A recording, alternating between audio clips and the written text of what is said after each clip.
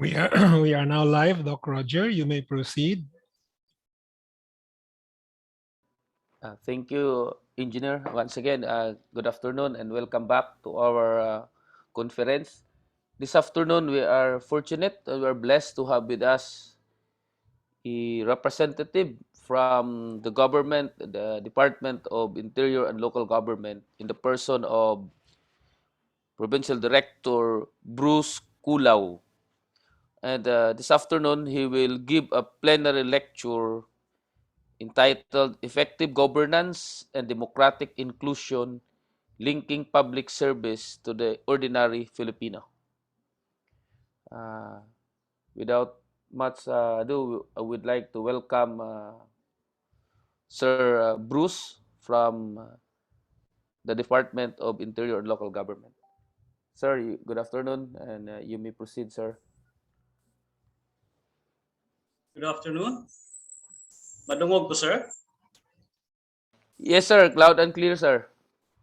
Thank you very much, Dr. Bayod. Good afternoon, everyone. To our keynote and fellow plenary speakers, guests, officers, and members of the esteemed Social Ethics Society of the Philippines. May I greet you, everyone, with the Islamic greetings of Assalamu alaikum, warahmatullahi wa ta'ala wa barakatuh. Warm greetings from the land of beauty and bounty, the province where I am stationed, the province of Lanao del Norte. The Islamic greeting, Assalamu alaikum, actually means peace be upon you. And the standard response in Islamic tradition is walaikum salam, meaning alaikum salam means peace be upon you too. So I would like to repeat the greetings, and I hope you will be able to virtually respond. Alaikum salam. Assalamu alaikum, everyone. Alaikum assalam. Alaikum. Thank you very much. Thank you very much. Let me start my presentation and conversations on the context upon where my material is grounded upon. First, I would like to credit my good friend, Dr. Christopher Ryan Mabolok, for introducing me to the political theory of radical democracy. The acknowledgement in Agonism that conflict is society's fact of life reverberates in almost all aspects of the work that I had as once an elected official and functionary of a local government unit, and now in my incumbency as a supervisor of local governments. My presentation, therefore, attempts to link theory and practice. It is an attempt to bridge philosophical thoughts and beliefs into tangible realities on the ground. In order also to understand where I would come from as far as this presentation is concerned and the points I am making, this presentation is also grounded on the context, specifically on politics and governance being intertwined, and how this speaker articulates politics and governance on the ground, like when the late Rodolfo Quizon, our very own Dolphy, was asked in the elections of 2010, Mang Dolphy, ba't hindi ka tumakbong senador? Dolphy, why don't you run for the Senate? Of which he apparently answered, madali lang man sa akin ang manalo, pero paano pag ako'y nanalo? It is easy for me to win the election, but what if I won? This is important so that local politicians and local governance stakeholders will understand that politics is not only about elections, but when one has been elected to public office, he or she must govern. In the same vein that one cannot govern no matter how he or she may be educationally, morally, or competently qualified without the mandate of the electorate, meaning without getting himself or herself elected into office first. It is also important to articulate that, especially on the ground, that politics, understanding politics as not evil per se, because politics bridges, defines and bridges the services of government to the people. As what the late Senator Nene Pimentel articulated. Senator Pimentel from Northern Mindanao, being recognized as the father and principal author of the landmark legislation, the Local Government Code of 1991, or Republic Act 7160. It is also important to understand that we keep on enjoining local governance key actors, especially the elected officials, to take it to heart that their being there has a purpose, and their being there has a reason, primary of which is to serve and to improve the quality of life of their constituents, to create public value under the theory that good governance is good politics. Well, the universe where I work is in the realm of the local government units. The local government units are the political and territorial subdivisions of the republic or of the state.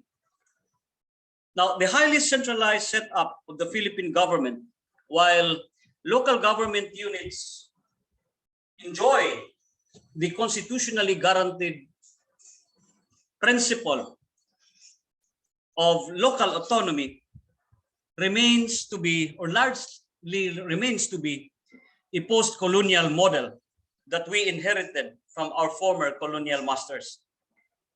The clamor, therefore, and movement for more decentralization from the so-called Imperial Manila, the most radical of which is to shift from the unitary form of government to that of a federal one, best describes and is a manifestation that we are not in a political status quo, but actually in a state of flux. Dr. Alex Brillantes Jr. of the University of the Philippines, National College of Public Administration and Governance, has put forward the theory of the decentralization continuum in our jurisdiction, starting from administrative decentralization to devolution to regionalization and towards federalism. It is worthy of note, therefore, that the establishment and hopefully, inshallah, by God's grace, the success of the Bangsamoro Autonomous Region of Muslim Mindanao, or BARM, as part of the political track of the Comprehensive Agreement on the Bangsamoro, or CAB, being the only regional government in the country with its own Bangsamoro organic law, when it will become successful, will become the model should we progress towards federalization of the republic. On the ground, we need to simplify thoughts, rather simplify political science, political thoughts, political ideologies, as well as theories of public administration to simple and readily understandable definitions. For instance, we articulate that politics is just not about elections, as stated earlier, though getting elected is of prime importance, but politics in its essence is both a science and an art of governance.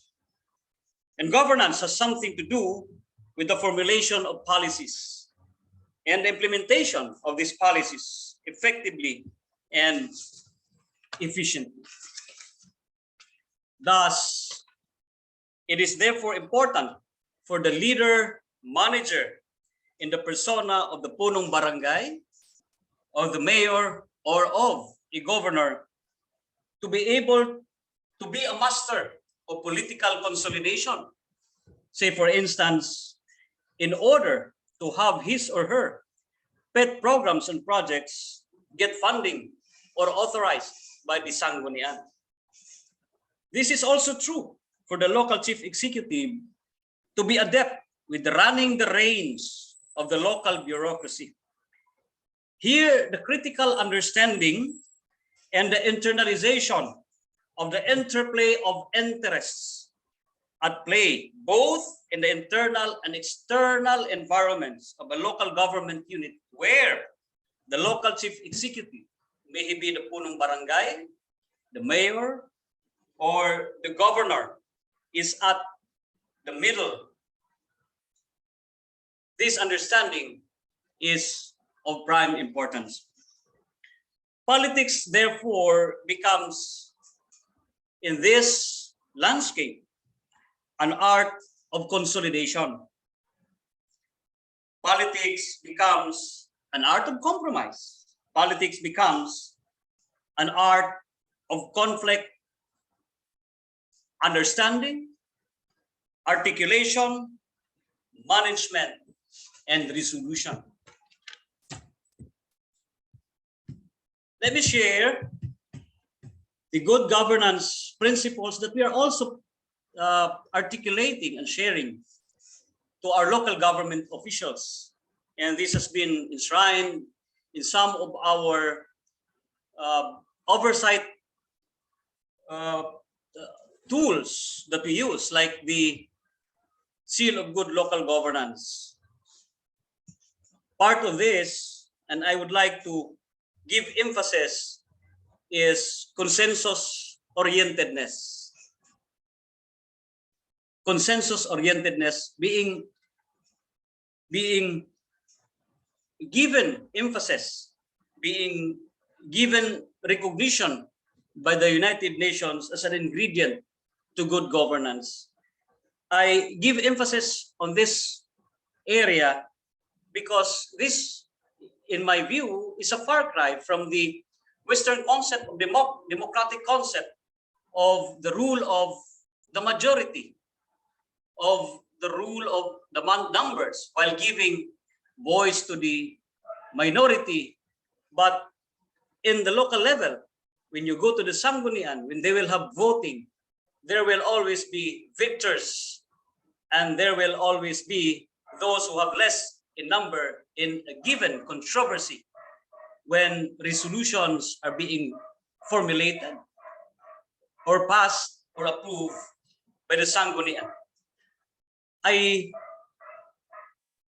In the real sense of this principle, I saw for myself in the indigenous people's communities, where in Bukidnon, where I was assigned, where consensus building is being done through dialogues.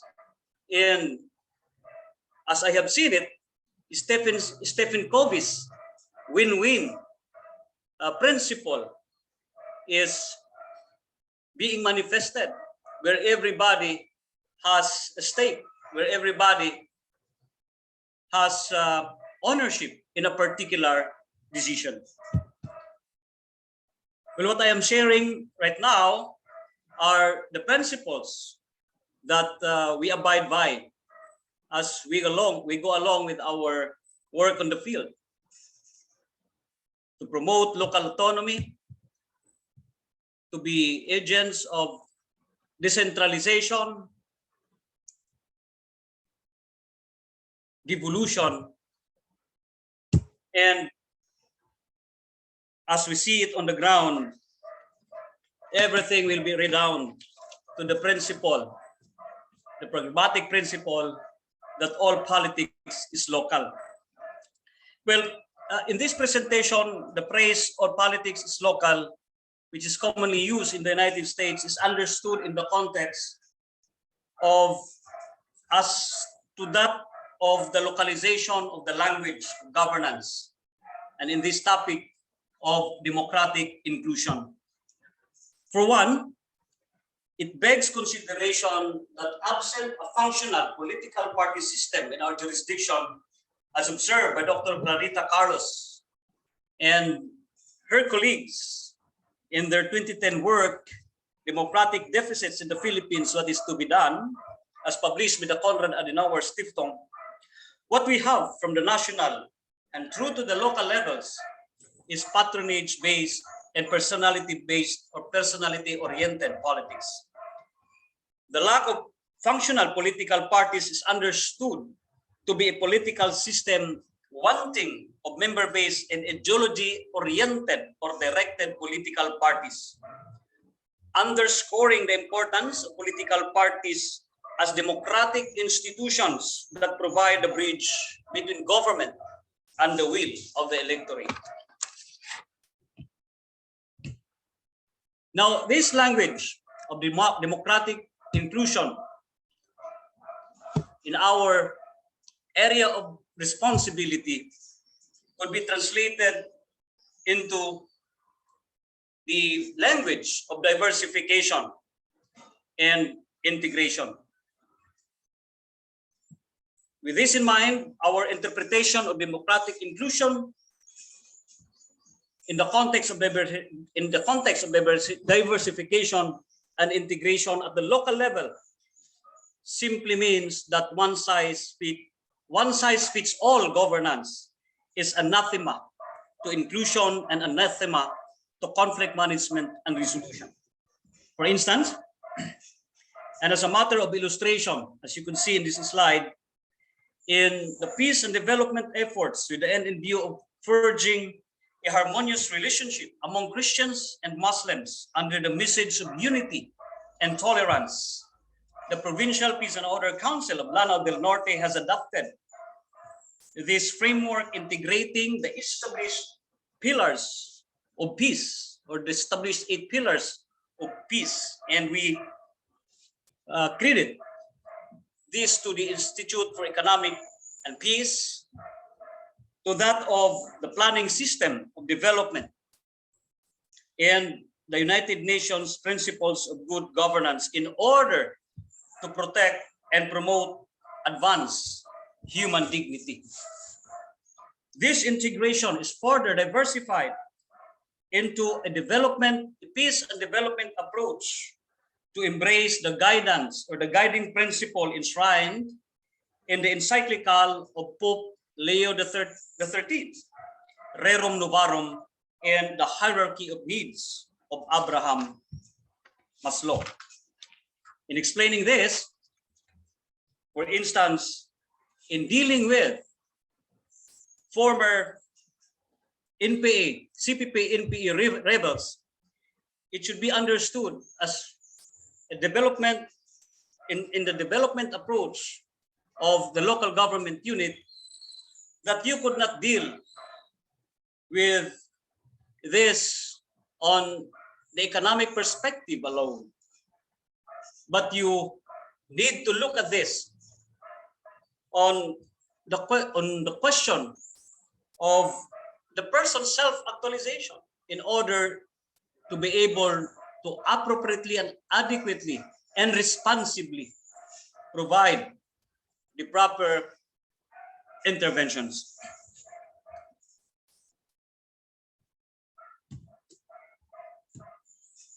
Democratic inclusion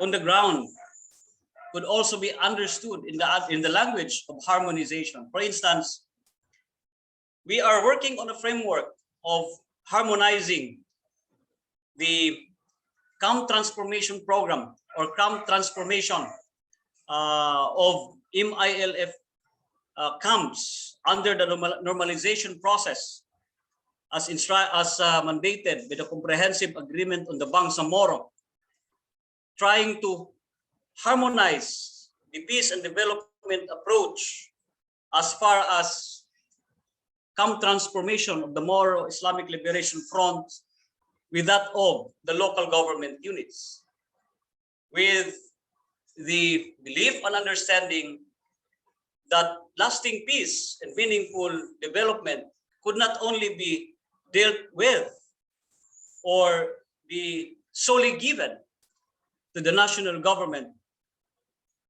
but there has to be integration and participation of the local government structures, the local government mandates and processes, so that development will be more comprehensive and more inclusive and more sustainable. Harmonization is understood in the context that the aspirations of the Bangsamoro, of the MILF communities must also be integrated and harmonized with the development thrusts of the local government units. After all, it is of our common understanding that the base camps or the base commands and the camp of the Moro Islamic Liberation Front under the area of responsibility or under the political territory of Lanao del Norte belong to certain barangays or certain municipalities. Democratic inclusion could also be understood on the ground as providing the democratic spaces of the platforms of convergence. Here you see different sectors and different interests working together, from the national government, from the local government units, with that of the former secessionist organization of the Moro Islamic Liberation Front and the civil society organizations coming together in a platform of conversations, of planning, of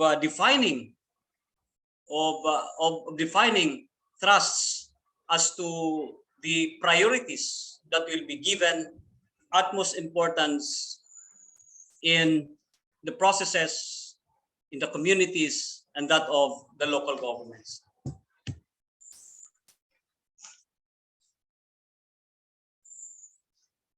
Democratic inclusion is also bringing the voices of those who are at the remotest parts of the political territory being included in the planning processes and the prioritization of programs and projects with the different sectors and partners of development. Democratic inclusion is, of course, listening to and giving spaces of participation, not only from that of the higher echelon of the levels of local governments from the province, but down to the municipality, the barangays, and to the communities. And the key to that is basic engagement. In our experience, we initiated what we term as flag diplomacy, simply by providing a platform of convergence in the remote and geographically isolated areas in my area of responsibility, with the simple convergence in order to give honor to the Philippine flag as a rallying symbol of all peoples, while we understand, while we recognize the identity of the Bangsamoro, we articulate that we also belong to Bansang Pilipinas. Bansa being the Malayo term, which means nation. Again, the key is engagement, to continuously engage the communities and to provide, to break conventional constructs, even in simple planning and development framework conceptualization, which could not only be done in air-conditioned rooms, but could be undertaken even using a simple cardboard to draw aspirations, to map out vision of our community leaders and integrate it with that of the, harmonize it with the vision and the aspiration also of the representatives of the people who are at the helm of the local government unit.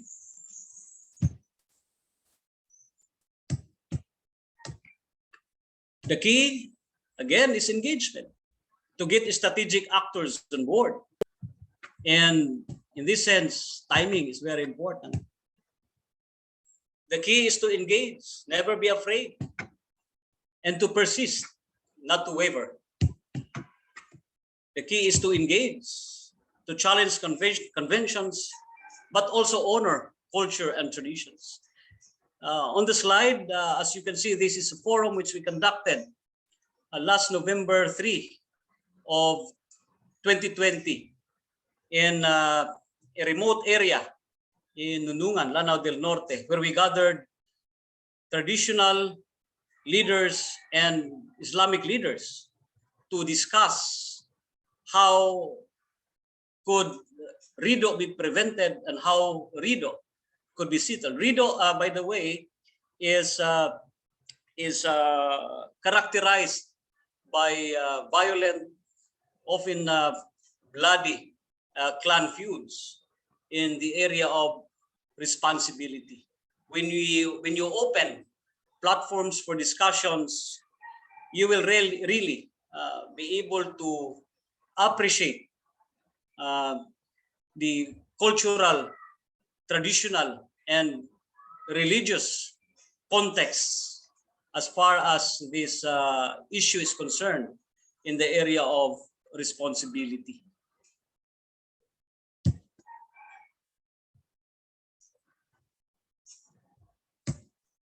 Let me direct my presentation to the prospects of decentralization that will have profound effect with on local governance with the implementation of the Mandanas-Garcia ruling by 2022.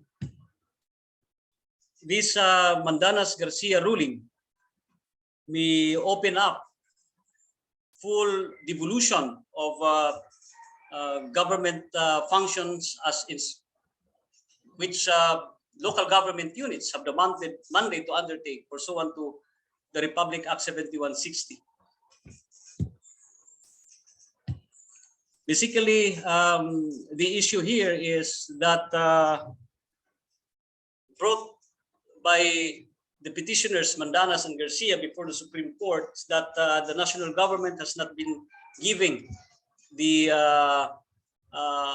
just share of local government units from the income of the national government as enshrined in the Philippine Constitution, because the local government unit has limited the share into the income based on the internal revenue allotment or IRA given to the local government units.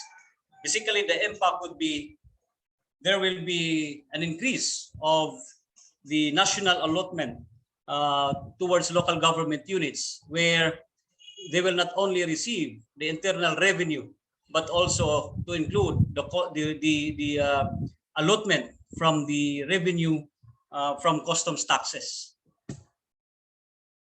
The implications would be local government units will have more resources for service delivery and fewer resources for the national government. And there will be greater demand for the capacity of the local government units and supervision of oversight supervision by the national government. Now, the emphasis that we are now giving to the capacitation of local government units is to, in light of the Mandanas-Garcia ruling, is to strengthen the local development planning process and the fiscal management of local governments towards more effective and efficient project management, community mobilization, and revenue generation. What we see in the transition process, it's a transition phase, rather, of the implementation of the Mandanas-Garcia ruling is more empowered local governments, more empowered in the sense that they will have more fiscal leeway for the prioritization and funding of their priority programs and projects, and of course, lesser capacity on the part of the national government. Now, if we equate this with the present highly centralized setup of our government, this may give way towards the realization of more meaningful decentralization that will give premium on and operationalization of the principle of subsidiarity in this country. And the end in view, by God's grace, we might be seeing the dawn of the federalization of the Republic.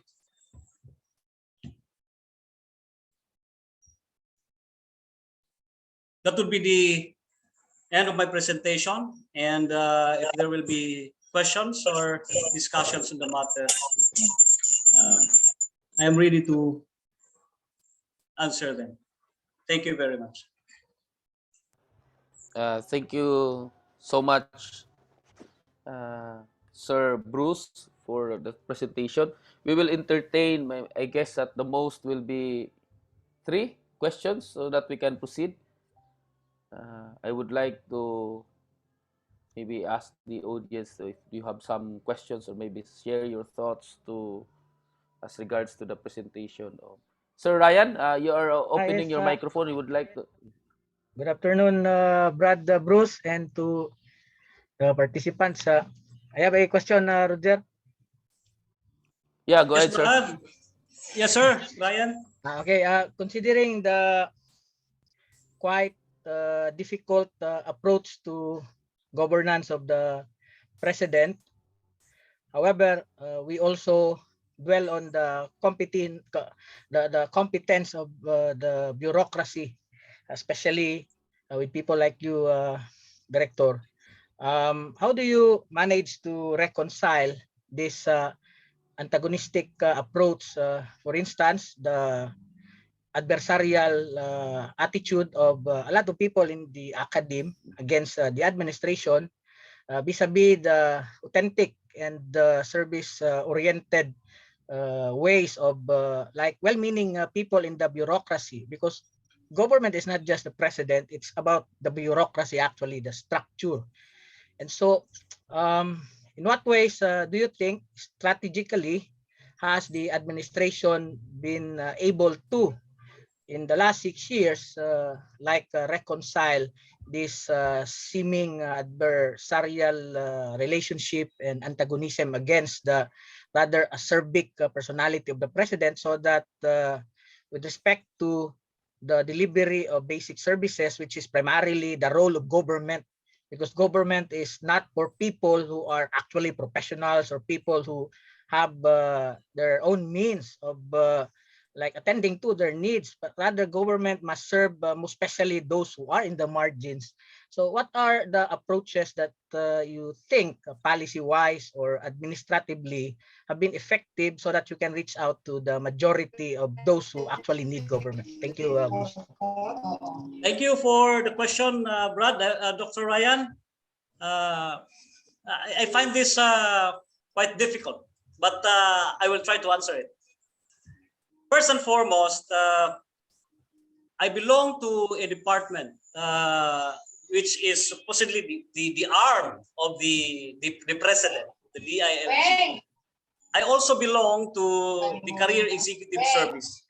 And it is a given among us in the career executive service community that we provide the backbone of government in case of the instability of the bureaucracy brought about by, should I say, political instability in like changes of administration, and you said it, the uh, the uh, the impact that the political leaders may be subjected to with say the adversarial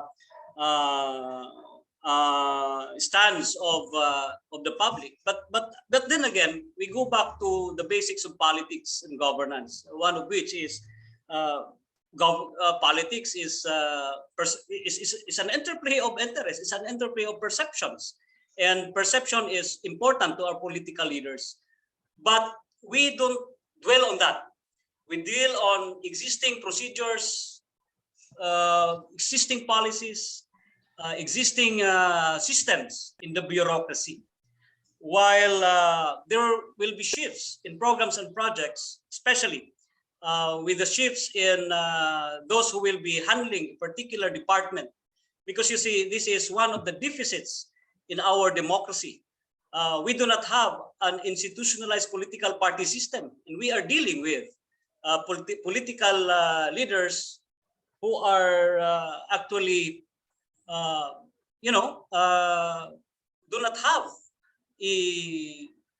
do not have political party institutions. Political party institutions who would have, say, for instance, like in advanced democracies, a particular division in their political party bureaucracy, which is involved in research and policy, involved in the different sectors of government.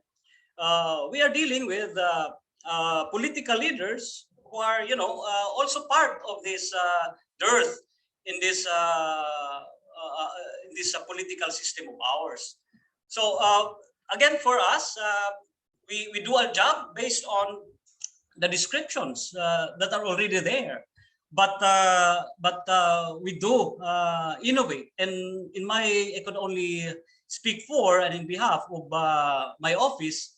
We deal also with the dynamics of the local government units, because they are again the political and territorial subdivisions of the state, and we have local autonomy. They have more elbow room to innovate.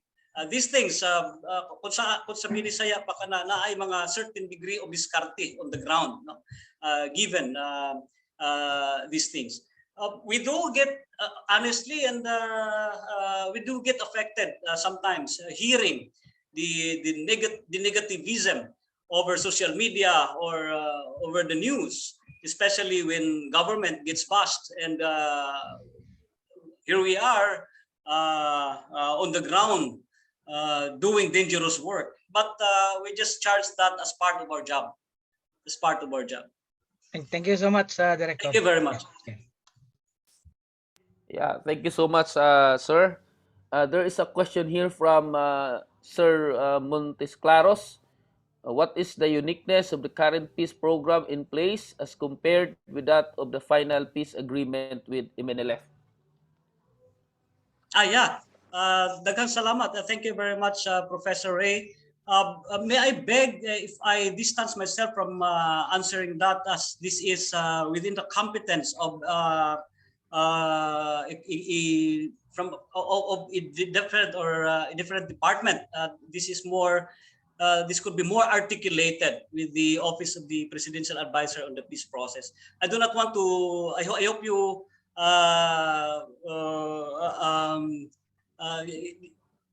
be kind enough, no, for the consideration, Professor Ray. Yeah. Thank you, sir. We understand. Your point. Maybe last, then we proceed with the presentation of Professor Alexis.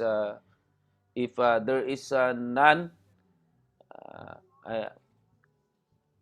I guess maybe we can ask Dr. Anserbo to virtually present the certificate of appreciation to Sir Bruce. Okay. Yes, Doc Roger, good afternoon.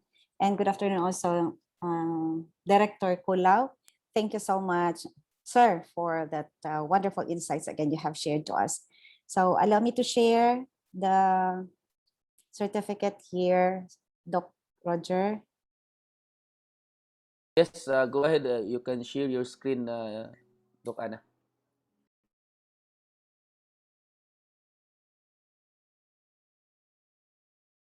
Can it be seen now, Doc Roger?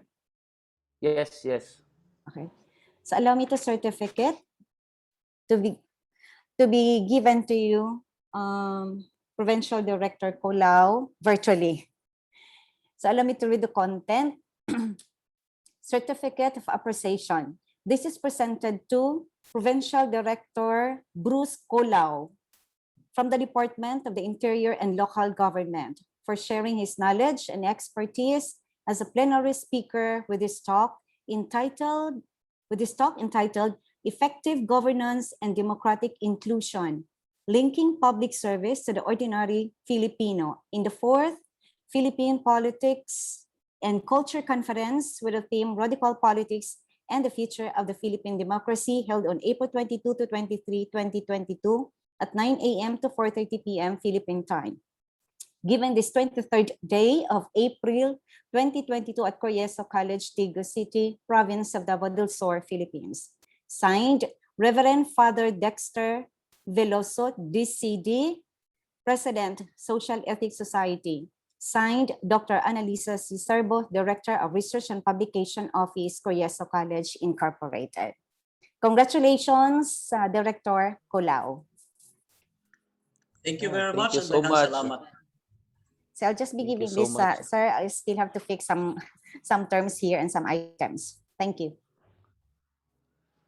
Thank you so much, Doc Ana. Now we proceed with the paper presentation. The first to present this afternoon is Professor Alexis Deodato is Itao from the Cebu Normal University.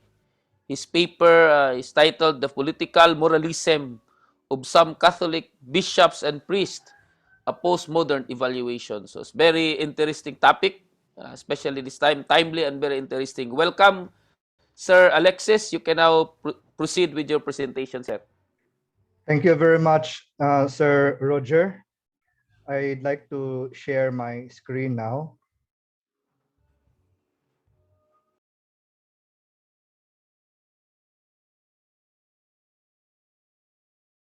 Okay. The title of my talk is The Political Moralism of Some Catholic Bishops and Priests, a Postmodern. I already have the full paper, and I hope I will be able to give my point very well because this is something rather controversial as well. So this is the outline of my talk. First, I'll give the introduction, and then the second part would be the political moralism of some Catholic bishops and priests. And then a very quick overview of postmodernism because we don't have much time. And then a brief postmodern evaluation because again, brief because there's not much time, and then conclusion. So let me begin with the introduction. The Catholic Church, as we know, never officially endorses political candidates, but rather respects the freedom of its faithful to vote according to the dictates of their. According to the Catechism of the Catholic Church, the Church to intervene directly in the structuring and organization of social life, vision of the lay faithful, act citizens. Gaudium et Spes of Vatican II also says, the Church, by reason of her role and competence, is not identified in any way with the political community nor bound to any political system. She is at once a sign and a safeguard of the transcendent character of the human person.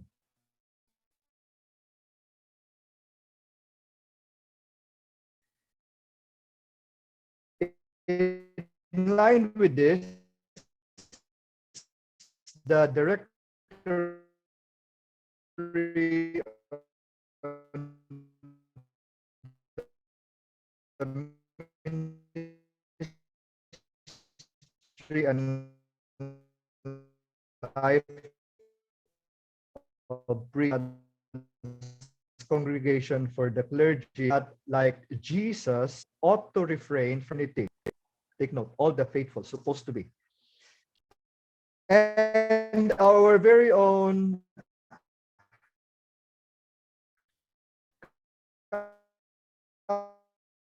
Catholic Bishops' Conference of the Philippines, in a document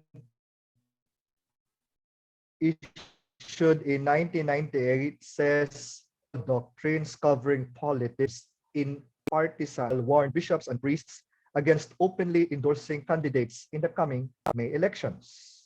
However, as is already well known, some Catholic bishops and priests in the Philippines have already become partisan, publicly giving their support to the presidential candidacy of Vice President Leni Robredo, while urging the rest of the faithful to do the same. Bishops and priests is anchored on their common belief that voting for Robredo is a rightful and moral option because of her clean track record, non-involvement in any activity of corruption, and principled approach in governance. In contrast, Robredo's main political arch-nemesis, Ferdinand Bongbong Marcos Jr., has long been embroiled in non-payment of taxes, and fakery of educational attainments.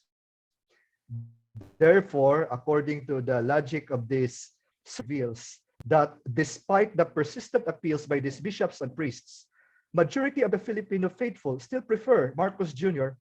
over Robredo. This no doubt raises a question.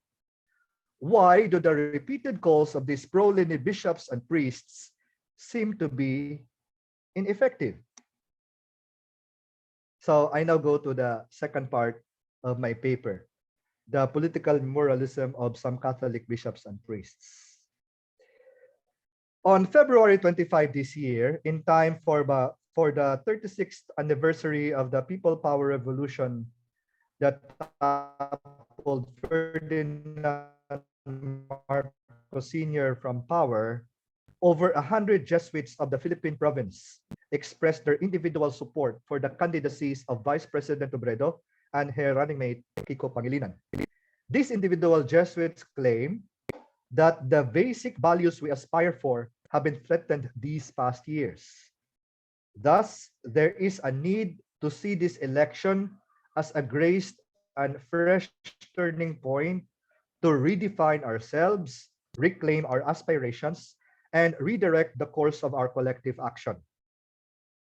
And for these Jesuits, this could only be possible if Leni Robredo and Kiko Pangilinan would be the next elected president and vice president, respectively.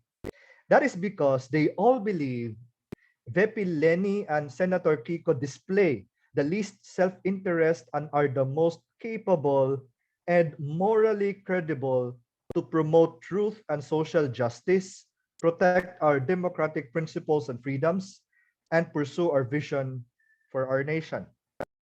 The views of these pro-Leni Jesuits perfectly echo the sentiments of their fellow clergymen who are also rooting for Robredo, and that is, the Philippine political landscape has been plagued by a deplorable moral malady. And since at the bottom the problem is moral, ergo, the solutions to be sought must likewise be moral. Now, in political philosophy, the perennial approach that constantly seeks to describe politics in moral terms is called political moralism. In essence, political moralism is the claim that principles of public ethics, that is, the conduct of government officials and the relationship between citizens and the state, are derivable from moral considerations that are prior to politics. In other words, the compass that should guide every political action is morality. Since the start of Rodrigo Duterte's term as president, the barrage of polemics coming from those who have been scandalized by his style of doing politics has always been grounded on moral arguments. But this is what is typical of political moralism, basing practically every political criticism on morality. The public show of support that some Catholic bishops and priests have given to Robredo, therefore, is primarily driven by morality. It is built upon the what ought and the what should be in Philippine politics. But this is precisely where the problem lies. For no matter how they are interrelated, morality is not politics, and politics is not morality, nor interchangeable. And yet, political moralism simply does just that. That is, confusing politics and morality. In a manner of saying, political moralism embodies a reductionist view of political thinking. That is to say, it reduces political problems to matters of personal morality. This is what some pro-Lenny Catholic bishops and priests have been doing, injecting a substantial dose of morality to politics. Of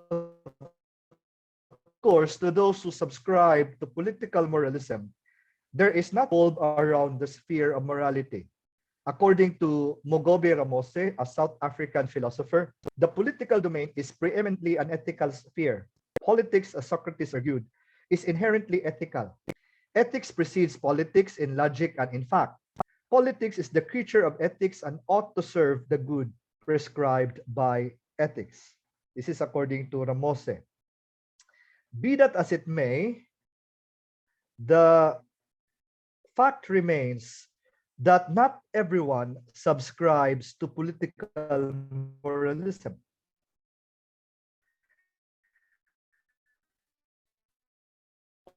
On one hand, we have the political realists who believe that politics or the extent of a duty to obey the law and so on. For realists, the first concern of politics is not morality, but the practice of. That does not mean that morality has no value in politics. Morality should not have the primacy in politics. On the other hand, we have the political postmodernists for whom morality has a different role and function in politics. But how do postmodernists view morality in politics? Oh, this is where I will go now to the next section of my topic. But first, to better appreciate what is political postmodernism, it is important to have a quick view of postmodernism. There are two general ways of looking at postmodernism. First, as a time period, that is to say, as that era or time that comes after or post the modern period. Generally,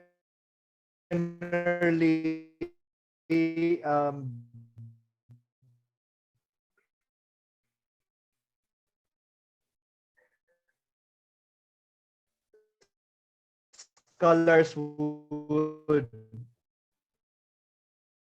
beginning from the 1960s with the post-structuralists in France, but Nietzsche.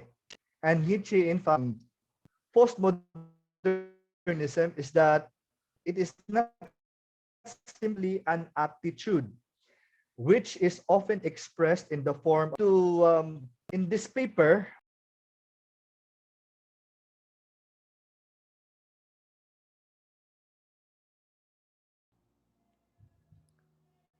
I think Sir Uh, Alexis was lost, or are you so, still here?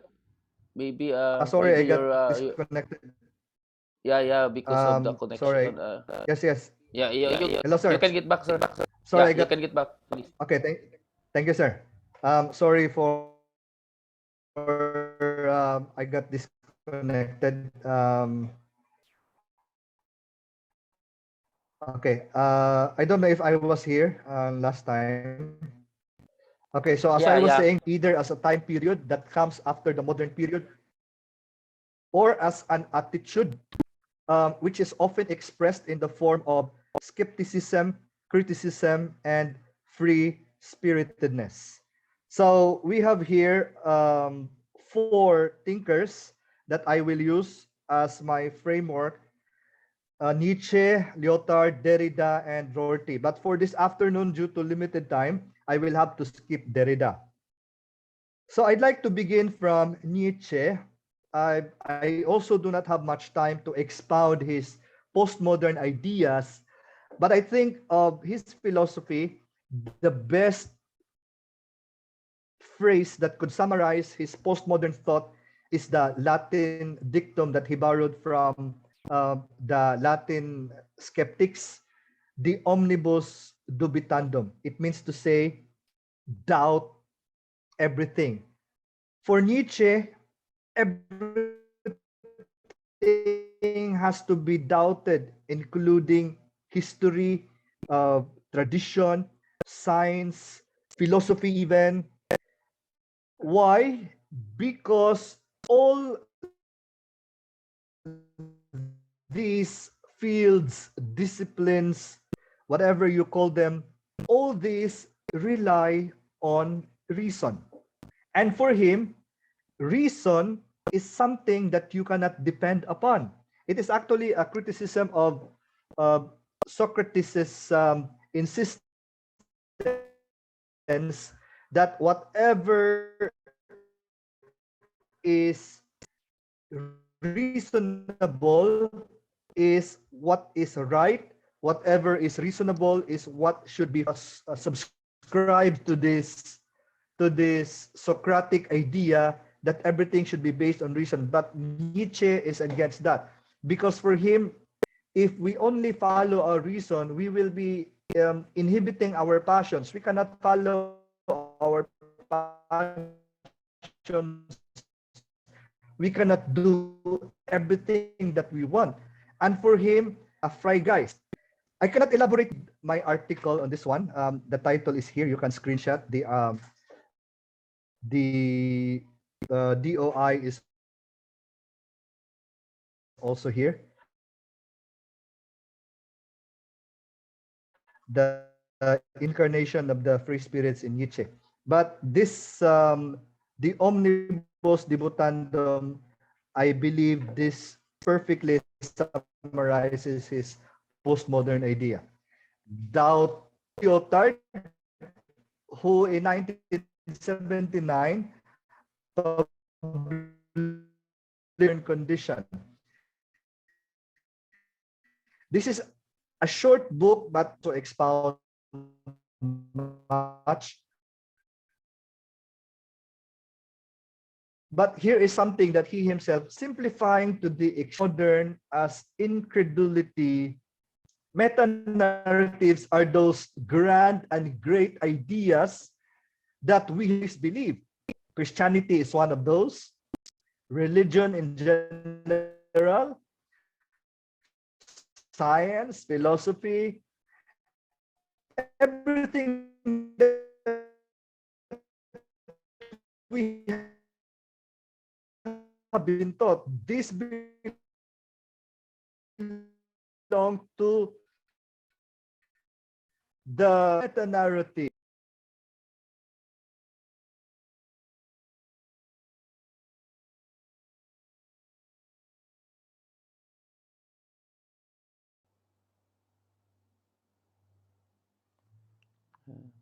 Sir Alexis is, I think, lost again. Nawala na po. Na, Hello, nanapod, sir. balik. Um, Yeah. sorry So, again.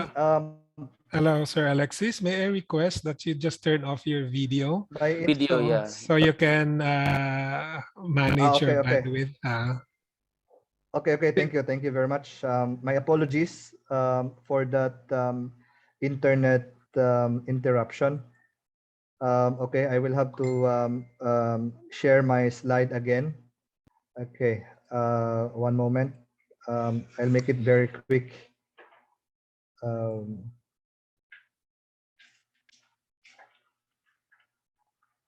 okay. So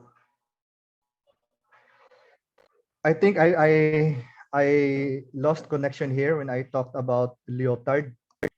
So for Lyotard, when we say postmodernism, we are talking about incredulity toward meta-narratives. Meta-narratives are those grand ideas that include religion, philosophy, science, everything that we have been taught. And for Lyotard, we should not easily believe in these ideas because these ideas are something that have been handed down to us and make us in a way unable to think beyond this. They are like a prison box that limits our ability to think more and think beyond.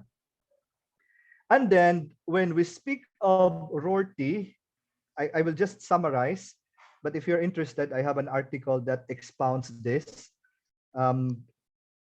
This is the link. Okay.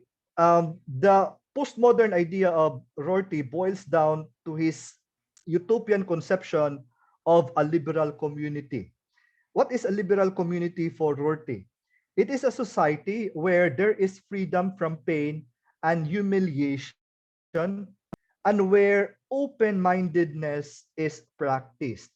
When he speaks of pain, he is not talking about physical pain, but he is talking about emotional pain, psychological pain that we get to experience when someone else or a group of people will impose their ideas.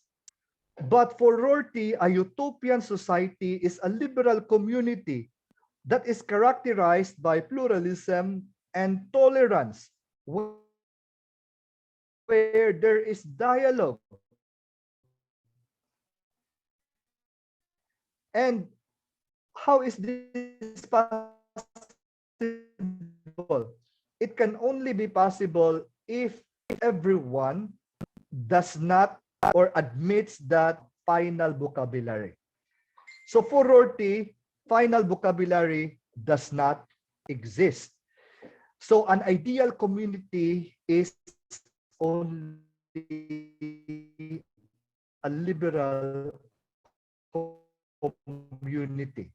So I hope we are able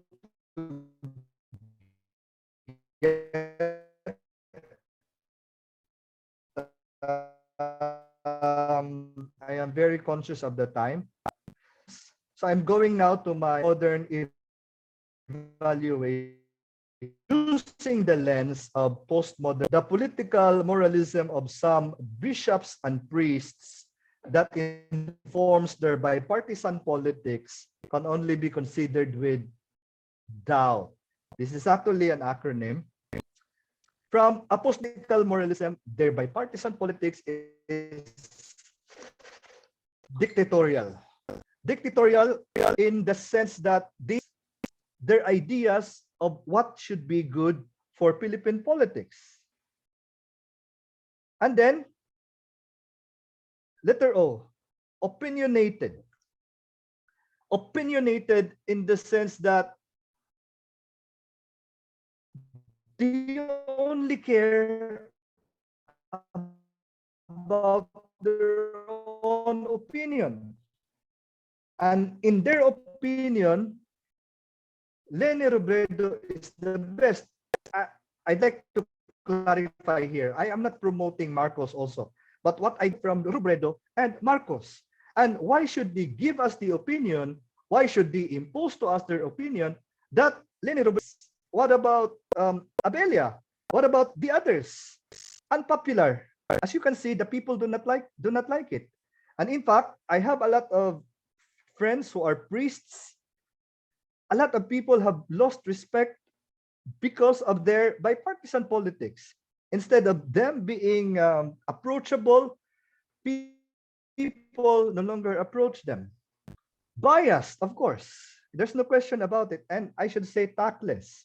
Because instead of being a center for everyone, priests and bishops have now become a point of division. So, conclusion. Let's go back to the question. Why do the repeated calls of the pro-Leni bishops and priests seem to be ineffective? Going back to the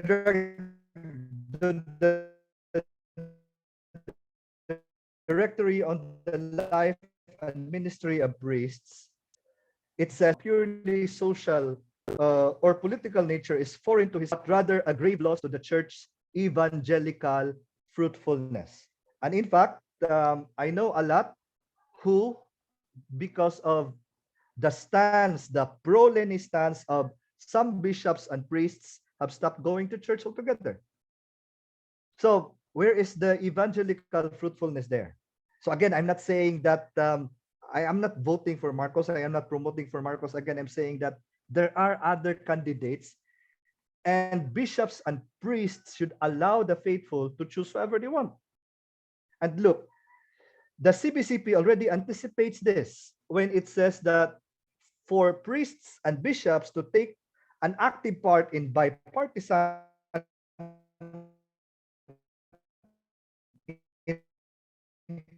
politics, with its wheeling and dealing compromises and destroy the unity they represent and protect. So what I can say to conclude is that the political moralism of some Catholic bishops and priests did not only reek of bipartisan or partisan politics, but has also transformed into an unhealthy and unproductive political catechesis. Very focused on Leni, or if not Leni, very focused on their attack on Marcos. But hey, there are other candidates. So a word of advice. I hope there are no there are no pro-Leni priests here. Or if there are, I would say, please refrain from overly moralizing and let the people decide according to their conscience. Filipinos are not bobo or gago or tanga. They have their own minds. They have their own preferences. So let them be. Yun lang. And that ends my presentation. But permission, sir, a little advertisement. Yeah, go ahead, sir. Go ahead. Next month we will have an international conference. The submission of abstract is now closed, but we have decided to reopen it by the weekend or next week until May 1. So if you're interested, it will be a hybrid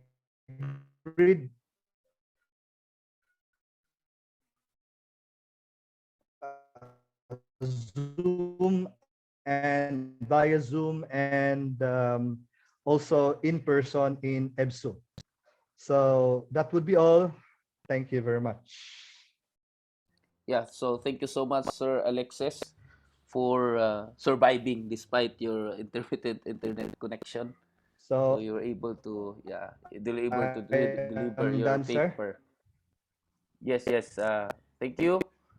And I would like maybe if there are some questions, maybe you can proceed here, dialoguing or engaging uh, Professor Alexis here in the chat box, because we need to proceed immediately with the presentation of Dr. Victor Aguilan from the Silliman University, who will discuss the relevance of the Protestant two kingdoms doctrine under Duterte's regime. Sir Vic? Yes. Can you hear me? I'm coming clear. Yes, very clear. Yeah, Yes, sir. there's Very clear. problem with connectivity. I have a conference yesterday, and the line just went dead. I don't know what's happening with our internet connectivity. But thank you, Alexis, for your presentation. This would be more a kind of a continuation of some of the points that you have raised, because I will now be talking about another form of Christianity in the Philippines, and that's the Protestant Christianity. Okay, so my topic is on the the relevance of the two kingdom doctrine, Protestant two kingdom doctrines under the Duterte's regime. So please allow me to share my screen. Okay, allow me to share my screen.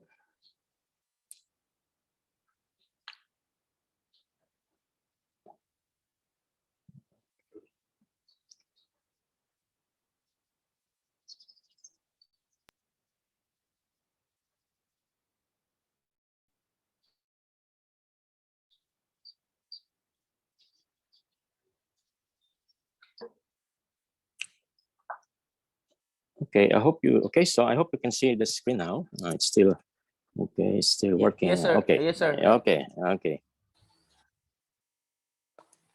Okay, so it's Protestant doctrine of the two kingdoms under the Duterte regime. Actually, I'm still working on what to discuss, what should be the coverage when I discuss Duterte's regime. Okay. The church has always insisted that no political regime on earth lies outside God's sovereign rule. That's really basic, fundamental. So Christian theology regards the state as divinely ordained instrument for carrying out God's plan in this fallen reality. Okay. So it's part of creation. Somehow it's in God's plan of creation. The state is already included in the divine plan. Christians look at the state in view of the overall understanding of God's work in the world. This view, however, varies from one tradition to another.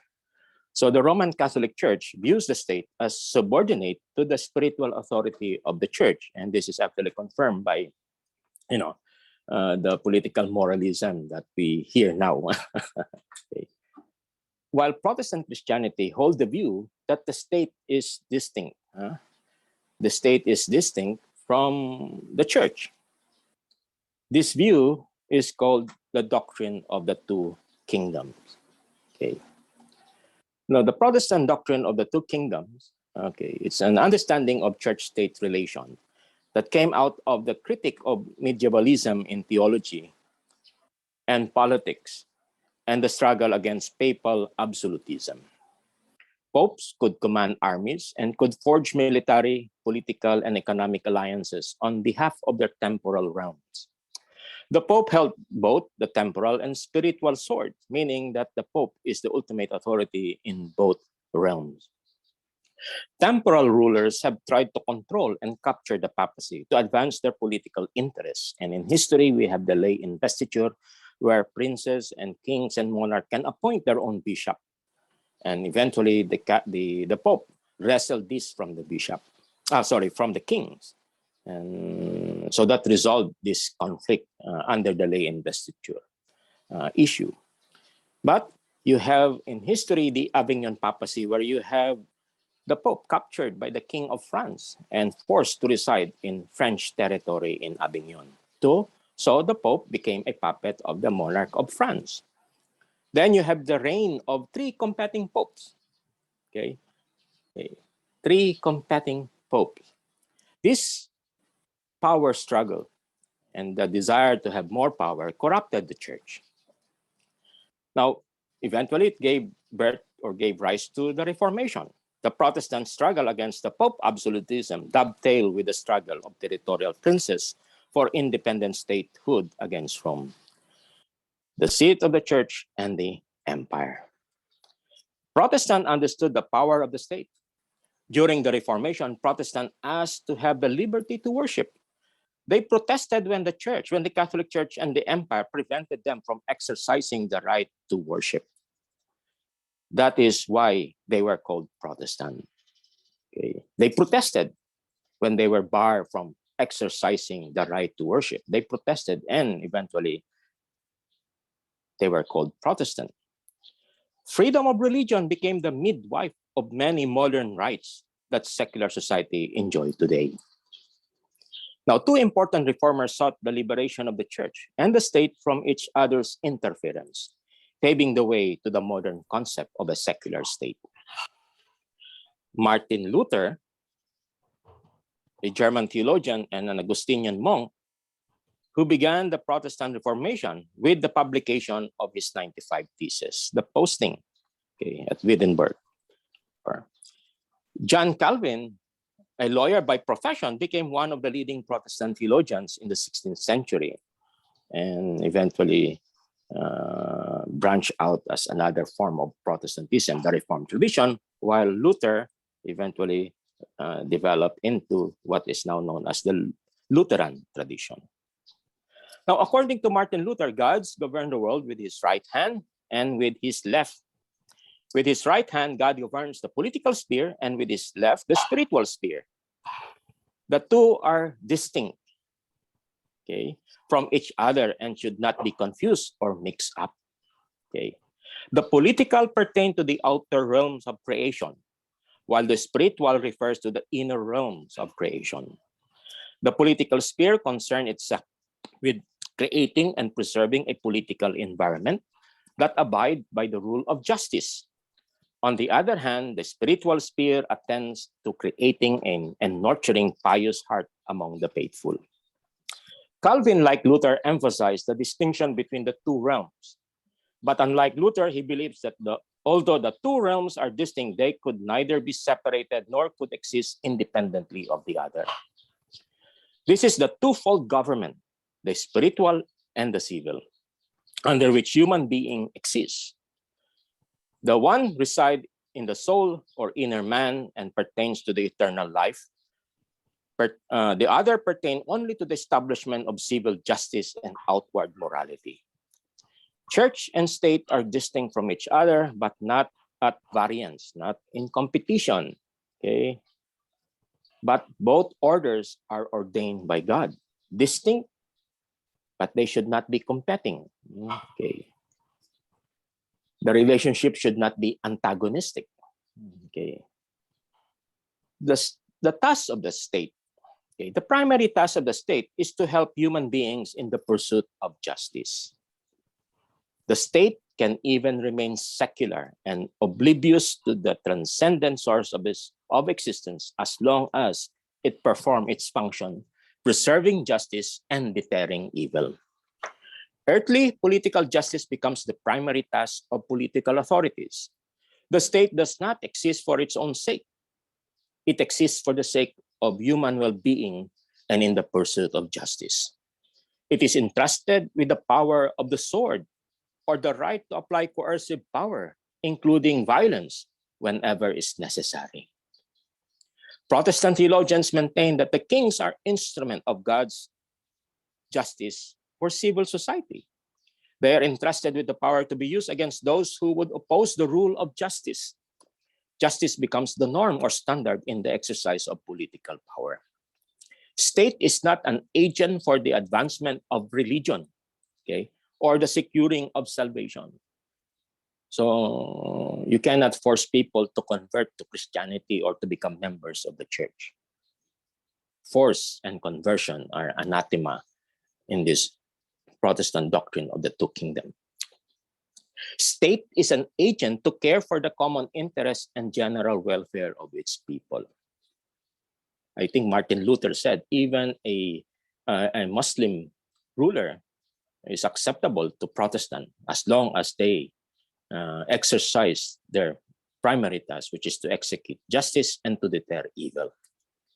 In the Bible, justice specifically means the protection of the weak, the poor, the innocent, from violence and greed of the powerful.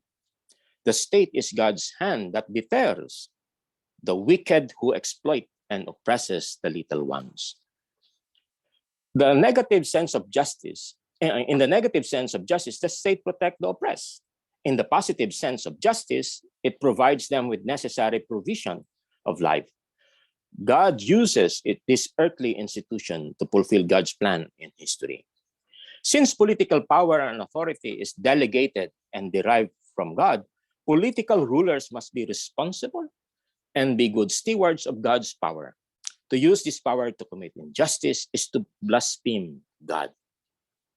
In addition, Protestant theology recognizes that the state can and is corrupted by sin. It is neither divine nor perfect. The Protestant teaching on human depravity and the corruption of the will recognizes the temptation for a ruler to usurp and to use the state for one's selfish intention. According to Reinhold Niebuhr, a Protestant theologian, man's capacity for justice makes democracy possible, but man's inclination to injustice makes democracy necessary.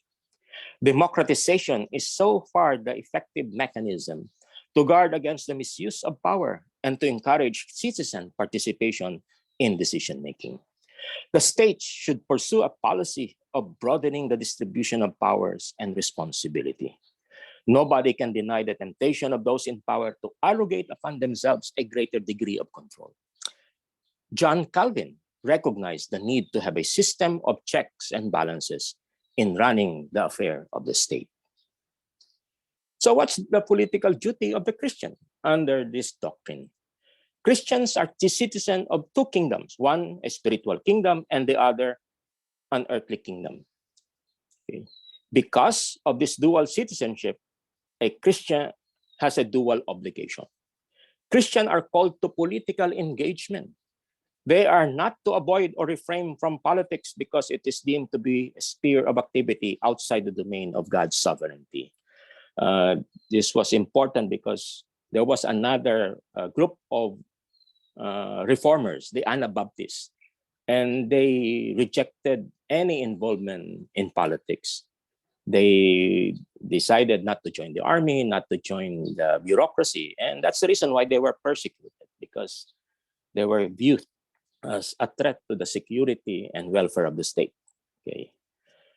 So in the Reformed tradition, Protestant tradition, involvement in politics is encouraged. Okay.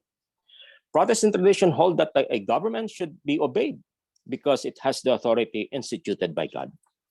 According to Calvin, such obedience to magistrate is demonstrated by obeying their proclamation, or by paying taxes, or by undertaking public offices, meaning accept appointment or being elected, and burdens which pertain to the common defense. So in time of war, one should join in the defense of the territory.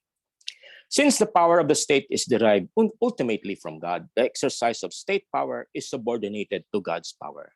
In this context, Christian obedience to political ruler is never absolute.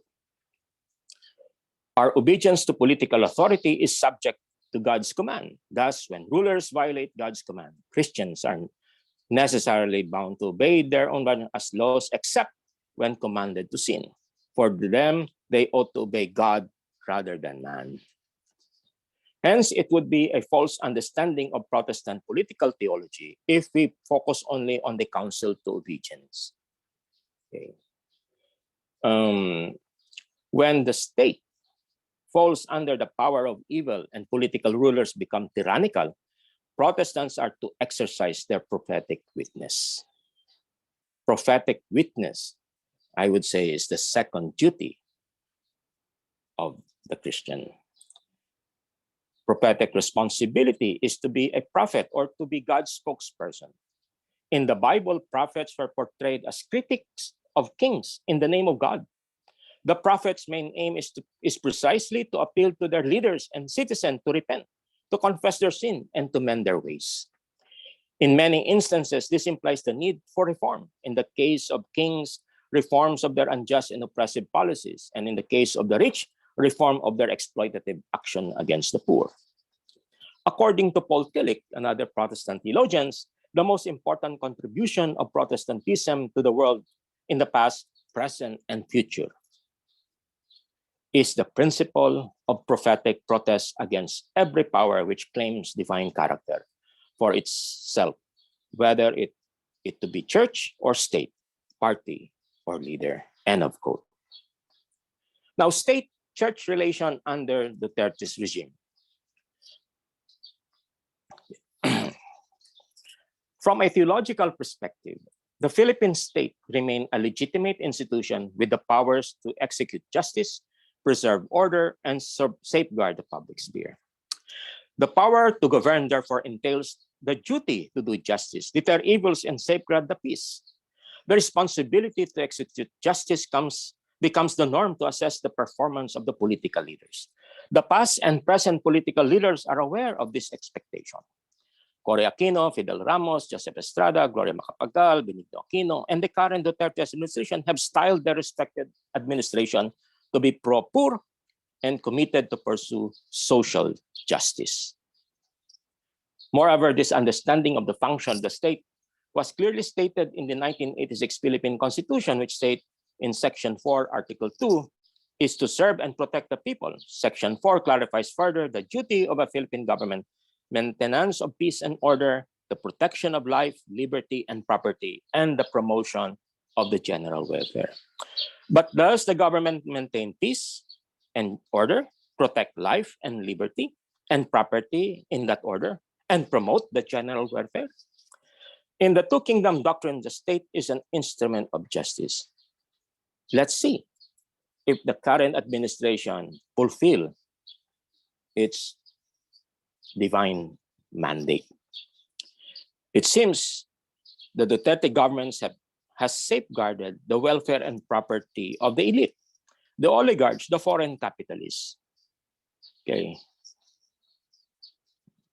The rich, even during the pandemic, getting more rich. And the poor, bear the brunt of this pandemic. And even when we experience disaster, the poor are the one who suffer a lot. While the poor and the marginalized Filipinos are excluded from the national wealth produced. And here you can see that the Philippines has 20 in the Forbes list of billionaires. 20 families. Okay. Take, for example, the vetoing of the Endo Bill and the passage of the Rice Tariffication Act.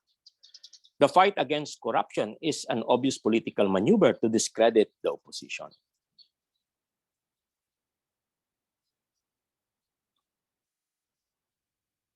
The war on drugs, okay, appears to have gotten popular approval.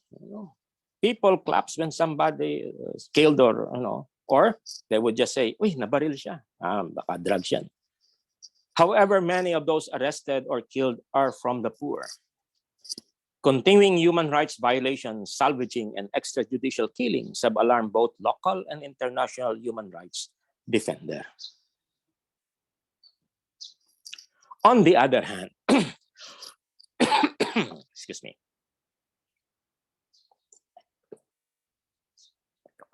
On the other hand, there are advances made in some programs of the government considered to be beneficial to the public.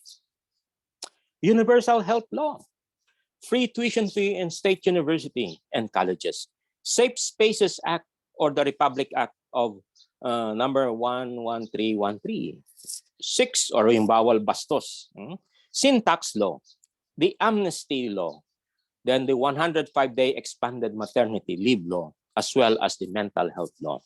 These are beneficial laws enacted. Okay. Peace agreement between the government and armed group like the MILF, the CPLA, and the RPA. They have entered now in the final phase of the peace agreement. The implementation of the 10 years passport and 5 years driver license validity. I think we all benefited from this. From July 2016 to November 21, of a total of 203 airports projects and 484 seaport projects were completed, which included construction, maintenance, widening, upgrading, and rehabilitation. The Duterte's regime appeared to be ambivalent. Ambivalent Okay. Hence, the Protestant two kingdoms doctrine becomes more relevant today. Okay. So, what should be the task of the Christian under the Duterte administration? First of all, Christians have the duty to cooperate with the state, specifically in areas which promote social justice. Christians freely give their consent and support to programs and policies of the state as long as these programs are based on justice and for the welfare of the citizen. From the two kingdom doctrines, the relationship between the church and the state must be understood not as subservient, but rather in terms of critical and principled collaboration. In the Duterte dispensation, Christians should identify and study laws, programs, and government agencies, implementing agencies, which critically support and extend principled and which we can extend critical support and collaboration to ensure that the justice is actually served. There are programs, good programs, but not implemented or not well implemented. Okay, because no one is actually,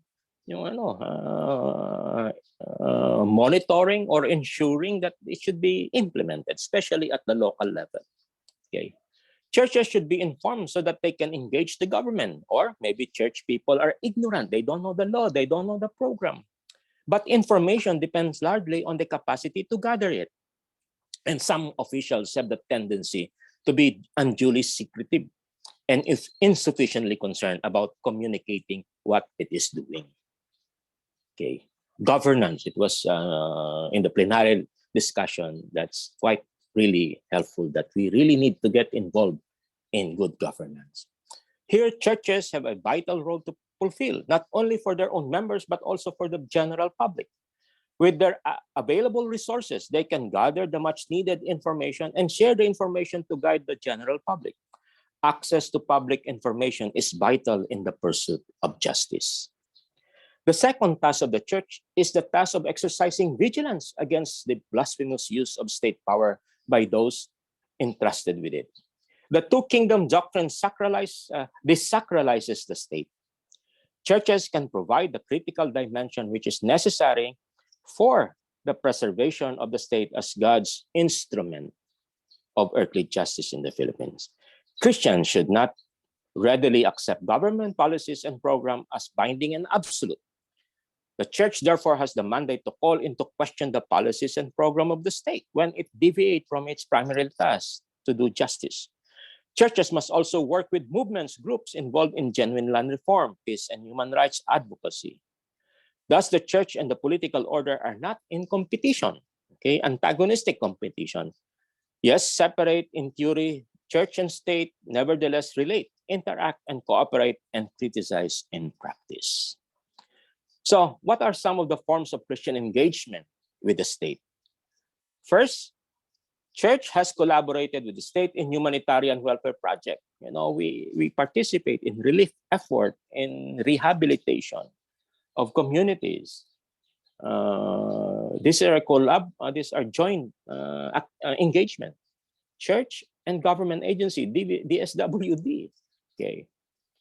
Then you have the second form of engagement is critical collaboration in community development work. Development work is when Christians go beyond meeting immediate needs of the poor. This happens when inquiry is made into the causes of hunger, diseases, ignorance, and homelessness. And attempts are made to do something about those causes. This is actually, I remember the question whether should we receive money from PCSO, knowing it's from legalized gambling revenue. That's an ethical question. And then it's up to the ethicists to resolve and answer that question. Now, the third form of engagement is prophetic advocacy. Christians have realized the limitation of development work, and it soon becomes clear that economic upliftment of the poor will not automatically occur when mere provision of the means for improving their livelihood. Further inquiry into their exclusion from development should show that it is a question of social injustice. There are laws and policies which exclude the poor from the fair share in the fruits of society's development. For instance, land owning is a monopoly of the rich. So there must be a way where we can actually address this issue. Here, churches initiate conscientization activities, human rights campaign, etc.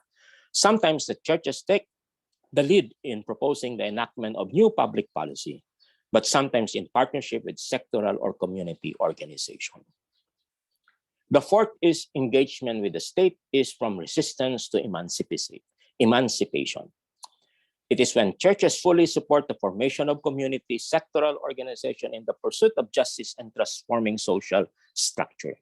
They work with secular movement and groups involved in genuine land reform. This implies their being aligned with landless rural poor movement, workers' organization, and labor unions, okay, struggling for social justice and liberation. In addition, they encourage their members to join these groups and other civic groups, sectoral groups, and cause-oriented organizations. This form of engagement recognizes and respects the autonomy of the organization and their decision and action. So these are the four forms of engaging the state under the two kingdom doctrine. Okay. Thank you. This is where I end my presentation. Okay. Yeah, thank you so much, Sir Vic. Mhm. Now, we can entertain some question or thoughts, while although there are already exchanges here between the participants and that of Sir Alexis, Itao, but because your presentation and with that of Sir Alexis might somewhat similar or related, maybe we can open now to some questions or clarification or comments from the audience. Roger, Yes, go ahead, Sir Ryan. good afternoon, Sir Vic. Yes, good afternoon, Sir Ryan. If I may ask, one of the most apparent issues right now is that there are priests, of course, who are open in terms of, say, their choice of preference as to their candidate, whereas there is that part of, at least on the part of the Catholic Church, where priests remain neutral, although that neutrality doesn't mean that they are not for social justice. It's just that they don't want to endorse any particular candidate. I would like to know your position regarding this, because well-meaning priests and my great teachers actually have very clear views as to who they are supporting in terms of candidates. And so, mortals like me, sometimes we do not want to antagonize those who have taught us. And in this respect, what is your position regarding this? And if, and say, a particular person remain neutral, meaning he does not necessarily want to engage politically, does it mean that he has reneged on his moral obligation as a Christian as regard to the pursuit of social justice, sir? Thank you so much. Yeah, it's good that you asked that question. And as I've mentioned, there are different forms of engagement. Electoral politics is just one. To vote is just one aspect of political engagement. Your citizenship does not end in the election. It continues. Paying your taxes, that's still political engagement. The problem today is that it seems that the electoral politics has become the peak of Philippine citizenship, meaning our civic duty, including religious people. That's where all our, meaning that's the main duty, political duty. And I think I'm sad with that development. Why? Because I always ask this question, what are we going to do after the election? Whoever wins in the election, they're still obligated to perform their responsibility to the people. They have now, and there is where we have to be involved to ensure whoever wins the election should fulfill and perform their duty, even to the people who did not vote for that elected official. I have observed this in the local election. Pag ang isang barangay, hindi nanalo ang kandidato, winning in a barangay, hindi nanalo si mayor, walang serbisyong matatanggap yan. No infrastructure development, no water, no water system ang i-develop, no, or roads would not be repaired. And that is sad. So what we need to do, I think the responsibility of the religious and the church is to educate our people, not during election only, but after election. That's the educational part that is missing. I look at the government like a toothpaste. You have to press it so something would come out, but you have to be proper. You have to know how to press it properly, or else mahurot tanan. And that is what we need to teach our people. So your question, neutrality, as I've said, there is nothing in the two kingdom doctrine. There's no neutrality. I hope I answer your question, Sir Ryan. Yes, sir. Thank you so much, sir, for the insights.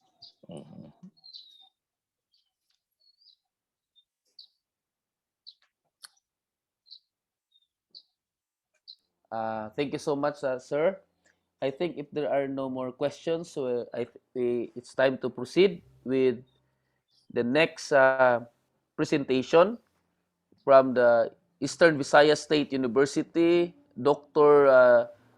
Joezenon Purog, whose title of the paper is Vote Selling and Vote Buying in the Philippines, Situating the Power and Antagonism of Chantal Mouffe's Radical Politics.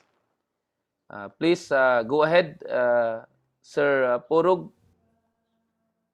Okay, good afternoon, everyone. So I'll be talking about this phenomenon of vote buying in the Philippines. So I will share to you my screen.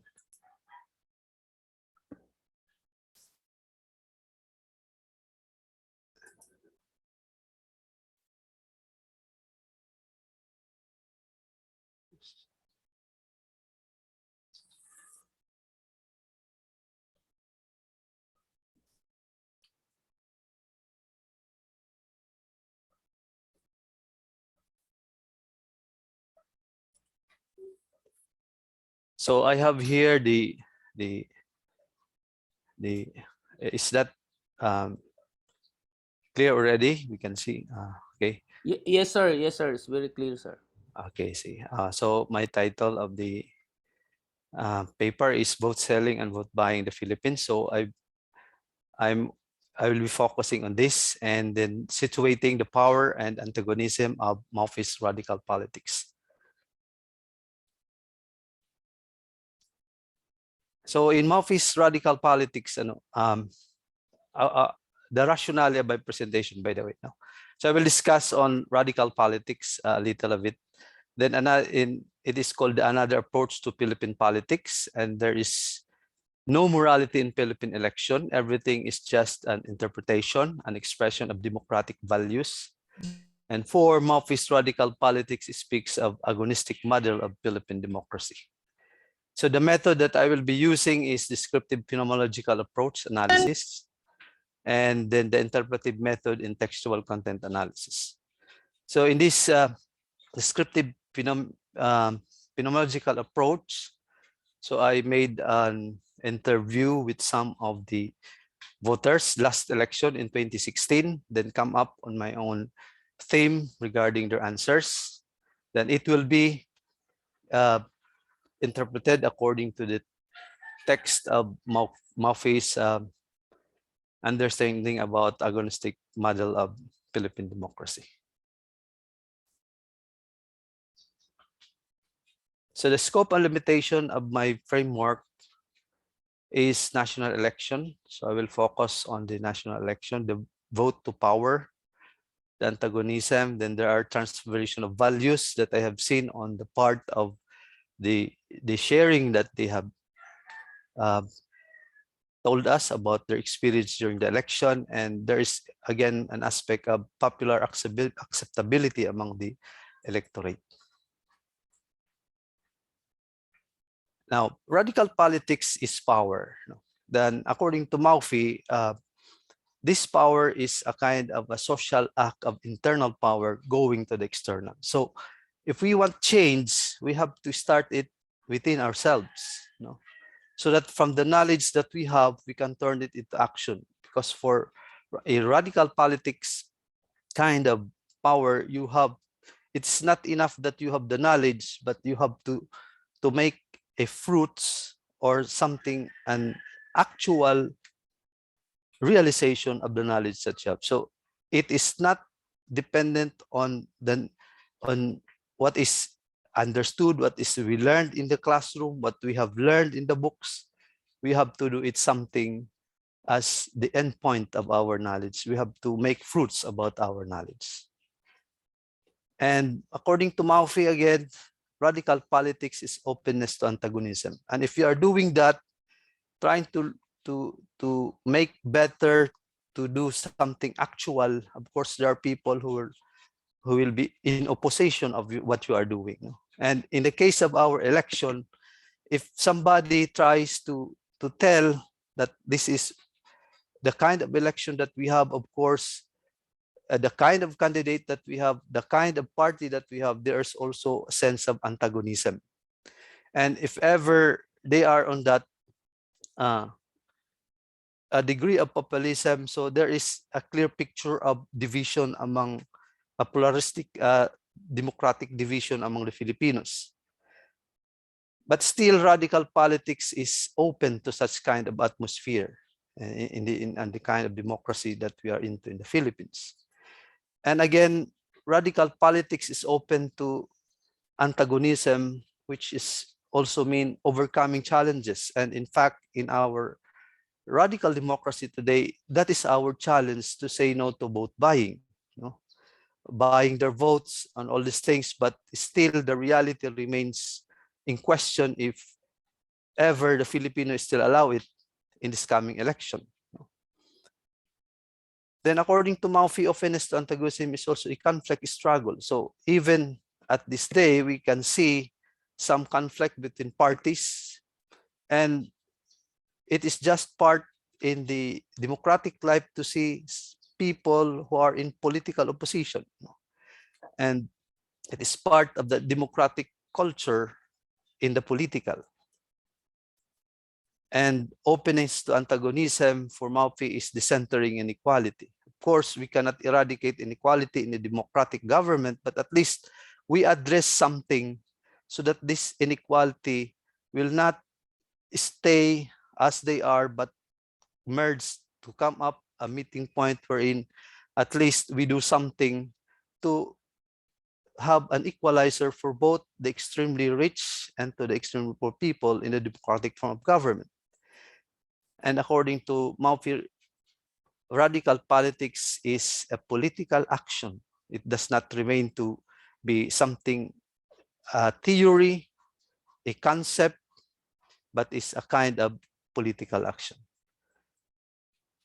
So the radical politics in the Philippines is, according to Mouffe, is a kind of a political power, because we see, and at this time we can see how a politician or a democratic political party tries to promote their own welfare and try to promote their own plataformas, no? Try to promote so that they will win in the election.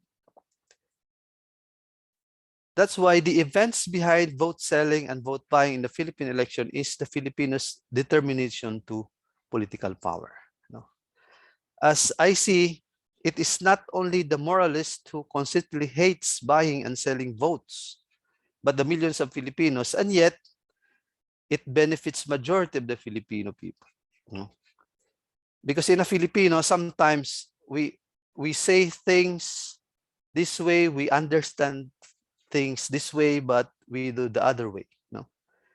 And the COMELEC is not in complete control of this, and voting is still open to offer options, especially if it benefits the majority of the Filipino people. So it is not at fault of a democratic government and the political system governed by the morality with absolute power, but a constitutive nature of power of the people. A constitutive power by the people and for the people, meaning a power coming from a voter regarding his interpretation and expression of democratic values. So what I see in our vote selling and vote buying practice in Philippine election, it is an expression of their constitutive values. No? So how did I find these constitutive values in my research? No. So what I did in our province, I divided, since there were 5 districts, so I collected at least in every area of that district, I have 3 participants. Then in district 2, I have another 3 participants, and in district 3, another participants, 4 and 5 districts. All in all, I have 15 participants. And here are the themes that I able to gather. The Philippine style of understanding liberty recurrence during election days. So this had happened during the 2016 election. So we call this culture in our area here in Leyte badil, no? Meaning somebody sells the vote and somebody is buying for some votes. We call this badil practices. They give you a badil, meaning they give you a money for vote. So we use it, that term badil. No? Now, politicians give badil, and it is given house to house, and almost all household finds it as a normal taking in a white envelope with money and the name of the candidate. Then politicians insist to give badil to voters through a representative scheme, listing the names of who were the voters of the politicians.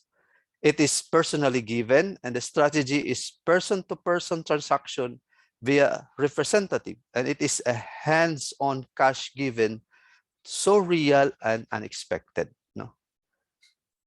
Then what happened next? These politicians, representatives, insinuates the voters that badil is a good thing coming from the politicians.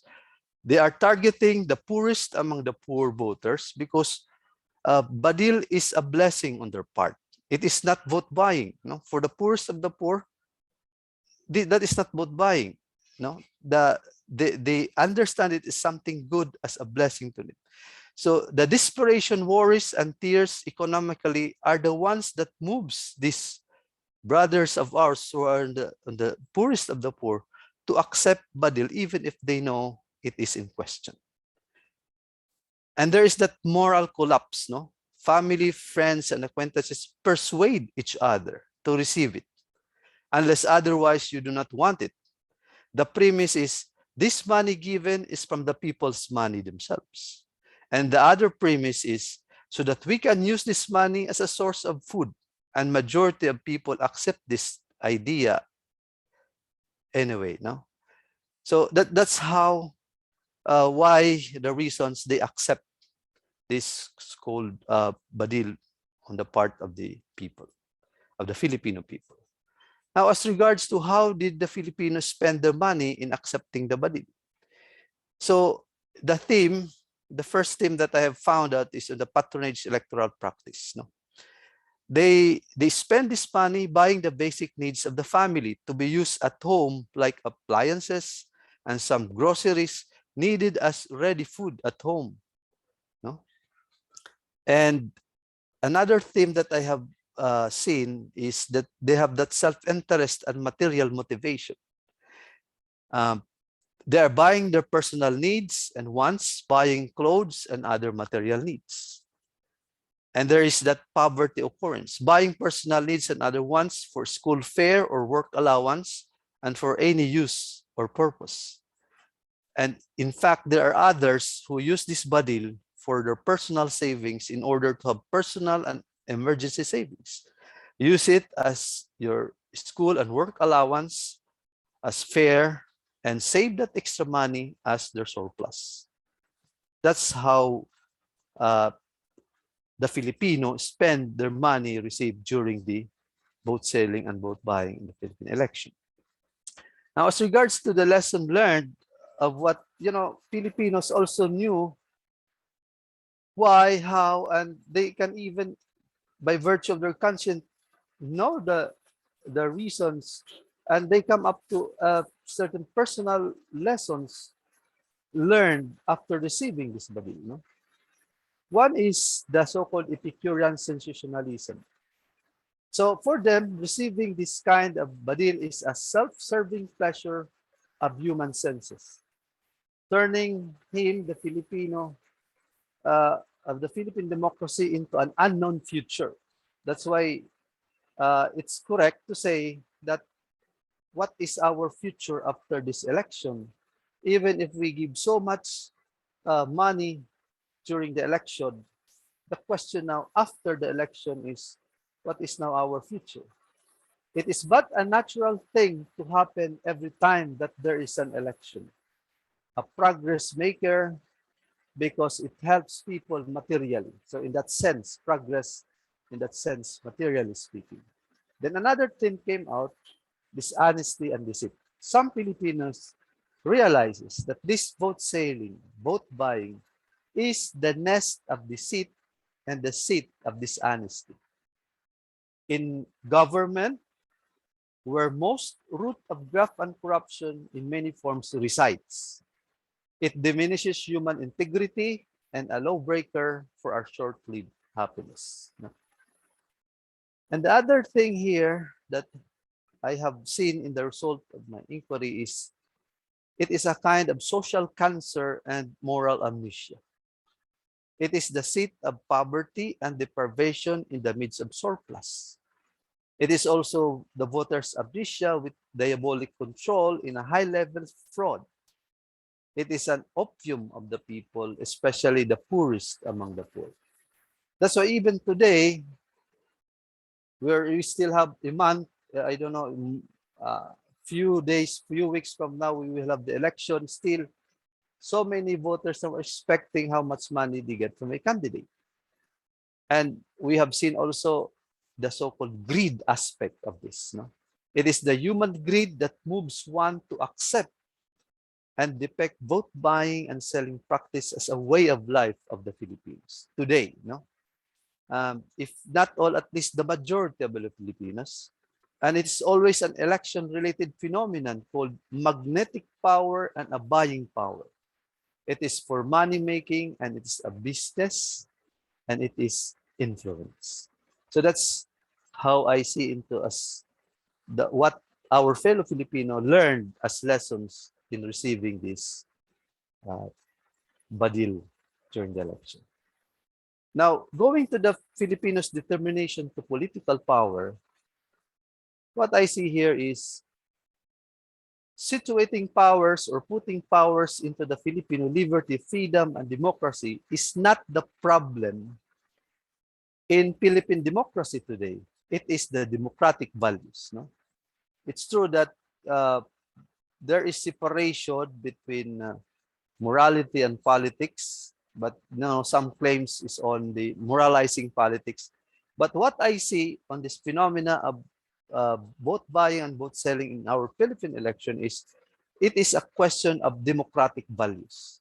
And the constitutive nature of power in Philippine democracy relinquishes the ideals of democracy because it abandons the state's power and reside that power to the electorate mandated by law and of the state. So what our politicians do, they took advantage on this power that resides on the voters. And in that level alone, there's already, as what they have realized as lessons, there was already deceit, there was already negative forms of engagement towards the voters from the candidate. So election now limits the representations of the totality of the Filipino people. The social actors are restricted to a parameter that is no other than the voters themselves.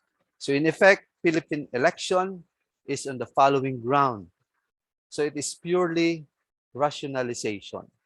So if we observe a Filipino always rationalizes why he received a badil. And there is purely justification. And their justification is always personal and very subjective. And it's always purely an explanation. Both sides, the giver, the receiver, they have their own explanation why receive the badil. And it's purely reasoning. They always have reasons why. That's why journeying towards an authentic democracy in a Filipino way of life and existence will take another generation, no?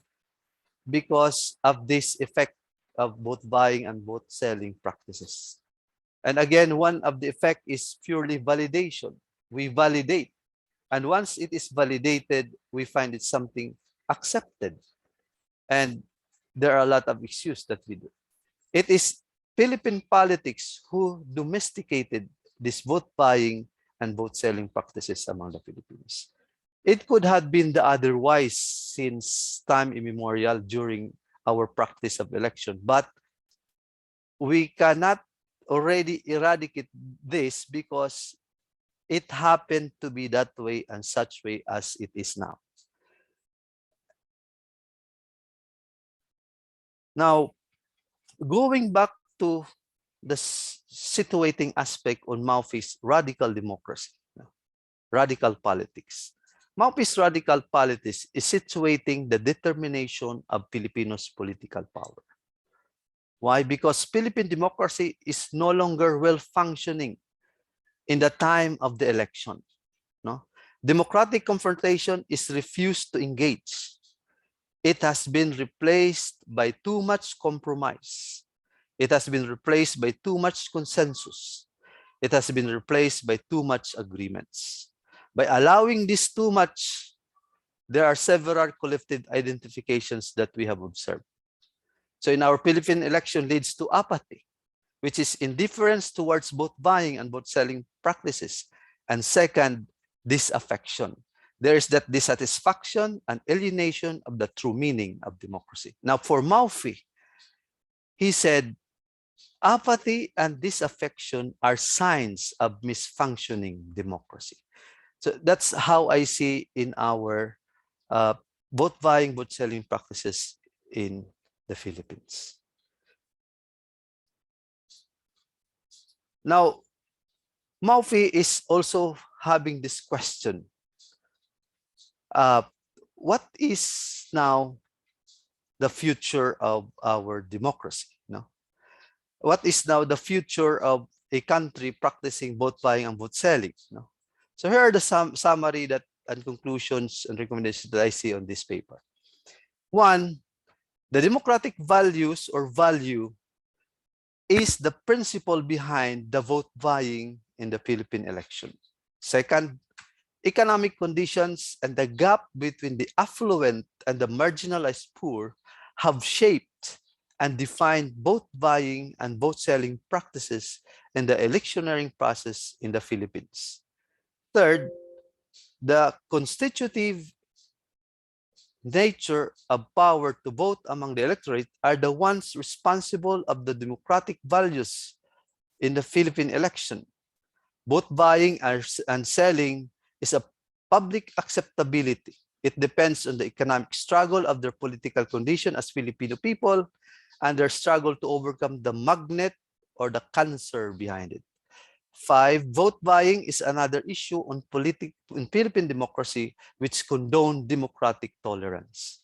6, vote buying and selling in electioneering challenges students and teachers, if not all of us, to view how Philippine democracy functions with less power of control over this aspect. And 7, there is no absolute clean process of Philippine election. An election process in the Philippines is still open to corrections and revisions, and there's still a need to the Philippine democratic government to resound its processes. And 8, the Filipino people are the ones who will decide again and redesign again the future of Philippine process of our election. I think that's all that what I'm trying to say in my paper. Thank you so much, Dr. Purog. Although maybe you have forgotten to move your slide, so there are. I was not also able to remind you earlier that your slides were not moving.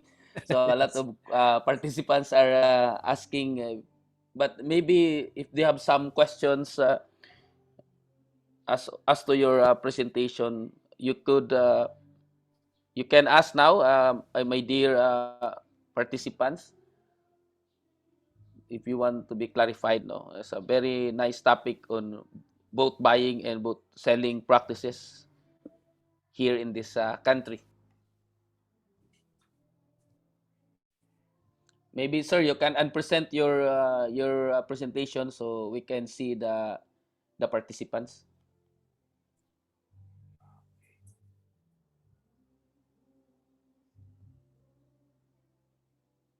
Okay. Uh, Press the unpresent, sir, prang di na mo makita ang slide diri sa Oh, di screen. makita. Oh, ano, ano, yeah. Ano, Okay.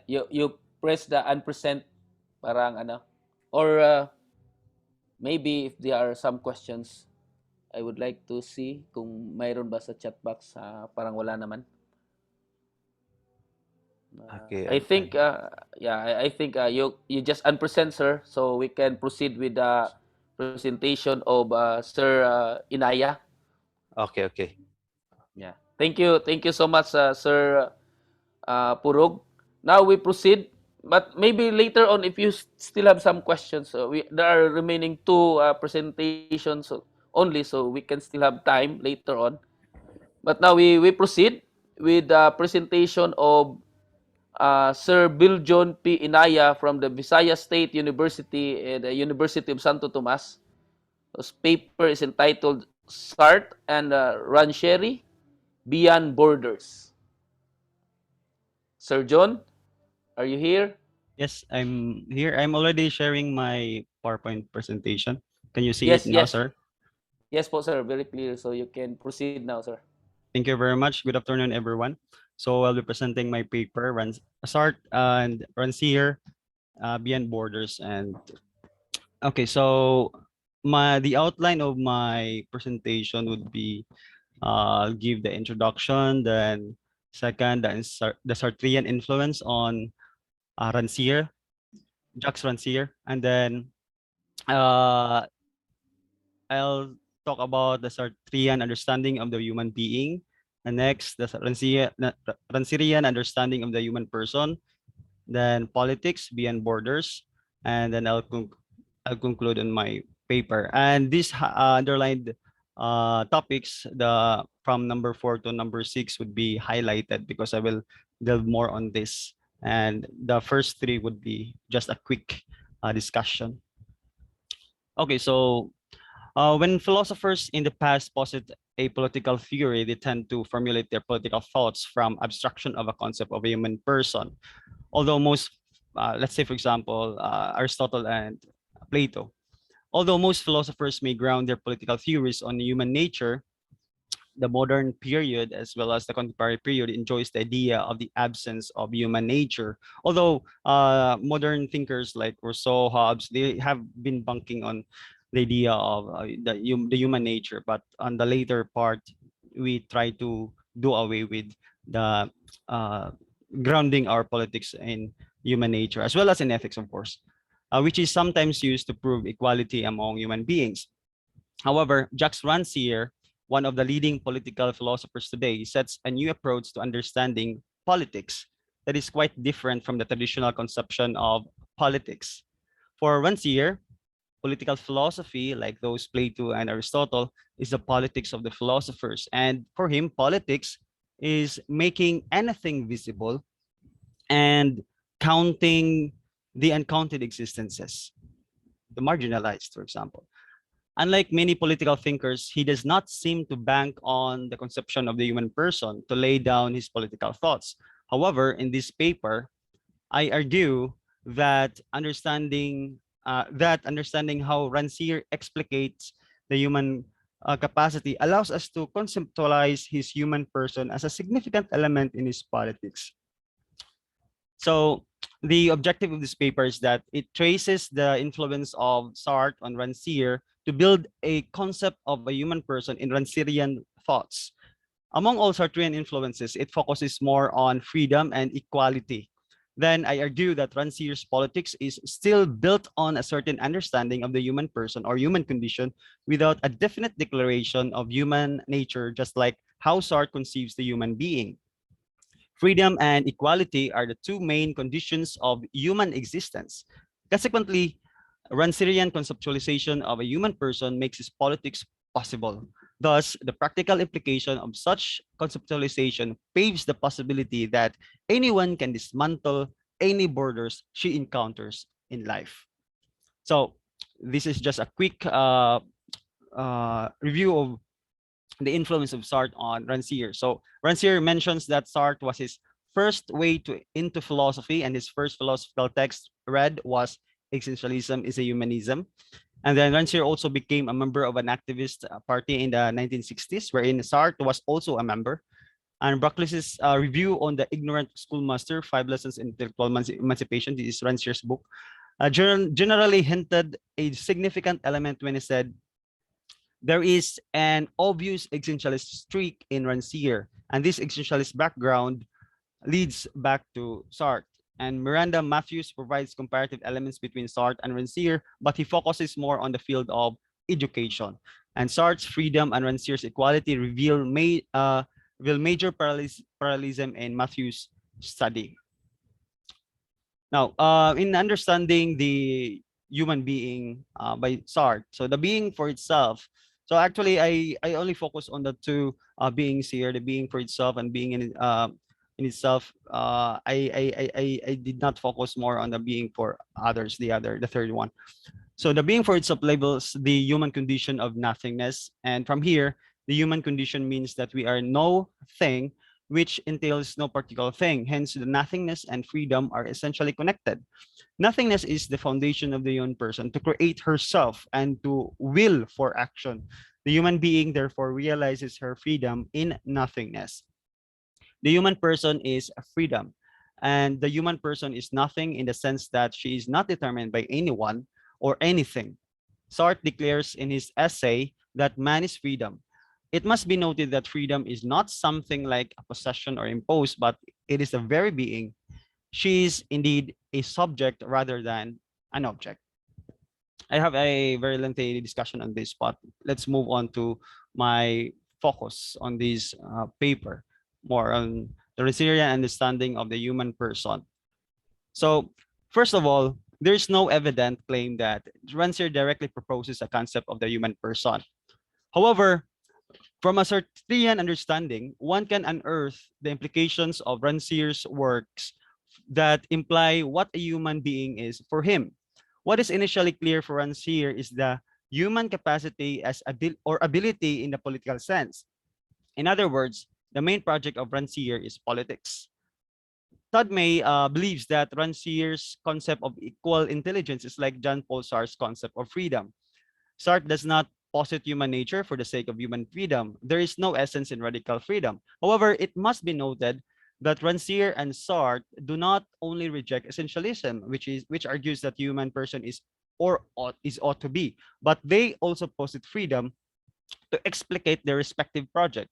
Rancière's emphasis on equality on intelligence is framed from the historical and political perspective rather than on Sartre's ontological understanding of the human person. While Sartre presupposes freedom in contrast to being given by an external entity like the government or even God, Rancière also presupposes equality of intelligence instead of being a political goal or a product from the dismantling of hierarchy. Thus, the presupposition of freedom and equality interplay a vital role in both Sartrean and Rancièrean project. In Rancière's concept of politics, freedom appears to be the constant negation of something, like that of Sartre's being for itself. Politics occurs because or when the natural order of the shepherd kings, the word I quote here from Rancière, that politics occurs because or when the natural order of the shepherd kings, the warlords, or the property owners is interrupted by a freedom that crops up and makes real the ultimate equality on which any social order rests.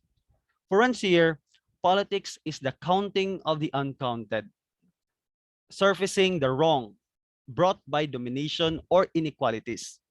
It is pointing out, or either by force or not, the hidden part of reality. Sartrean freedom in this sense becomes apparent when a political subject demonstrates the wrong and turns on equality as its principle.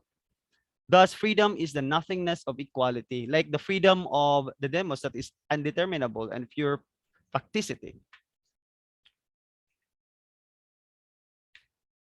At this point, what is evident in Rancièrean concept of the human person is that human beings are equal. A human person is fundamentally intelligent, as demonstrated in Rancière's The Ignorant Schoolmaster. What makes this equality possible, I propose, is the radical freedom of Sartre. The ability of a person to disagree, regardless of any situation, is the manifestation of a person embodied in the being for itself, as always negating the facticity. In addition, Rancière does not limit politics to just those capable of speech or who can rationalize in the Habermasian sense, but anyone, and this can mean all human persons, can do politics. Hence, a human person is absolutely free and equal in doing politics. Like Sartre, the person is absolutely free, for to be human is to overflow, which means she is beyond the categorization of identity. Another significant point that Rancière posits is the conception of the political subject. Throughout his theory of politics, Rancière uses more the notion of the political subject rather than the idea of the human person in discussing his politics. Darlene Demandante captures the idea of political subjectification and describes political subjects as embodied subjects, subjects who are enclosed within body, physical subjects made of flesh, bones, and blood who engage in politics by mobilizing bodily experiences and affects. It is in this sense that Rancière expounds on the idea of politics via aesthetics. And the crucial point here in relation to the conception of the human person is that a person is a subject who is sensible and who makes sense. The person is not a spirit that seems impossible to grasp, but she is an embodied being. The situatedness of the person makes her more human. And Shaw adds that, I quote, the subjectification is a social dynamic that activates an empty freedom within the contingencies of its situation. Freedom allows the human person to be conceived as a subject rather than a mere determined object, because the political subject can either be active or passive without separating the fact that she can speak, not necessarily in the literal sense. Indeed, being a political subject allows more the person to create meaning for himself, just like the Sartrean subjectivity, which is founded on freedom to choose meanings. Now, the Rancièrean conception of the human person under the influence of Sartre may be summarized or described as a subject. However, a human being as a subject cannot be understood without presuppositions. First, a human person is freedom. As freedom, she is ontologically nothing. This is not something like you are useless. And that is why she is always nothinging, in disagreement of something to make sense or to make herself somebody. In this freedom, the human person is without essence, but is constantly finding or making the essence. The vantage point of freedom allows the second feature, the conception of equality. Equality is another presupposition, and it is not something that is achieved nor given. As a conscious being, a person is capable of knowing or translating like any human beings. Equality cannot make sense without rooting it from freedom. However, freedom as the root of equality is not to be seen as a chronological causality. Equality is there because of the fact that the human person is conscious of something, like conscious of the being in itself or even the for itself, and can make sense of something, like the equality of intelligence and the conception of politics as aesthetics. Consequently, understanding the person as a subject makes it more apparent. As a subject, she is nothing, no essence in the first place, making her a co-equal subject with other human beings. If everyone has no meaning but existence, everyone is equal by virtue of its existence by the fact that she is conscious. That's the for itself. Finally, with the presupposition of freedom and equality, a human person as a subject must not be conceived as an abstract reality, but she is an embodied person constantly facing her situatedness. Now, why do we say that there's politics and it's beyond board? Using the concept of beyond person, why is there beyond borders? What do I mean with this? So the reconstruction of a Rancière notion of a human person hopes to serve as a foundation in realizing politics in a Rancièrean way. It must be noted that politics cannot be conceived without Rancière's understanding of the human person, such as how he understands and criticizes the notion of the ancient Greeks, the demos. At this point, what is evident is that the idea of a human person precedes the concepts of doing politics. Let us turn to the implication of the conception of the person in politics. Rancièrean politics is when someone rises up to demand recognition, an act of the subject who is always outside the count, whose role is to dispute the miscount. The idea of Rancière on politics is possible and realizable based on our notion of the human person. The subject, who is fundamentally freedom and a co-equal being, can rise herself beyond identity politics. The radical notion of nothingness, as it is free of being categorization by an external factor other than oneself, disables the divisive social reality. Borders are those political or social constructs that miscount the subjectivity of the human person. For instance, racial discrimination, gender oppression, objectification of the human being, and the like are situations that disable one to recognize her existence.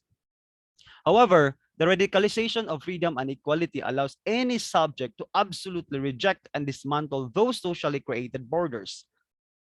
Nothing and no one can encase the person within borders except herself. In the case of extrajudicial killing, the person who might be doing illegal drugs or victims of illegal drugs can be objectified as somebody who has no place in society because she is a criminal or under the influence of illegal drugs. It is easy to judge the drug addict as non-human and therefore deserves to die.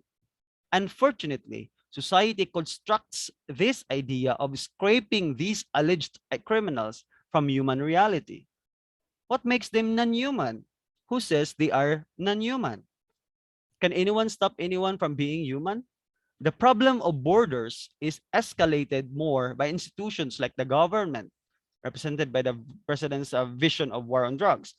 Institutionalized policies that segregate people from others contribute more to the injuries of the people. However, understanding the human person in Sartrean's Rancièrean way makes borders empty. The Sartrean project and the Rancièrean will recognize the ability of the person to destroy the limiting conditions she may encounter. As a human being, Sartre contends once creating of project or meaning of something makes the given situation either disappear or recreated, while the Rancièrean will to learn enables the person to achieve any possible borders, as demonstrated in Rancière's application of Joseph Jacoto. Our understanding of the human person now moves beyond borders, and this means as a person, she has no identity, nothing, not precisely identified with the labels of the society. Under freedom and equality, she cannot be subjected to mere categorization that perpetuates inequalities. She has the power to negate herself and anyone upon learning the wrong from the vantage point of project and will. She is fluid that can penetrate any obstruction, and she is nothing, not useless. She is nothing that can float on any surface. In this sense, to be a human person is to overflow. So, Sartre's contribution to Rancière's politics allows us to reconstruct an understanding of human person by looking into the concept of freedom and equality. Freedom and equality are the fundamental attributes of a person as a subject. As a political subject, geared with radical and fundamental freedom and equality, the human person can penetrate any borders that she may encounter along the way. Moreover, without exemplifying human nature as the foundation of politics, the reconstruction of Rancierian human person presupposes that understanding the human person is still a significant ingredient in Rancierian politics. And that would be all. Thank you very much. Thank you so much, Sir Beljun. Uh, we will allocate time for some uh, sharing or open forum if there are clarification from the audience or maybe uh, sharing of their own reflection and insights.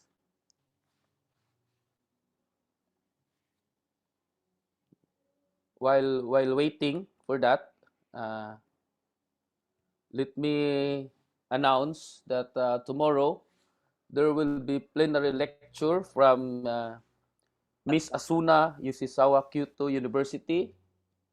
Uh, then there are paper presentations, and after that there's also another plenary lecture from Dr. Ray Luis Monteclaros of MSU IIT. Then another plenary from Professor Ian Clark Parcon of Ateneo de Davao. And another plenary from Dr. Juichiro Tanabe, Waseda University in Japan. And of course, there are many paper presentations that await tomorrow. So just to remind the participants to come back, and maybe there will be more tomorrow.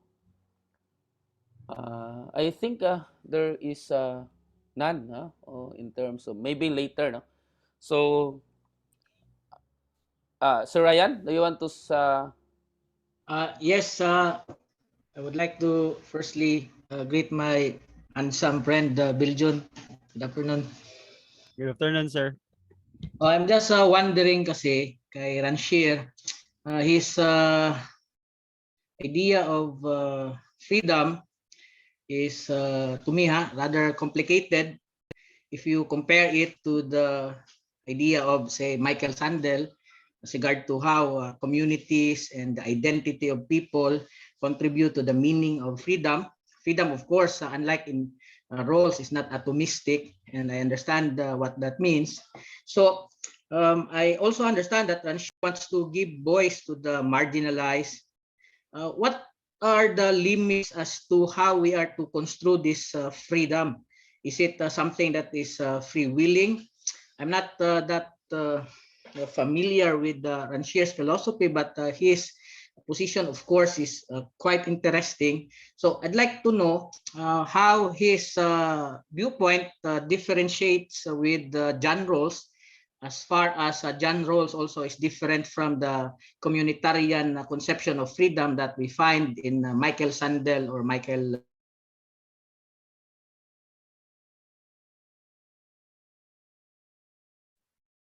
Opo.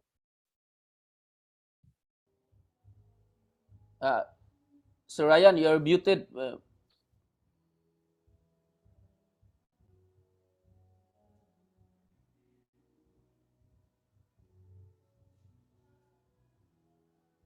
I think nawala si Ryan. Na-mute siya. Sir Ryan?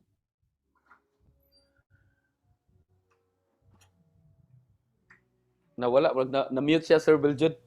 Oh yeah, but I think I got his question. I think he was trying to ask me the on the context of freedom and how are we going to understand it in the situation. So um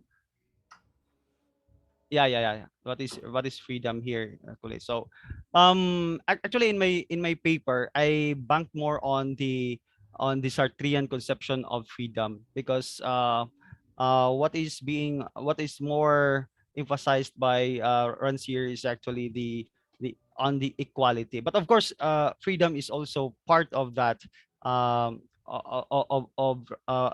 politics. Now this is how I understand Rancière, of course, but this is how I read Rancière. So when it comes to freedom, the the the limit, I don't, I cannot think of any limit, but uh any expression can be done actually, which is not just limited to speech, which is not just limited to any demonstration, but one idea that has been posited by Demandante is that that as a subject, as a political subject, it it is embodied as well. Like let us say, for example, an aesthetic or a figure, for example, an object that can be a demonstration of our freedom. Now when it comes to freedom, this is, I think this is also anchored to our will. Yes, because let me give an example of the in the schoolmaster, in the other book, like the equality of intelligence, for instance. In the analogy, or in the story or anecdote of Jacoto, the students there were able to learn French language, even if the Jacoto was not able to, was not really teaching in the traditional way of teaching. He just gave the book and facilitated. But the students' willingness there is, I think, the we can see the freedom there, that they were able to learn something. So I'd like also to deduce this is just my own interpretation, that while expressing these freedoms, one presupposition also is the interest. But of course, one thing there is the element of will, so that something will be done. So that is why, but the purpose kasi of Rancière for me is that to surface something like that we are grounded supposedly on equality, and like the marginalized should not be muted, or uh other people, other classes of people should not be muted or be silenced, just because we think they don't have freedom. So in the first place, we have to go back to um his understanding of the people, like for example, in the democracy in the ancient Greek, the demos, of the of in the Aristotelian sense. Was it Aristotle? Yeah. uh I don't know if I give a clear answer, but that's how I tried to explain the freedom, because I'm only banking more on Sartre in terms of freedom here. Yeah, Sir Beljun, there's still a kind of follow-up question from Sir Joseph. And maybe Sir Ryan is coming in again. Sir Ryan, would you like to, because you were lost a while ago, would you like to, maybe while waiting, Sir Jeffrey Okay raised his hand. Go ahead, Doc Jeffrey. Sir Roger, I think we need to continue with Sir Ryan, because my question is, or my comment is for Sir Vic Aguilan, because I was driving Okay. a while ago when Sir Vic delivered this piece. Okay, I so wasn't able we will come back to you later. Maybe Sir Yes, Ryan, sir. if Thank you. Sir Ryan, if I think you're coming in, would you like to uh, say again your question to Sir Beljun?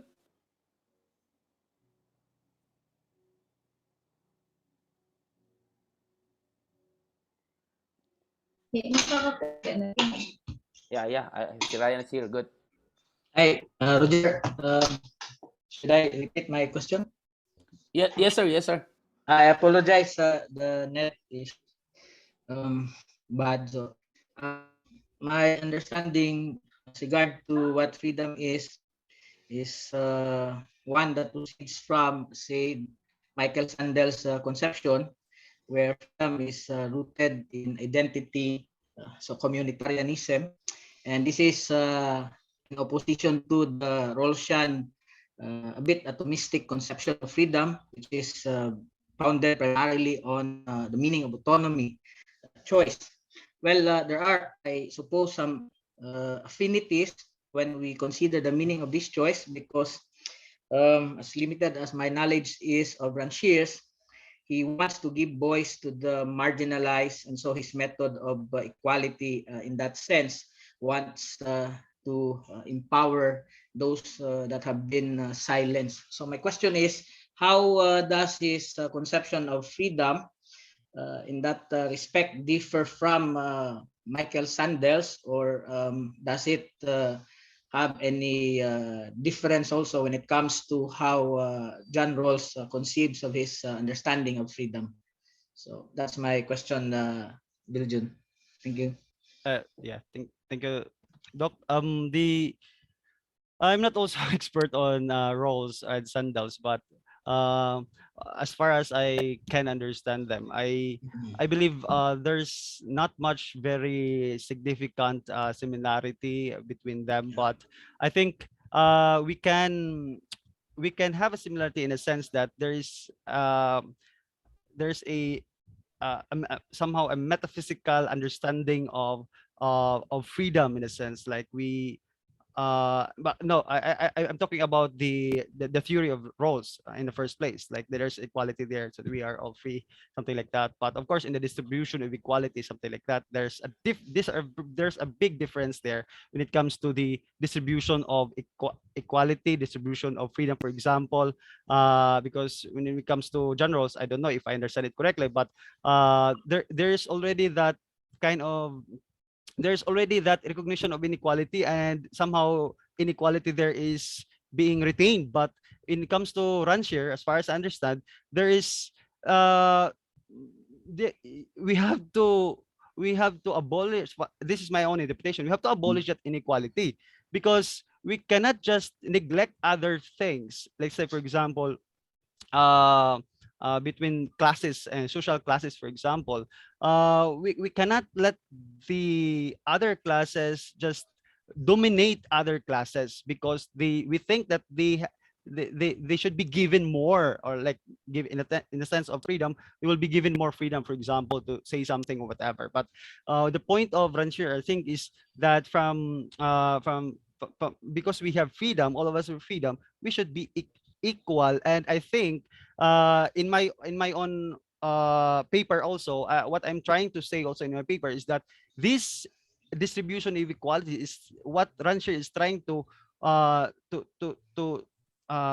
destroy. That's actually what's wrong in the political environment, that there is actually an inequalities in the distribution. So which means that there are people who became non-existent in the eyes of the public.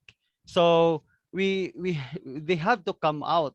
They have to do politics. So if I'm going to compare the political philosophy of Rawls and Rancière, Rancière is not subscribing to political philosophy, because they somehow they are they're still in the trend of that tradition of political philosophy. But Rancière is different. I think he's more emphasizing on the process rather than institutionalizing a certain political philosophy. So it's more on the process, the approach to do politics, something like that. It's not Yes. structural.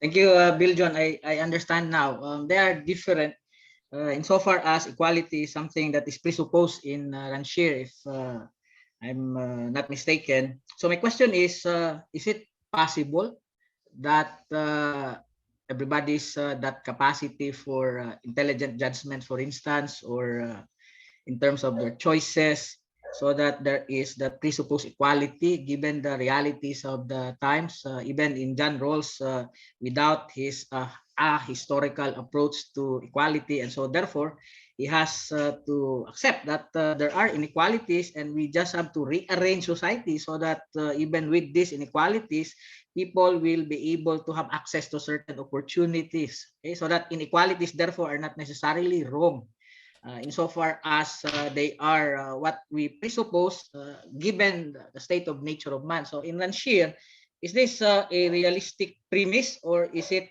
simply also a following the perspective of many postmodernists, that radical approach that it's something that we should be fighting for and something that we must allow.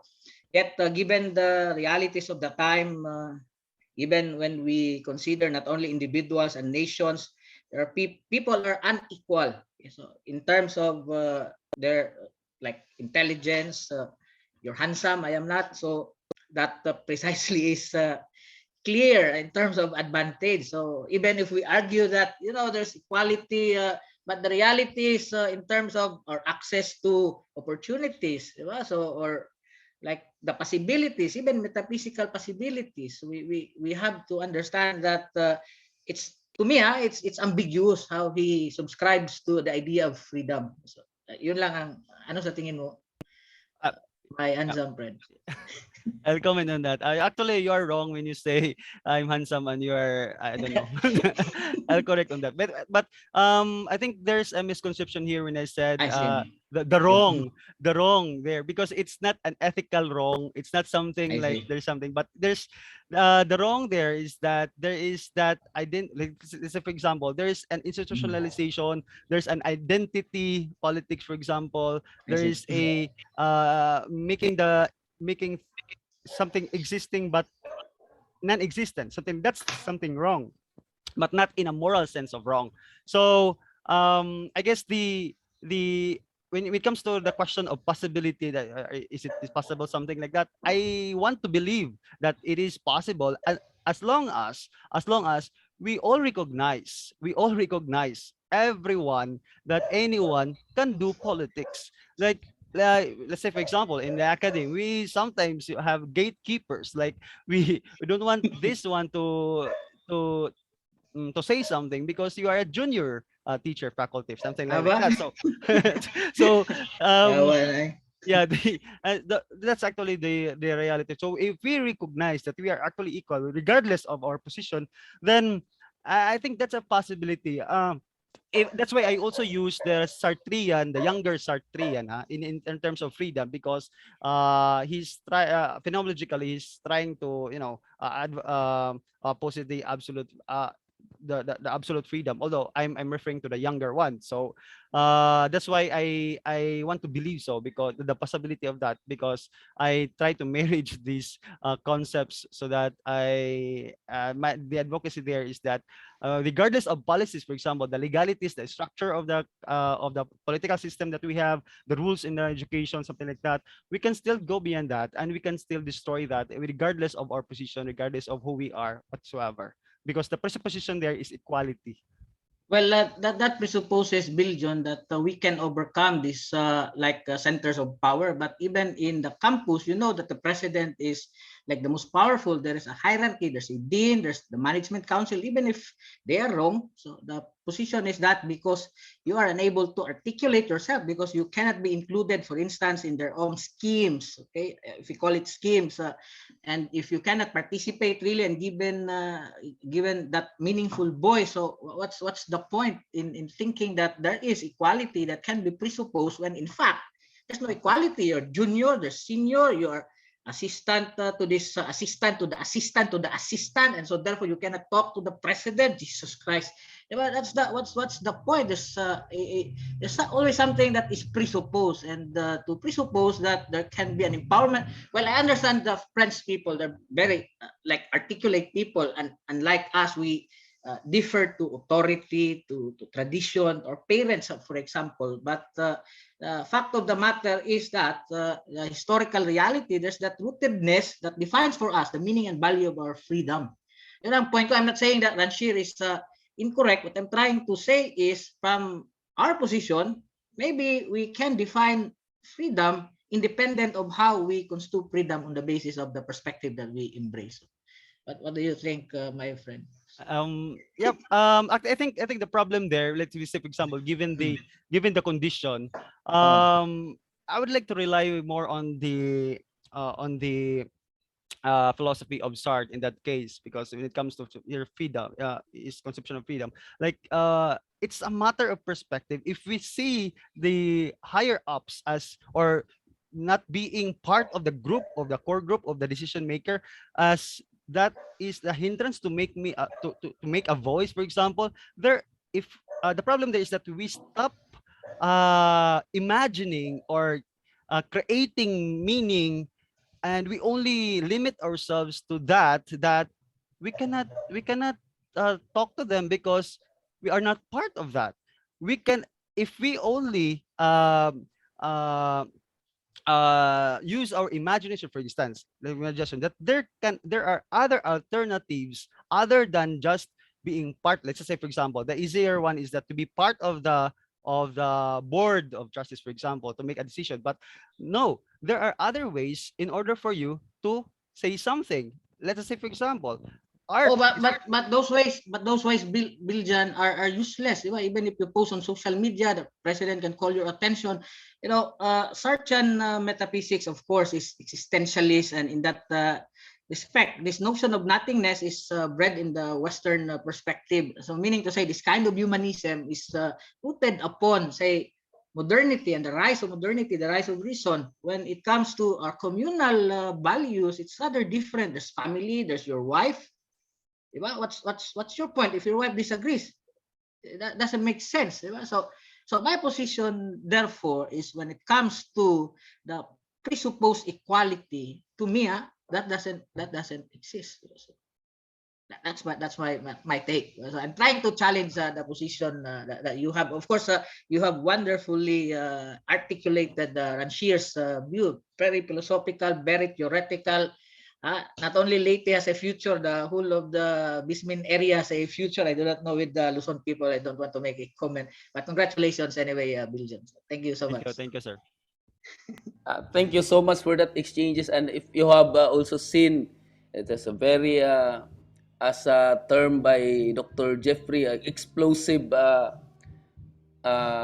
comment of Father Dexter. Maybe before that, can we ask Dr. Jeffrey to also share some of your thoughts? Thank you so much, Sir Roger. Mine is again for Sir Vic Aguilan, if he is still around. Sir Vic?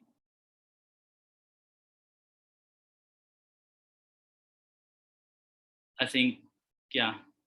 Anyway, since this is recorded, raise ko na lang din yung question ko, Sir Roger, ha? In Yeah, case he's still here. Sir Vic is still here. Sir okay, Vic okay. is andito pa.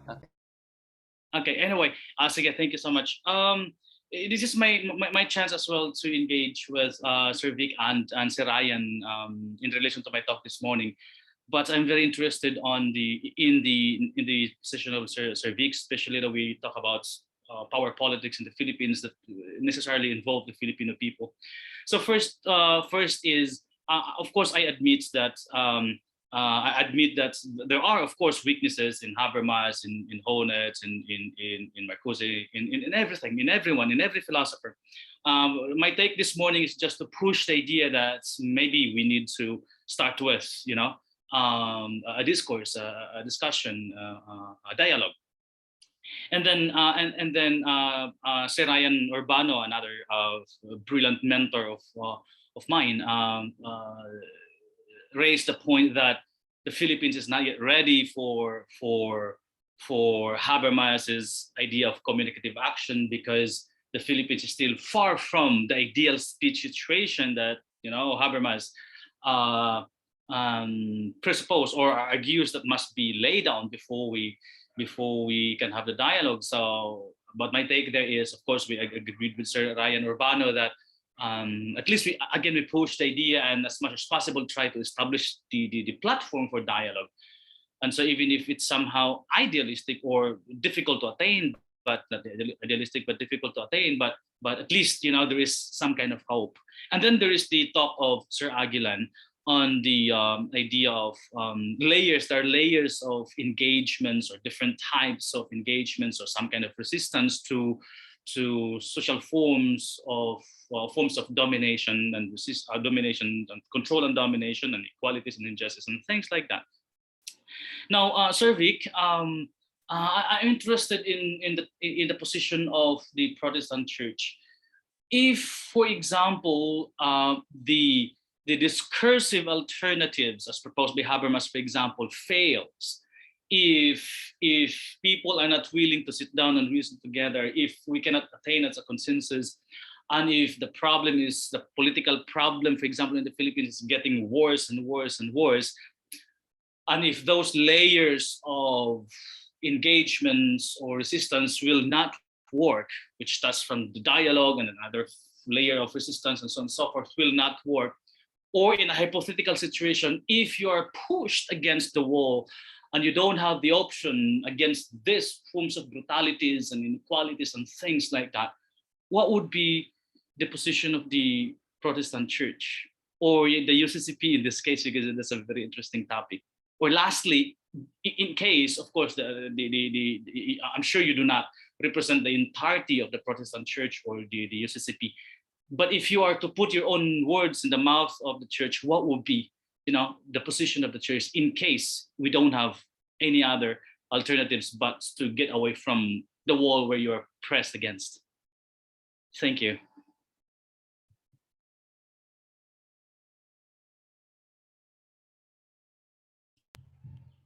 Sir Vic, do you have to respond to that?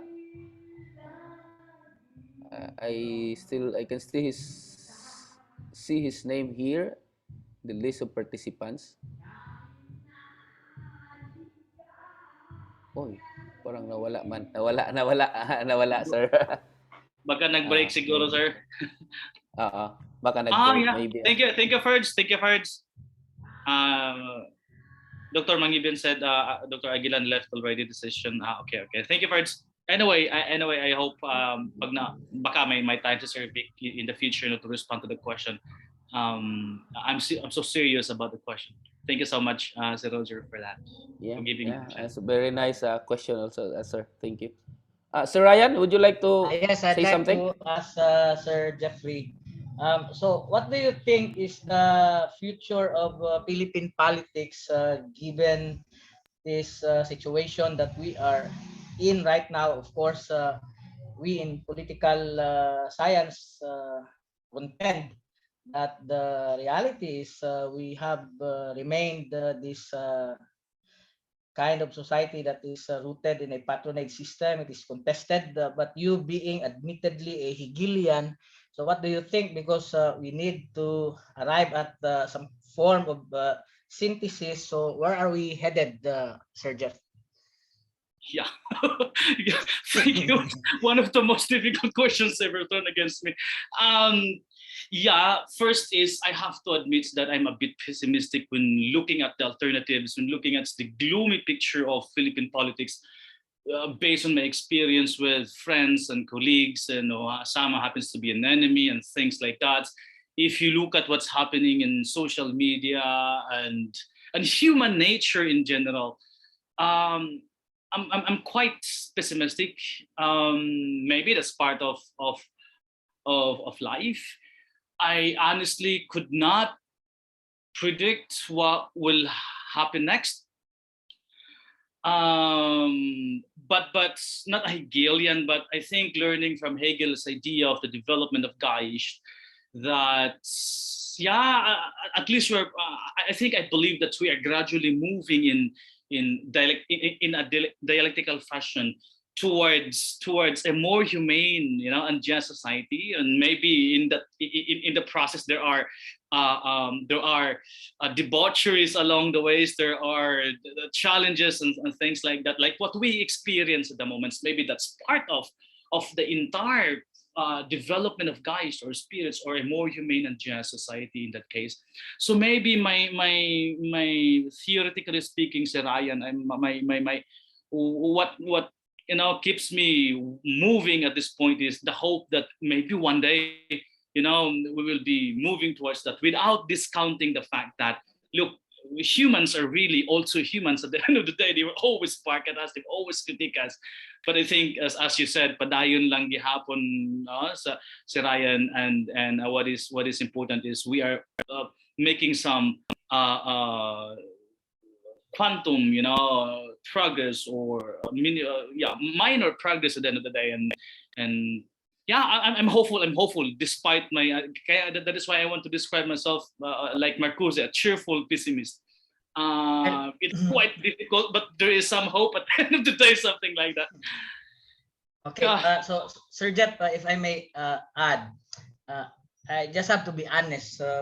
Why do you think is it the case that there are people who judge others on the basis of the choices of the latter, and there are people who are very sure in terms of their preference, in terms of the capacity of this preference to say emancipate us from the fetters of whatever injustices the country is into, considering that our problems really are structural and sometimes also cultural.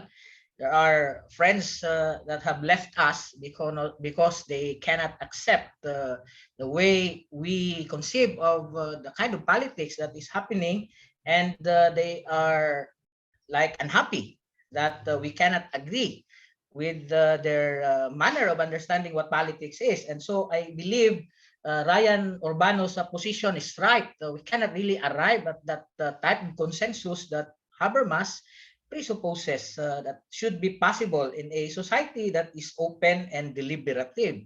And the reality is that we cannot even deliberate within the confines of our small circles. And so there is always contestation and disagreement. And this is bred by a lot of factors, identity, say, personalities, and many other things. And so my point is, how come people are actually overcome by their politics and forget about the more important aspect of justice as being relational, diba? So at the end of the day, two people quarrel, husband and wife, but at the end of the day, relational justice tells them that they have to arrive at a common point. Children, for example, that you need to protect. How come this is difficult when it comes to the social pathologies that we actually today are experiencing? Your take, Sir Jeff. Yeah. First is we have to remember, or I think we need to realize that the problem is so complex that a simplistic answer cannot be given at once. I think you are a very intelligent man, Sir Jeff, so we have to listen to you. Oh, that's you kind of you, Sir Ryan. You know, a lot of intelligent people say so little, in social media, not because they do not want to be criticized, but because they want their peace of mind, and it is to them more valuable than any other thing. So we're happy to listen to you. Yeah. Sometimes being apolitical and neutral is, when is withdrawing to your comfort zone, and that should not be the case. We are political beings. We must engage, or we must be engaged in politics in one way or the other. But we have to choose when and how we lay down our position. But going back to the problem again, it's really a complex problem. I cannot give one size fits all solution or a simplistic answer to that. But if you ask me my idea on, at least, because there's several ways to address a problem. I think I have to begin with in relation to people, our colleagues claiming to be to hold an absolute position, you know what I mean. I think I think the teachings of the church, whether it's Catholic or not, I think the teachings of Christ is always relevant. Humility, for example, trying to listen to what the other is trying to say, and it's inherent in critical theory. We listen first, we try to understand first, we make sense. Again, as I mentioned this morning, we need to understand the entirety of the issue before we lay down our judgments. and that entails, welcoming the other as a participant of a discourse or a participant of any intellectual discussion, listening, acknowledging that the other, no matter what, no matter how small, young, or in terms of gender, can contribute something to this problem.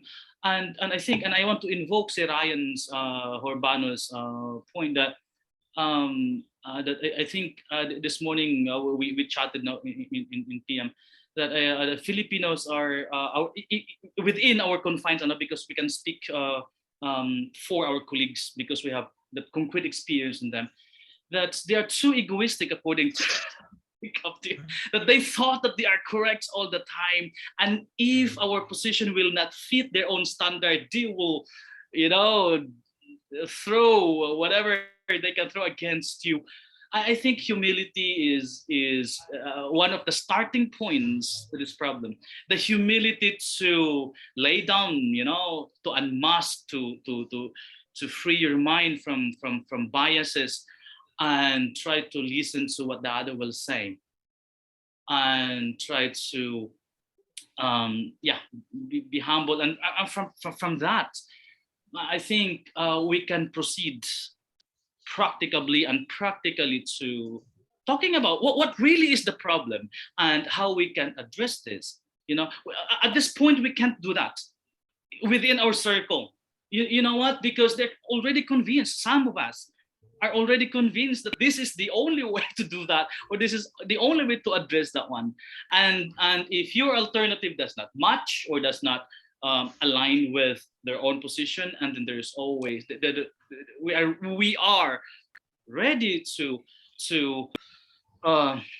destroy the other or badmouth the other. So maybe again, humility, going back to acknowledging maybe Dr.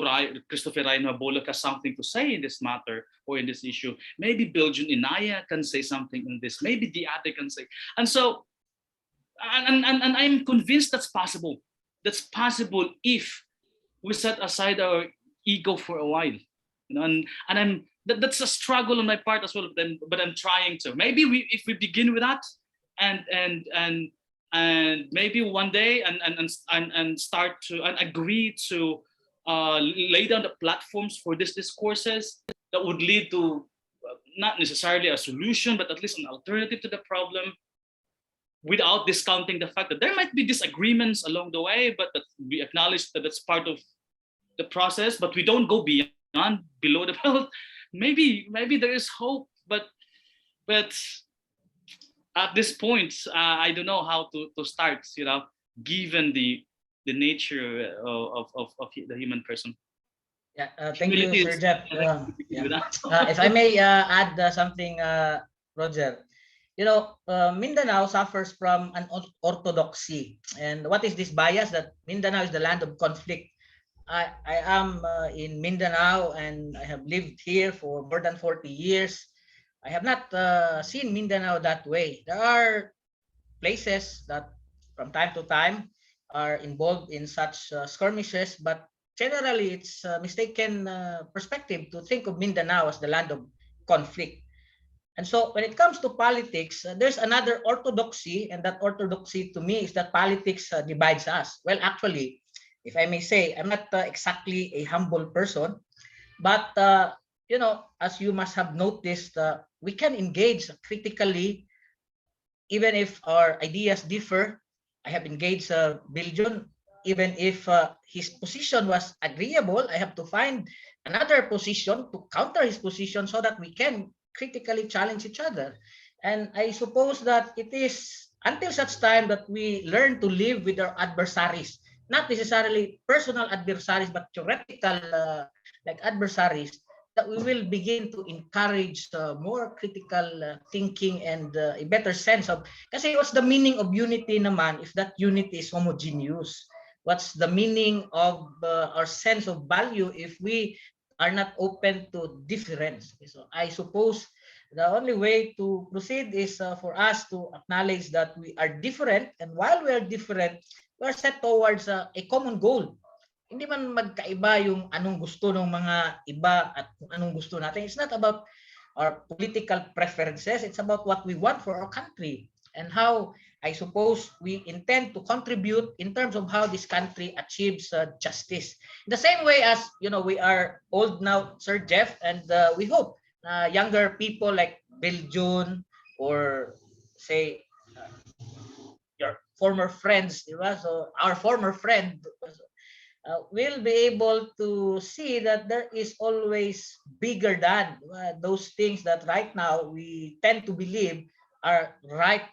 Kasi our minds change. When we are older, we realize that the world is not the same as it was when we were younger. When we are young, we value our freedom, and when we are older, we will actually value more the meaning of parental authority more than the meaning of our freedoms.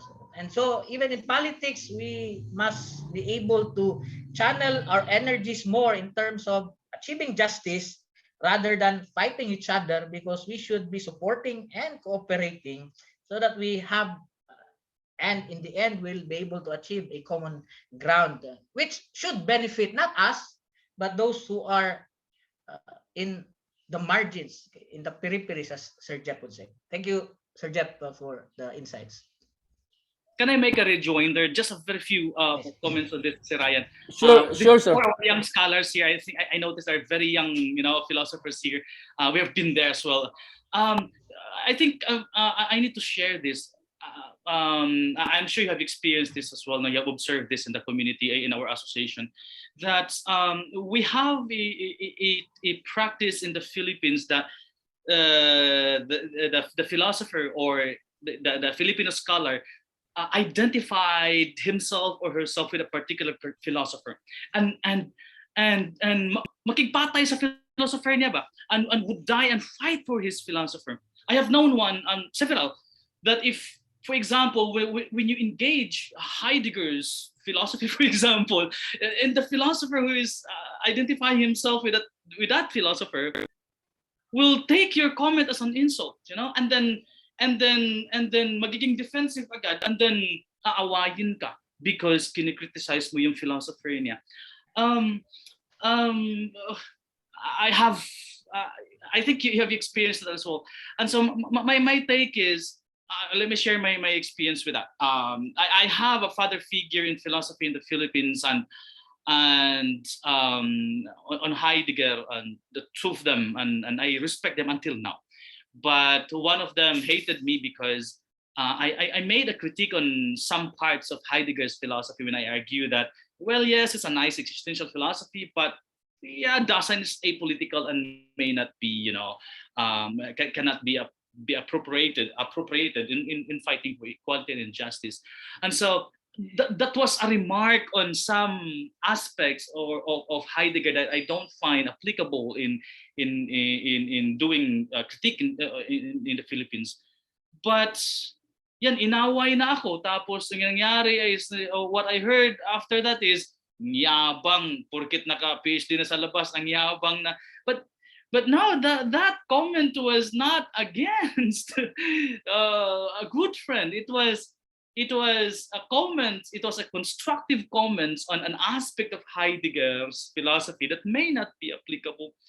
But there are still, until now, many philosophers in the Philippines who have that position. Pag inatake yung philosopher nila kasi nag-identify sila sa tradition na yan, aawayin ka. I think for the young scholars, maybe we start with that. That look, your philosopher is dead. Your philosopher is not perfect. Your philosophy has weaknesses as well as strengths, and so maybe we have to be, aside from the idea of humility, we might as well be receptive to what the other may say, and think first before we, of course, we get angry once in a while. Before we flare up, I think we have again to understand the entirety of the situation first. And lastly, this is what I've learned from my the Vikings and the last kingdom. So this Danes and Norsemen, they fought against each other, but when it comes to the common good, once in a while they compromise, or they agree, or they compromise for the common good. And after they get what they want, they go back to being humans again, and that's it. I hope we can have that attitude na we're open, we're receptive, rather than ranting on social media and for no purpose at all. Thank you so much, Sir Rogelio, Sir Roger, and Sir Ryan for this opportunity. Yeah. Thank you so much. Sir Vic is back into this call. Maybe we can ask him if he can make a respond to your question. Sir Vic, thank Yes. you for coming back. Yeah. Sir Vic, my welcome back. connection is a little bit problematic also. I could repeat my question, Sir Roger, if Yes, indeed, please. Yes, please. Okay. Please, Sir Jeff. Mayroon pa man tayong time, Sir Roger, ano? Sir Vic, thank you so Sir. much for I wasn't able to raise my question a while ago because I was driving back home when you deliver your piece. This is also in relation to my talk this morning. First is, as I already raised a while ago, I have to admit that every position, every philosophy, Habermas included, has its own weaknesses, And what I pushed this morning is the idea that maybe we can start to sit down together and discuss and have some dialogue, something like that. And Sir Ryan Urbano brought up the idea that Habermas may not be applicable in the Philippines at this point because the ideal speech situation is not yet there. And so I said, maybe we need to lay down the platforms for this dialogue, and maybe it's possible at the end of the day. And then I moved to your points in your one of the core concepts of your presentations, that there are layers of engagements or resistance that we can employ, we can appropriate in addressing a particular problem. And of course, maybe we can start where the first layer is, we talk, and then maybe the other one, and so on and so forth. My point, Sir Vic, is what if this discursive alternatives or these layers of engagements, as to use your own word, may not work, and you're pushed against the wall to, when people cannot bear anymore this forms of domination. What would be the position of the church or the use or the person? Okay, the position of the church. Okay, sorry. The position of the church. Okay, I'm clear, right? The position of the church would be, as I have mentioned, has always been, is for the church not to take over the responsibility of the state or the political leaders. Okay, so not the, meaning we're talking of the institution as the church, but Christians who are not clergy, who are not priests, who are not pastors, who are not representative of the institution, are expected to take leadership when they are called upon. Okay, now the question is, should the institution side? Now, that would now depend on those who would actually take the leadership. Will there be a change of status if a question of belligerency arises? So remember, the EDSA revolution is an example where a segment of the Marcos government decided withdrew support, and eventually the church supported it. Okay. So, but it's not the church. They supported a representative of that section of the government that withdrew support, and eventually it was through election that led to a declaration of the support, declaring that it was the legitimate government. So I think it is not the church taking over the responsibility of the state. It is supporting people when it reaches a certain peak where the old regime has lost any moral legitimacy or political legitimacy. Then an emerging group or leaders that can claim legitimacy, then the church must choose between the two. And I think that's a question of moment in any revolution. We don't know who, and we don't know when, and we don't know. So we can. It's like giving birth. You're waiting for your son. It's so It's you know it's an art and there's a lot of unknown elements when that thing happened. We really don't know. But I think the church must discern. The church must help discern and guide, but not to take responsibility, not to take over the leadership. Give it to the politician. Give it to the people who have the expertise. Remember, pastors, you are responsible for the spiritual realms. The earthly realms belong to the secular leaders. Okay, so I think that's my take. Your question. But you're saying that there might be some kind of leaning towards, that radical action coming from. That would depend on the context. That would depend also on the question of people who would take side. Okay, so the church cannot take the leadership, cannot dictate, because that would be a different story, and that would be dangerous, especially if there are plurality of religion. No religion can actually claim monopoly. Okay. Okay. One more, Sir Vic, and I promise this is going to be my last. We have the classic comments from our brothers and sisters in Christ that religion has to, limit itself to the spiritual aspect, because that's exactly their calling to help develop spirituality within the human person, and blah blah blah. And the political is left to the government. In fact, that's one of the reasons why we have the separation between the church and the state. Any comment on that?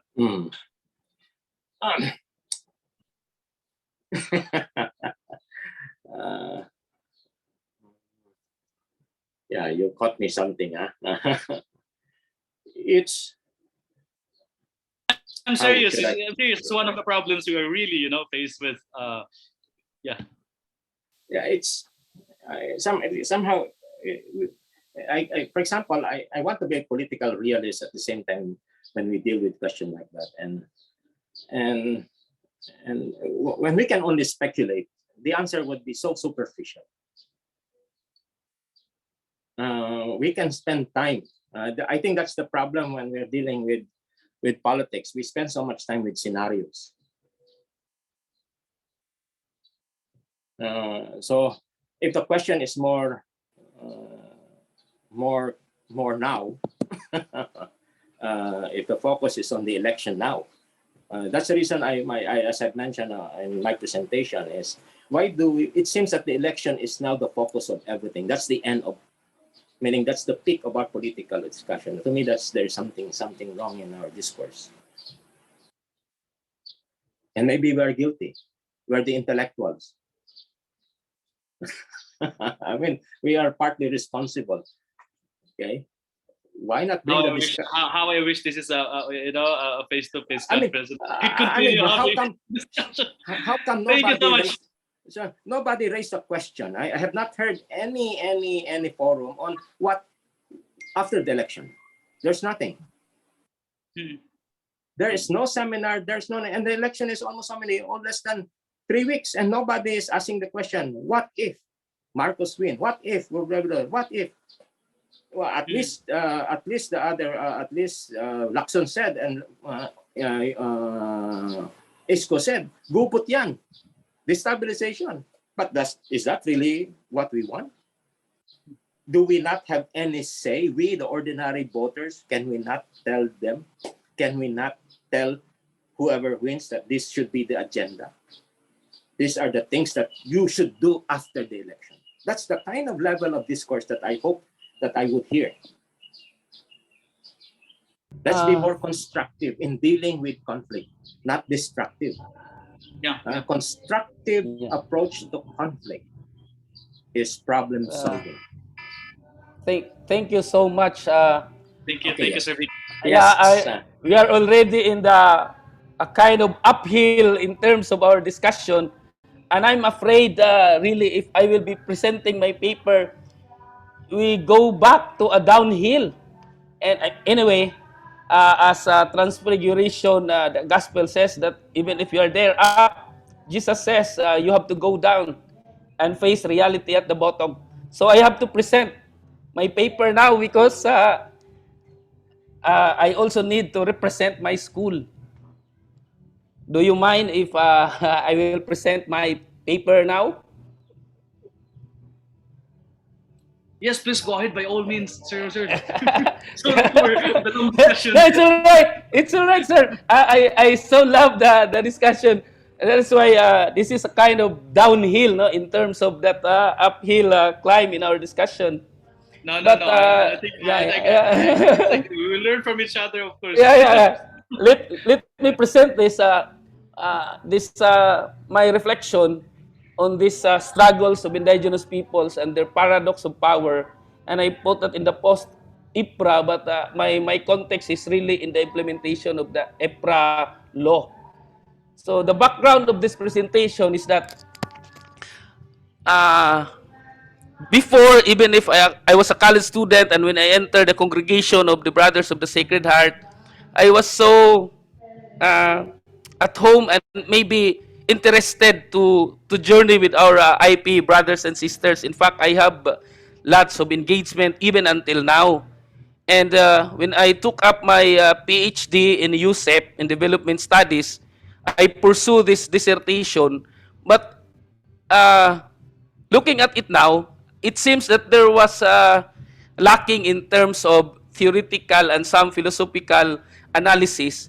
And so, even if I have very, very limited knowledge in philosophy, this paper is a humble attempt to put some philosophical perspective into this my engagement. And I also use case points. There are 3 examples at the end of the paper that I use in terms of how I appropriated some of this very little knowledge that I have in some contextual and everyday reality in the indigenous peoples in the ground.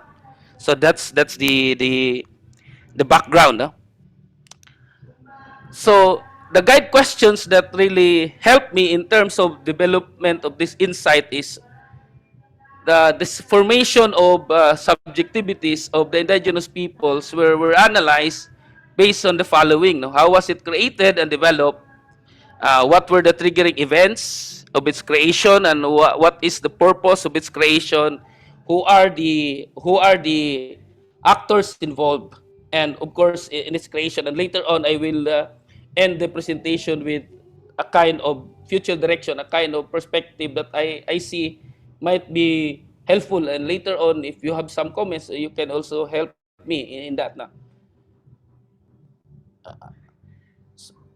Let me begin with the indigenous peoples, especially in Mindanao, the then and the now, because here the story of the indigenous people, as of course mentioned very much heavily by Carl Gaspar, is not only about colonization, domination, and exploitation. We're talking uh, previously all this, no? But in the tapestry of the indigenous people's history, particularly here in Mindanao, are woven the indigenous people's resistance and struggles in response to the different forms of structural and cultural violence inflicted on them. And here I would outline these different struggles and responses with the disruption of the life world of the indigenous peoples during the different forms of colonization. And for me, this is the groundwork for the creation of the Indigenous Peoples' Rights Acts, or the IPRA law. Uh, the indigenous peoples, the Spanish and American colonization of the Philippines institutionalized the distinction among peoples in the country into these tri-people, the mostly Christians, the peripheral, the indigenous peoples, and also the Muslims. And through the imposition of foreign laws on land and land ownership, namely the Spanish regalian doctrine and the American title or system, the indigenous communities were deprived of the right to their lands or their ancestral domains. And the Land Registration Act of American government, through the giving of Torrens title and the subsequent technique of the Americans to divide and conquer the indigenous peoples by inviting Christian settlers from the Visayas and Luzon to come to Mindanao as the land of promise, have tremendous impact into the histories of the IPs. Most of them have lost control over their ancestral domains. My slide is not moving. Okay. The succeeding Philippine government leaders after the Americans did not do significant things to protect the indigenous peoples. While there are laws to protect the culture and traditions of the IPs, there was just basically rhetorics or mere in papers, but not really in the actual practice. No? The main reason, as pointed out by Carl Gaspar, appropriating Habermas in his paper, is the one-sided rationalization of the lowland system and structures of governance into the political, economic, religious affairs being imposed to the indigenous peoples.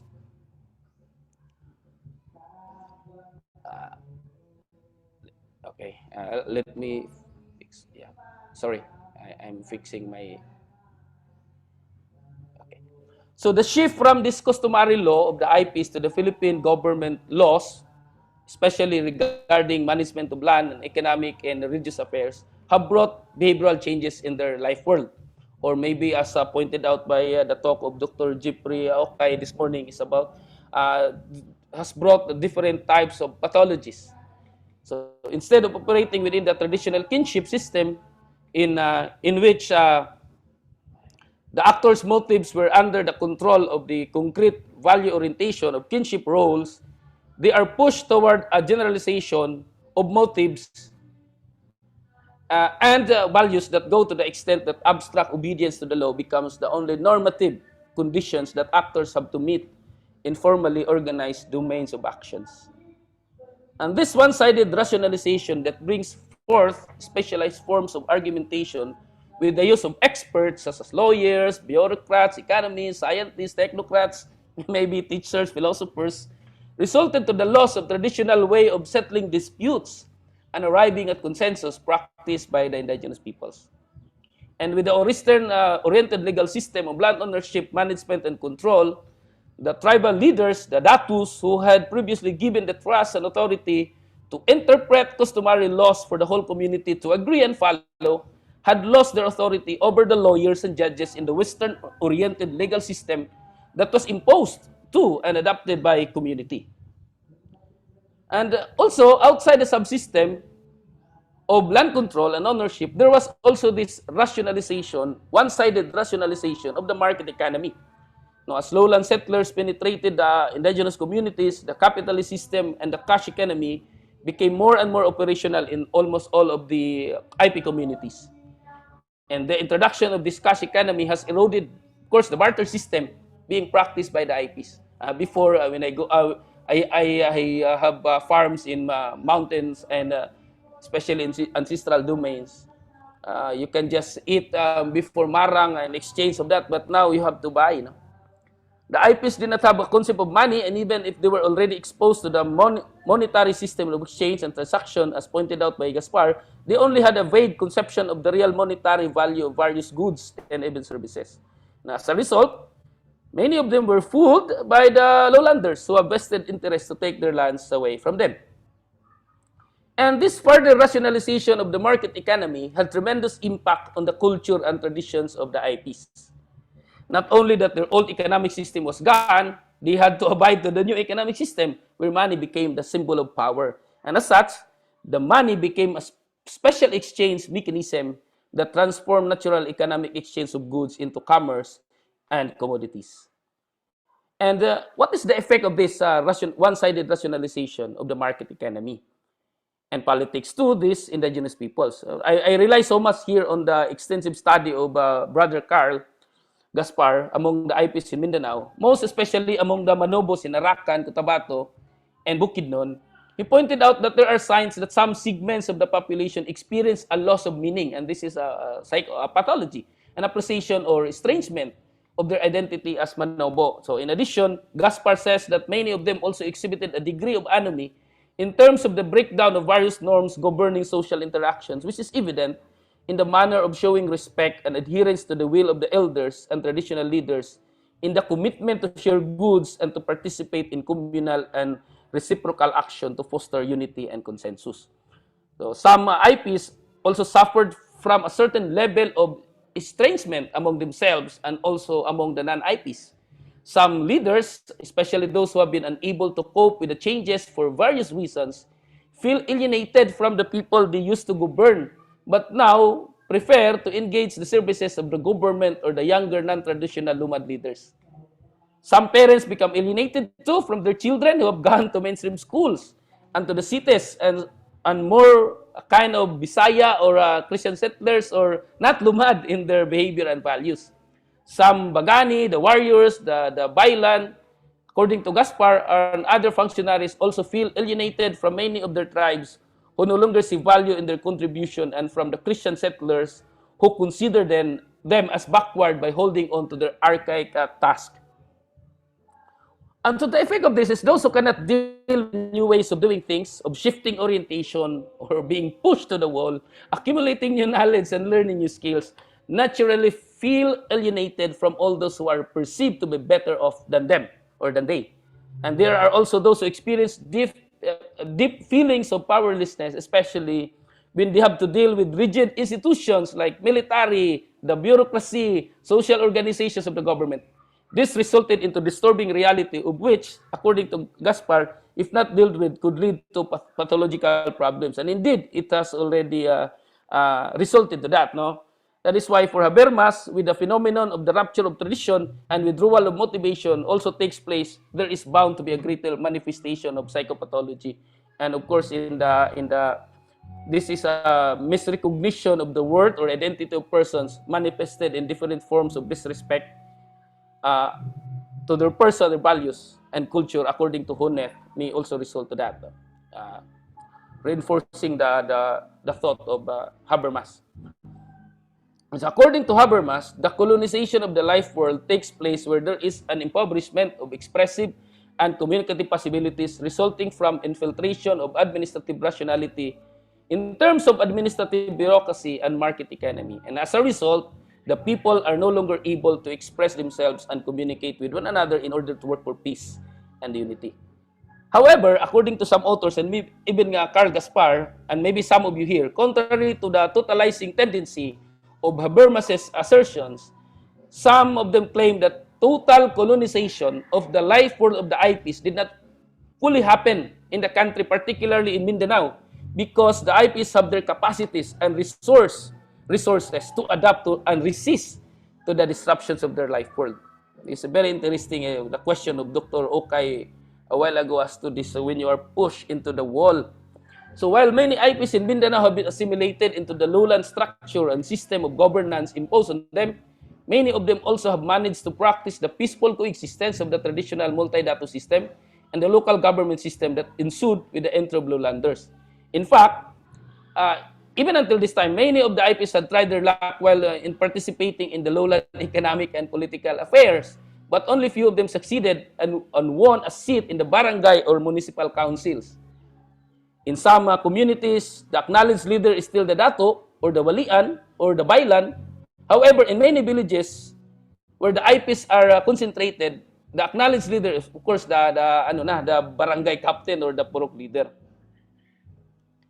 So in many cases, in the lives and experiences of the IPs, particularly here in Mindanao, this strategy did not work. And so in the history, the indigenous peoples, because they were pushed to the edge, they were forced to wage pangayaw. So many IP groups were involved in rebellion against the colonial governments and their cohorts. And according to Scott, these IP groups were classified under warrior societies, namely those characterized by a distinct warrior class, in which membership to this group is won by personal achievement, privilege, duty, and prescribed norms of conduct, and that requires for community leadership. In Mindanao, warrior tribes, according to Gaspar, include the Manubo Bagusan, the Cotabato, the Mandaya o Bagubo taga Mandaya, the Bagubo taga Kaolob Davao, the Blaan of Cotabato border, and even maybe I would add the Banwaon of Agusan del Sur. And there are some, in that book of Gaspar, there are some pangayo in the history. This is in the history, but in my immersion and fieldwork to many IPs communities, even later around 2000, early 2000, in some areas in Agusan, pangayaw are still present, and even here in Davao del Sur. So I do not have to read this because these are all examples of the assertion of the pangaya or the rebellion of the IPs because they were pushed to the edge. But there are also other responses, no? Maybe owing to that community action or maybe validity claims, there are other responses aside from this pangaya, no? And it's pointed out by Gaspar, and even in my field work, there are spaces where because of these advocates for IP rights were able to help indigenous peoples to advance their claims in the legal battle. The social movement that arose during the Marcos and even succeeding governments, they're supportive of the IP struggles. And there are also international campaign and the rise of this ecological awareness and the atmosphere of reform, even until this time, are some of the avenues where IP leaders, IPs, and even their supporters can engage the dominant force into a kind of dialogue to also advance their claims. And that is why, because of those examples, there is the creation of this IPRA law. So the decrees that have been passed fail to encompass all the needs of the IPs, primarily because of failure in implementation. As I've pointed out earlier, that there are a lot of laws, but the failure is in the implementation. That is why they see that a more comprehensive law is needed that seeks to stop prejudice against indigenous people through recognition of certain rights over their ancestral lands and to recognize and protect the rights of the indigenous people not only to their ancestral domain but to social justice and human rights, self-determination and empowerment, and their cultural integrity. That is why this law, the IPRA law, was created in 1997. And historically, IPRA, formerly known as Ancestral Domain Bill, was first filed in Congress sometime in 1987 under the Senate Bill 909, authored by Senator Santanina Rasul, Senator Joseph Estrada, and Senator Alberto Romulo during the 8th Congress, but was never enacted into law. So in the 9th Congress, Senator Rasul introduced Senate Bill number 1029 and Senator Macapagal Arroyo, they are still familiar people, introduced Senate Bill number 1849. However, the bill was never sponsored and deliberated upon in the floor. Year 1996, during the 10th Congress, Senator Juan Flavier, DOH, let's do it, sponsored the bill number 728, which meant that he has to defend the bill in all the Senate deliberations and discussions. And in his sponsorship speech, he discussed the legal basis for the bill, which can be found in the 1987 Constitution. And he also discussed the basic rights of the indigenous communities, the contents of the bill itself, and the immediate need of protection of the Filipino indigenous peoples. And despite difficult hurdles and amendments enacted in the Congress, which nearly brought the movement to its death, the House of Representatives finally approved the bill late in September 1997. And it was President Fidel Ramos who signed it into law on October 28, 1997. With the hope that it will officially end this discrimination, this oppression to the indigenous peoples. And this is the mandate of this, because of that IPRA law, the NCIP, or the National Commission for Indigenous Peoples, was created. And for me, this is the next part of the paper, because this is a very contested space for the IP. It's very nice mandate and the vision. And there is this functions really to serve as the primary government agency through which IPs and communities can seek government assistance. It's medium through which such assistance may be extended, and blah, blah, blah, no? All these things to review and assess conditions, etc. Very nice. Here is a bit more complicated, 1, 2, 3, 4, 5, to issue certificate of ancestral land or ancestral domain title or claim. This is a bit abused now. In my talk, I will present this, and also in my experiences. Of course, I cannot expound lengthily on all this given the interest of time. But the contention here is the NCIP as a bureaucratic Philippine agency for integration and assimilation. NCIP is used by government to really normalize and assimilate the IPs, not really give them self-determination. The chairperson of the NCIP is appointed by the incumbent president along with designated commissioners, usually for 3-year terms. Basically, this follows the kind of appointment that we have in the many offices in the government. While credentials and professional standards are strictly observed among ranks and files, the same standards oftentimes take a backseat to political nuances when considering executive appointment, prerogative of the appointing officer. So engaging in a political arena, here NCIP here is contested, as I would like to advance in this paper, because engaging in a political arena that is based on state sovereignty is problematic for indigenous peoples in many ways. However, given the kind of politics that we have, it is also impossible for these people to defend their rights and further their claims without having to negotiate with the state. So the political space in the NCIP is always contested, and it's a site of multiple struggles and resistances. Space here refers to shared political, physical, and discursive space that helps foster indigenous unity and identity, enables and constrains indigenous peoples, and reproduces existing power relations. And to capture the multiplicity and complexity of power contests and resistances taking place in the political space of the NCIP in particular and the Philippine bureaucracy in general, power struggles are described in terms of complex of sovereignty or validity of claims, discipline, and government. There are technologies of discipline imposed in the space of NCIP. But the NCIP, they can also develop this because they have this agency in this, they can also negotiate. And later on, I will present that. No? I think I would like to advance. No? Here, I would like to present the formation of paradoxical identity or maybe subjectivity to deal with contestations. So paradoxical indigenous subjectivities or identity formation follow from the power contest and the resistance they engender. Subjectivity is shaped by the way in which individuals' bodies or consciousness are acted upon by different disciplinary technologies. Identity in its common etymological meaning means sameness or sharing common origin or characteristics. This sameness is often asserted as an essence, hence it is construed as a kind of immutable constitution such that a nation like the Philippines is said to have been itself since the beginning, and it is the same today and will therefore be the same forever. So identity is something made, created, ascribed, invented, or constructed. But for Father Alejo, the Jesuit priest, he prefers the term generated. Thus, in the context of the IPs, identity formation or generation can take the form of a family or clan reunion, dancing to the tune of borrowed gong, or waging a pangayaw, or performing different rituals. It can be staged near boiling volcanic lake, maybe Mount Apo, maybe everywhere, sacred mountain, or even in the office.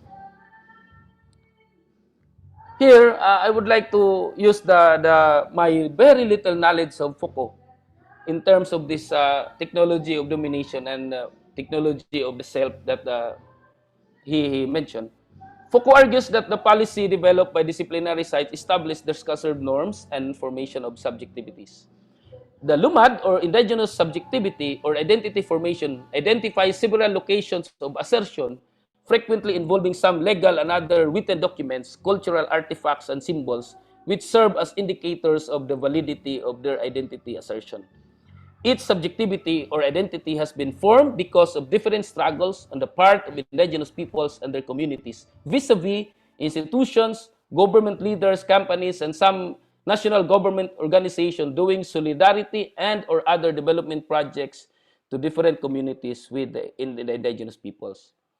So here, identity is a process. People have to create again what they have already created before, according to the different circumstances that they are faced with. For example, as asserted by Alejo, you would think that because a group of Manobo families had already retrieved their lost ancestral domain, or maybe gong, or awarded with their leaders with a CADTI, certificate of ancestral domain claim, the tribe wouldn't be reunited. Alejo says to some extent, yes, but then again, you would have some leaders feeling disgruntled just because other leaders had obtained the CADTI instead or ahead of them. So collective identity then could slide back, slip from grasp, escape our control, and deviate from an already set definition according to Father Alejo. In this paper, I advanced that NCIP as a contested political space for the IP. NCIP is a technology of domination by the state to the IP, but the IPs, especially the leaders, have developed self-technologies to deal with this domination. So in the process, some IP leaders who work in the NCIP also became agents of domination themselves and oppression, just like their masters in the Philippine government. But at the same time, when they are pushed to the wall, they can also switch subjectivity and behave as the victim. And in this paradoxical power struggle of IP leaders in the NCIP, many IP and even non-IP ordinary citizens have suffered. And I will present some of my points in my field work. Okay? One is the victims and victimizer power paradox. IP leaders are striving to emancipate themselves and their kins from their colonized position by participating in the NCIP and the Philippine political system. But the NCIP and its frame for indigenous participation are formed by the very state and its apparatus that colonize IPs to begin with. IP leaders cannot escape this when they enter the Philippine political system. But there are still many ways in which they can engage in resistance.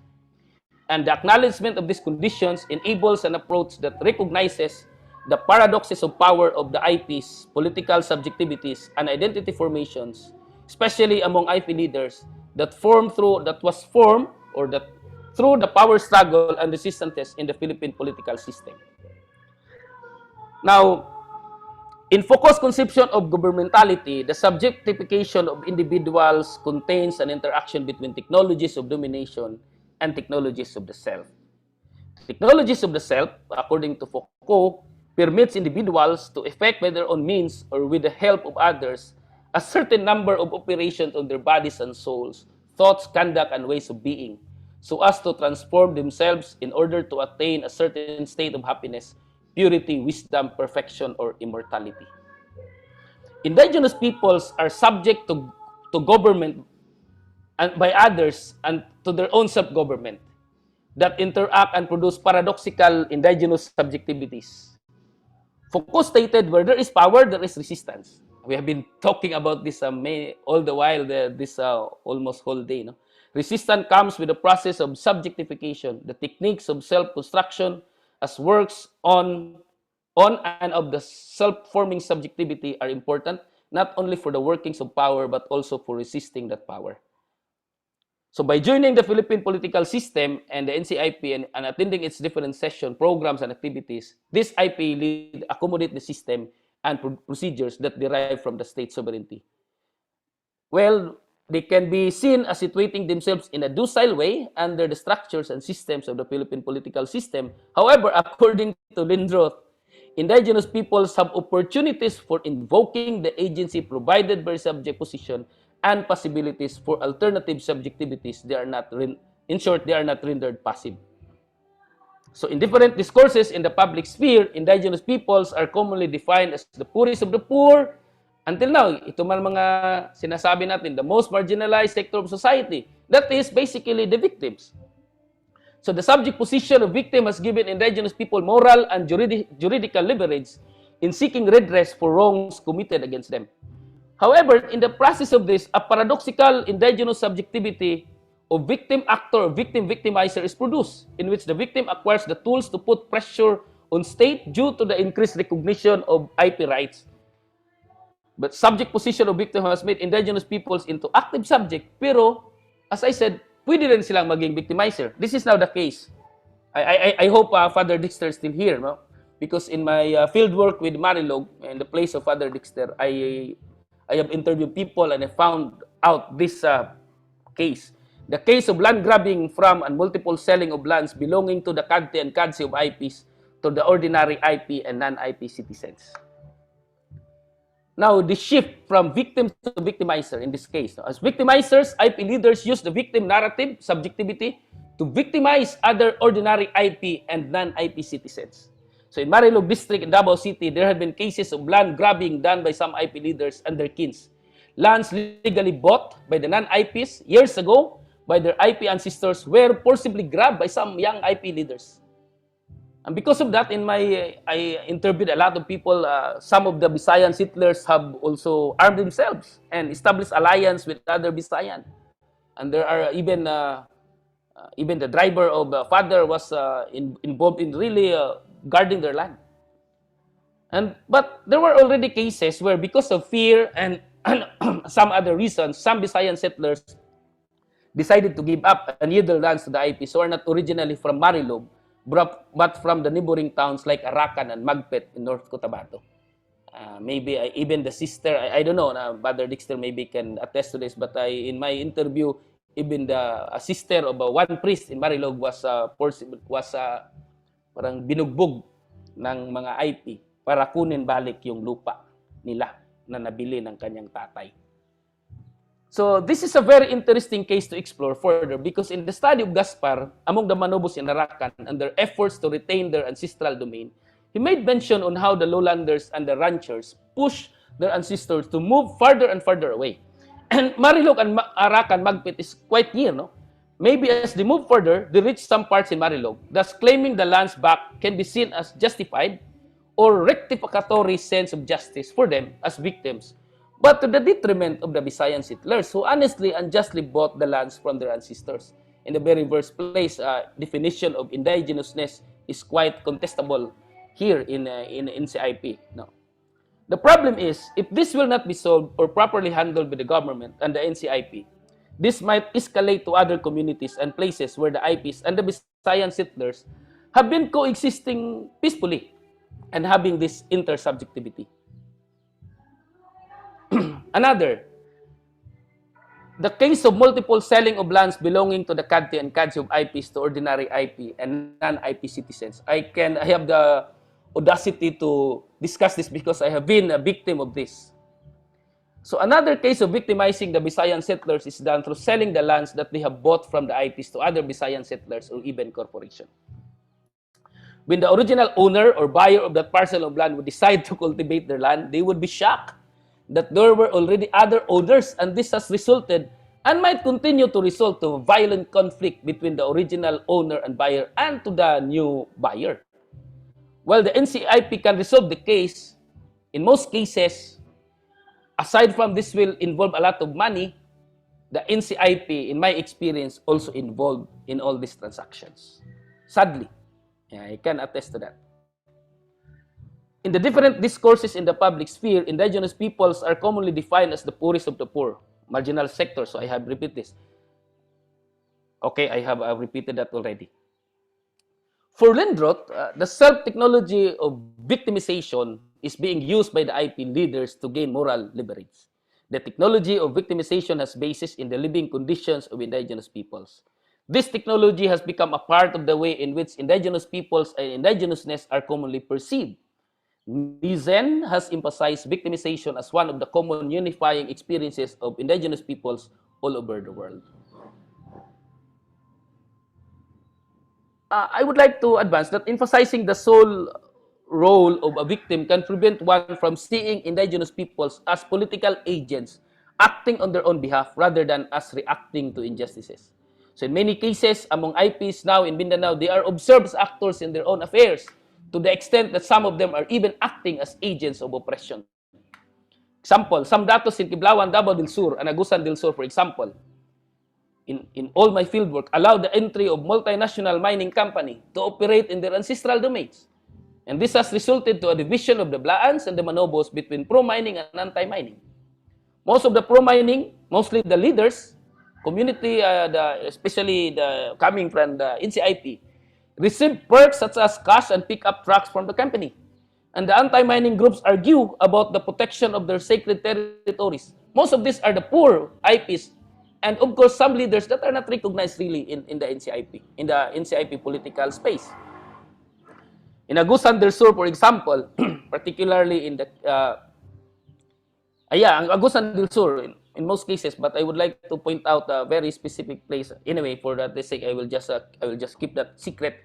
A supreme dato of the Banwaons who was awarded the Kadti was used by the mining company and the military to be their agent for the mining to advance and operate in that ancestral domain that he was awarded to. To be able to do this, he was instituted as a military.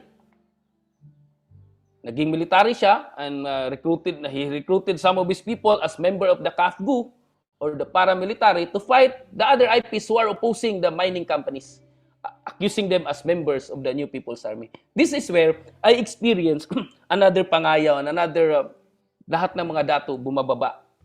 And I was there. Part of my exposure, I was invited as one of the negotiators together with the MEC and priest and the religious of the Good Shepherd Sisters. Many IPs now are aware about the IPRA law because of the education they receive mostly from the NGO, human rights, and church workers, and ito yung mga educators. They can use this law to protect their interests and also advance their agenda. Most NCIP personnel and tribal datos who benefited from the corrupt government practices have gained ideas and strategy how to make money by taking advantage of the law and their position to either forge alliance with corrupt government officials and businessmen to the detriment of their fellow IPs and their communities. That's another one. The another one is global, local and global paradox. In the global scale, indigenous peoples in the Philippines are members of a global movement. However, their demands are also local to a particular territory. The sovereignty struggles of IPs in the Philippines have produced paradoxical global, local, indigenous subjectivity. Connecting their local struggles to the global level gives indigenous peoples more leverage in dealing with the government than they would have if they are acting alone or just locally. Their common experience of colonialism and their common aims to be emancipated from states' domination and oppression bind indigenous peoples together globally. That is why for Nizen, these commonalities between, I have to admit, Sir Ryan, indigenous peoples have been more significant than their often strikingly different environments and social structures. The statements of indigenous peoples contribute to producing this global indigenous subjectivity within the political space of the United Nations Permanent Forum for Indigenous People. Example is like this, no? All of our struggle. This happened in indigenous in 2002 when there is this gathering of international indigenous leaders. All of our struggles are in common. Mr. Chairperson, dear brothers and sisters of the indigenous communities of the world, let me begin by saying that we have more similarities than there are differences. Our problems are the same. Our fundamental goals and objectives are the same. We are birds of the same feather, though who must fly together. Very nice, according to Mary Simat. From County Foundation, we support our brothers and sisters gathered here at the second annual Permanent Forum on Indigenous Issues, and we recognize that your struggle is ours. We do share the same history. Unity is the key to our cause, as well as we all move forward, walking in the footsteps of our ancestors. These solidarity movements with other IPs in the world, as well as with actors and institutions supportive of the struggles of the IPs, give impetus to the different emancipatory projects of the IPs in the Philippines and their sympathetic supporters. So indigenous identity as oppressed or victims can be used strategically to resist development projects, for example, and to link local communities to the international political arena and the global indigenous movement. Struggles and local demands for self-determination become legitimized and receive support on the international level, which challenges the states. But in some cases, there are leaders, not some, but in many cases that I have experienced, using the plight of their fellow IPs to enrich themselves. The implementation of international political and legal instruments concerning IPs, for example, the UN Declaration on the Rights of Indigenous Peoples, gives indigenous peoples increasingly better chances to collectively resist different forms of encroachment and to connect local struggles to global level. However, there are also situations where many IP advocates and IP leaders themselves forge alliance in the global IP solidarity movements to engage the international community to provide support to their local struggle in the areas of education, human rights, environmental education, and the like. And some of them were able to obtain financial support by bringing the local struggle to the global solidarity movements. However, the funds were not utilized for projects and activities which will empower and sustain communities. I say, while they criticize the government for being corrupt, they too participate in the corruption processes. Another paradoxical power struggle is traditional and modern. Tradition is a feature closely associated with indigenous peoples. In fact, in many occasions, whether civil or religious in nature, where IPs are involved nowadays, opening and closing ceremonies have traditional Thanksgiving prayer or ritual performances involving the tribes in the community. This is part of accommodation. During celebration of barangay or municipal day or fiesta, there are IP participation and meron pa ngang IP day na solely dedicated for the IP. And in some missionaries that I've experienced in the mountains during celebration of the Holy Eucharist, and maybe even some liturgical celebrations in some Protestant churches that I also witnessed, it is not uncommon this time to see the integration of indigenous rituals, panubad, panawag-tawag, etc., other rituals as part of the whole religious activities. At the same time, IPs also have embraced the celebration and activities of the Christian settlers, especially those who have been proselytized while retaining some of their indigenous traditions. Hence, here in the power struggle over how indigenous people should be governed or how they should govern themselves and what indigenousness means in the process has produced paradoxical indigenous subjectivity, one with both tradition and modern elements. Being an indigenous representative in the Philippine bureaucracy entails a paradoxical tension between tradition and modernity. Indigenous status, with its close relationship to land and separate traditions, can be employed in the struggle against further violations of that land and traditions. In fact, this narrative, this indigenous belief can be a very good resource to advance our ethics, environmental ethics.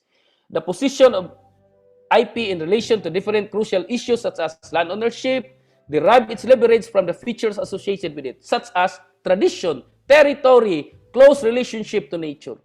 But paradoxically, when indigenous peoples base their claims on the maintenance of tradition, especially in this modern period, indigenousness becomes positioned against modernity and development that is set and defined in the modern parlance. However, being the political actors in the Philippine political system, indigenous leaders, especially in the NCIP, start to move away from the very traits of indigenousness that give them leverage. Their political subjectivity in the Philippine bureaucracy contains both traditional and modern elements that enable indigenous people to act what is non-indigenous political system and combine this experience with traditional indigenous practice. But still, in many cases, this is advantageous to them because they can just switch from tradition to modernity and vice versa, depending on the nature of the issues or the people involved. So who are the actors involved in all this development of strategic identity formation and even the paradoxical identity formation? Number one is the government. We have the corporate actors, non-state actors, the NGOs. I would like to advance part of the government, the military, business, but also the NGOs, the NPAs are also very actively involved in this. And of course, IP themselves. Now, my conclusion, parang matapos na ang ito. Can I still be heard, Doc Ana? And the rest? Baka I'm talking pero hindi pa. Loud and clear. That. Okay, thank you. I'm now in the conclusion. First, the unstable political conditions in the country brought about by its colonial past, patronage politics, and weak institutions and systems of governance have allowed corporate actors to operate in the ancestral domain of the IPs without sincere and transparent process of getting the consent of the IPs. But the NCIP, who benefited in these corrupt practices, have also become corrupt to the point that they favor the companies and corporations to the detriment of some ordinary IPs and non-IPs. I said I have the audacity to say this because I experienced this, and even I have lots of friends who are IPs who are also very against this practice of NCIP. I can say a lot of case points in Bansalan, wherever huge hectares of land are owned by politicians and businessmen, and even their own IPs cannot own a small parcel of that land. Second, because of the systems of governance that are clouded with selfish motives and advancement of personal interests of some politicians and businessmen at the expense of the IPs, there was paralysis in the delivery of basic social services. And this failure from the government opened doors for non-government organizations, church organizations, and even those organizations that are connected with the left to implement programs and projects and other basic social services for indigenous people to empower them, be self-sufficient, and be assertive about their rights. And third, because human rights abuses are often present and rampant when there is massive militarization in the mountains, the situation provided impetus for the leftist insurgents to also advance their ideological indoctrination mechanism to the IPs who are already vulnerable and weak. So basically, they would like to cling to them for support and protection. And fourth, in the power dynamics of these dominant actors, the IP themselves become the victims, hence the collateral damage in the power struggle between the government and the leftist insurgents, including this NCIP, some NCIP leaders. But they have also developed adaptive capacities and strategic identity formation to respond to these challenges. Now, my reflection as to the future direction.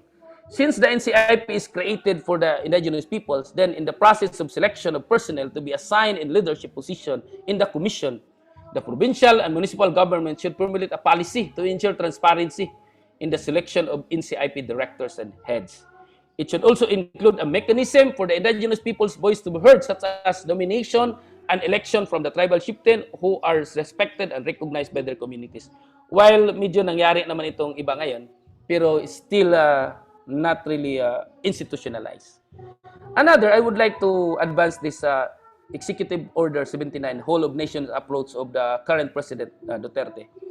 President Duterte issued Executive Order number 70 in December 2018, establishing a whole of nations approach in ending local communist and armed conflict through creation of national task force. Why I included this? Because a lot of this local communist conflict happened in IP territories. And in the study of, in the dissertation of now General Escobar, my ahead of me in the USEP, 80% of these warriors in the NPAs are coming from the Lumad. So as a matter of state principle and policy as mandated by the Constitution, the government shall maintain peace and order, the protection of life, liberty, and property, and promote the general welfare. And consistent with the objectives of the Philippine Development Plan for 2017 to 2022, apit na mahuman, the attainment of inclusive and sustainable peace through peace-building initiative is optimal in this presidential directive. The whole of nation approach as directed by the President is essential for this peace framework to become workable, effective, and beneficial. Very, in my experience, really, no, this is not to say that I'm biased, but in terms of infrastructures and a lot of development projects, unlike before when I did my dissertation in Agusan, when I went to the mountain 3 days and 3 nights, including habal-habal, kabayo, and baktas, ako lang daw nakapunta doon. Wala talagang gobyerno nakapunta doon. When I brought some of this, wala talaga. That is why it's true that they are so, except sa NPA, doon sila, nakapunta talaga sila doon. They are part of that community. But now with the whole of nations approach, there is, before kasi parang may competitions yung government ba? Ito lang si DOH, ito lang si DSWD, sila lang parang magpa-actor doon sa community. But this time, there is this coordination and collaboration, including the military and the PNP. This is why I have, as I said, have lands in the mountains. And parang yung mga, yung mga developments sa farm to market roads are being there, very visible. So it is now the time for government and people to make calibrated steps to thwart this narrative of failed ideology that cannot seem to work in this country. While the CPP, NP, NDF had exhausted varied means of declaring one-sided reports with fabricated facts and figures portraying a negligent and abusive government and security forces to the international community, a consolidated blueprint based on truth and unbiased publicity is extremely necessary, and no other sector of society is best to lead such strategy than the government itself. I'm talking now in this current administration. The president had made a calculated and strategic move in establishing this approach to a peace framework and to achieve sustainable development. In fact, the Bangsamoro and ngayon lang nangyari. Of course, what is the future of this whole of nations approach under Duterte? It has yet to be seen. Nag-start pa tayo, but now, tapos na yung term niya. But now, for me, we need to be active in, number one, monitoring the honest and thorough implementation of EO70, crafting of a comprehensive framework of assessment of outcomes na medyo visible talaga. EO70 gives birth to NTF, LCAC, or the National Task Force to End Local Communist Armed Conflict. And local communist armed conflict mostly happen in the IP, as I said. Thus, ending conflict through programs and services rather than wars will definitely help the IQ communities in many ways. So, thank you so much for your indulgence in listening to a very lengthy presentation. Thank you. Thank you so much, Dr. Chair.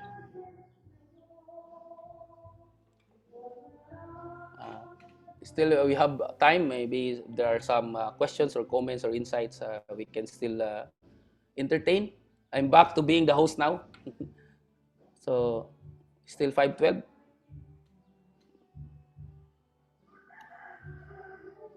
Sir Roger, Yes, Doc Jeff.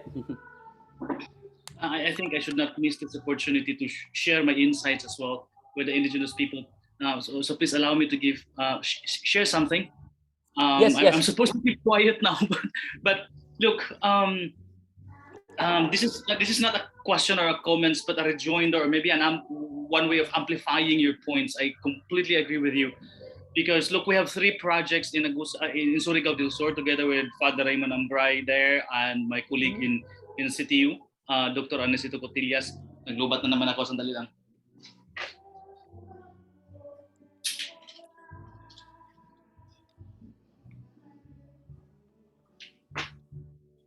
So we did research about the Mamanua and Manobo people in Lobo, Cantilan, and Pantukan, Carrascal. And look, this is part of my project, Critical Theory at the Margins. I'm trying to appropriate a Western model of critical theory in the periphery in the Philippines. And part of my thesis is that one of my theses is the claim that some of the sources of resistance in the contemporary society are those people at the margins, the peasants, the indigenous people. And so I had a tendency before to be, to try to romanticize the indigenous people until I visited the community and I realized I was wrong. Because look, what happened was, and one of the reasons why I'm sharing this experience, because this is one of the beautiful points in critical theory, the idea of immanent critique. You do not create solutions to prefab solutions to the problem in your armchair. You have to go to the community and observe what's going on there. So that is why I'm doing applied philosophy lately, critical theory to the margins. And so my bias was, I thought, and we heard about struggles for recognitions in Surigao in terms of cultural identity and reclaiming their lands. And so my point is, I thought from the very beginning that all of the indigenous peoples in Surigao del Sur are against mining, are against the agents of globalization, so to speak, there. And so we had the funding, 720,000 pesos from CTU, Cebu Technological University, and we had all the resources to go there and conduct our field work. And yeah, so we have 3 projects. The other one we have to, I told my friends, Dr. Anesito Cotillas, I told him, we have to defend our case. This project will not proceed because we don't have the data. Because when we get there, because the project is all about resistance and something like the way in which the indigenous peoples, they resisted forms of globalization.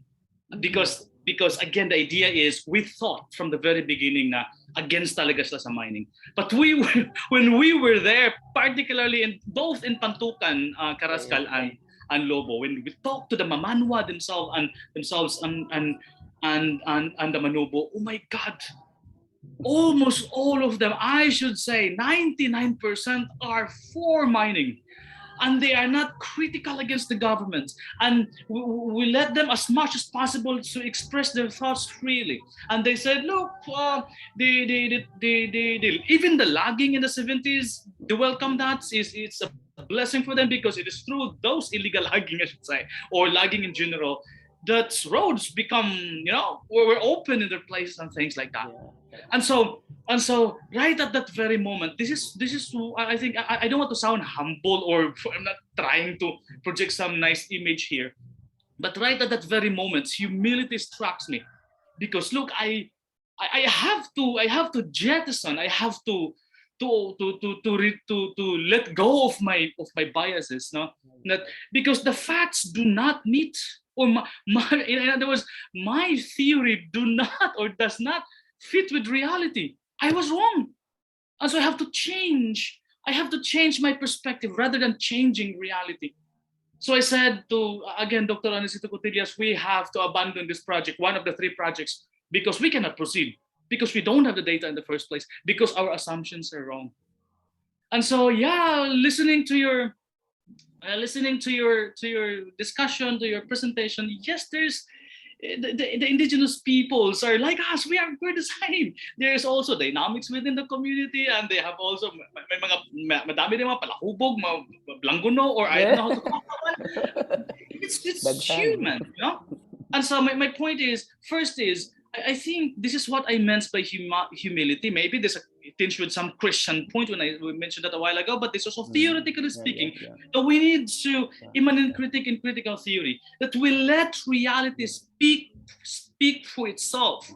And only when you understood the entirety of the situation, you are in the best position to offer some judgments, solutions to the problem. And second is, I think we have, based on my wrong assumptions, that I should say, humble enough to accept that I was wrong. I think we should not over-romanticize our own positions. That was my position before. I just returned from Australia, and I said, I'm the best critical theorist in the Philippines. I have read Marcuse, all the works of Marcuse, and all things like that, and blah, blah, blah, blah. But I was wrong. So when I let reality speak for itself, that's it. I realized that, look, these critical theories are so brilliant, that when they go to the community, they leave their philosophical baggage, the biases behind, and let reality speak for itself. I think the same experience, or the same insights applies to your experience. And lastly, I am sharing this for this insight for our young scholars here. I hope, of course, they're the next leading figures in the fields. I hope we also have that kind of attitude. Thank you so much for the opportunity, Sir Roger. Yeah, thank you so much also, Sir Jeffrey, for your addition. I don't have to add more. I just want to thank you for affirming some of my reflections and discovery in the ground. Thank you, sir. Are there any more comments, or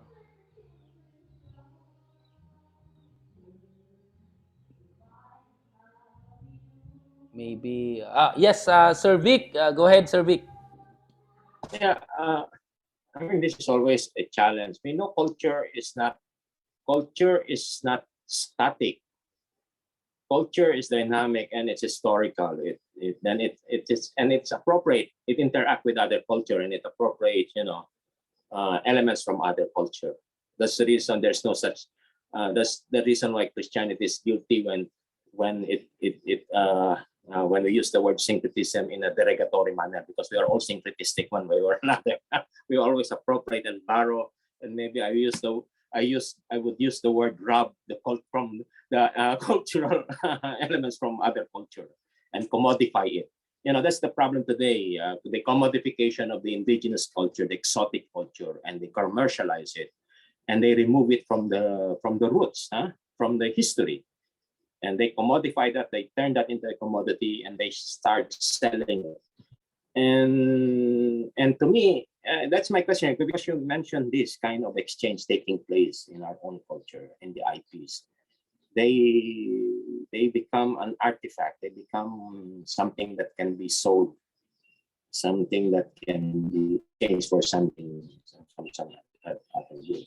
Now, my question is, how do we escape from that? How can the indigenous community be emancipated from that consumerism and assert that this is our culture, this is ours? Because I think what is happening, it's a relationship between a minority group, perceived minority group, and a perceived powerful group. Again, there's a power differential, and that's the reason how the IPs are treated. They're perceived to be weak. And I have also a problem when we use, I'm still struggling with this word IPs, because we are all lumad. We are not like the IPs in some other countries, right? I mean, the issue here, I don't know, in Mindanao, there's a reason, I was in a group where they introduced the concept of tri-people. You have the Christian settlers, then you have the Moro, and you have the Lumad. And then they said, this is not really based on ethnic or racial, but rather based on cultural, cultural identity. So again, it's a question, how do we appropriate when something has been taken from us? That's a very difficult. When you asked the question, I saw Sir Jeffrey Okay responding to maybe Sir Jeff. Can you help me with that? You are the most you are the most I think the most expert person to answer that. Maybe I only share my own reflection, but maybe in terms of theoretical, you have plenty. Yeah. Yeah. Honestly, I'm not yet in the best position to offer some, insights on that. I'm still figuring out how we can address this, penetration and inclusion of indigenous culture by global forces of globalization. We're still struggling with that as well, Sir Roger. Yeah, it's true. In my dissertation, I tried But you have to point that contend with, out. but you have to contend with the question of Sir Vic, because Yeah. that's part of your. A kind of what is this self-determined development for me really. Borrowing from that reflection that I had in my dissertation, and this time, maybe if we can just how should I say this now? If we can just honestly provide space for indigenous peoples to really craft their own development, and it must be coming from them, and really and the government or those who are supposed to help them will just be there to support, but without really intervening and in imposing a kind of this is what and this is what.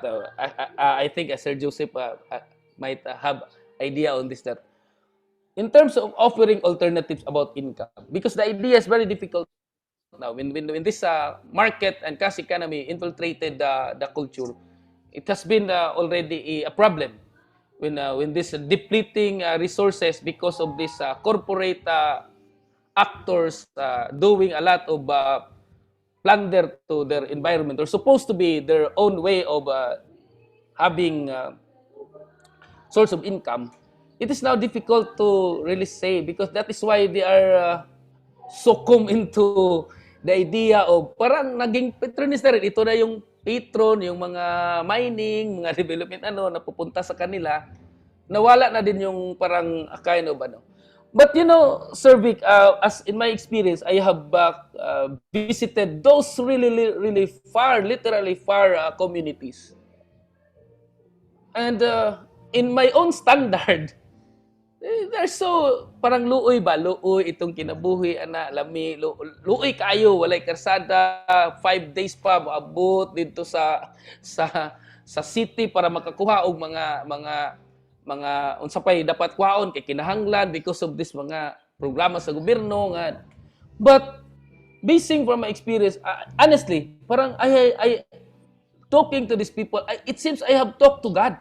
I have talked to Jesus. They're speaking in parables na para bang mawala. That is why until now, the moment I am parang mawawala ako sa sarili ko in terms of mga stress, I go to these communities and talk to these people. Parang siguro ganyan, parang hayaan nyo lang sila kung pwede.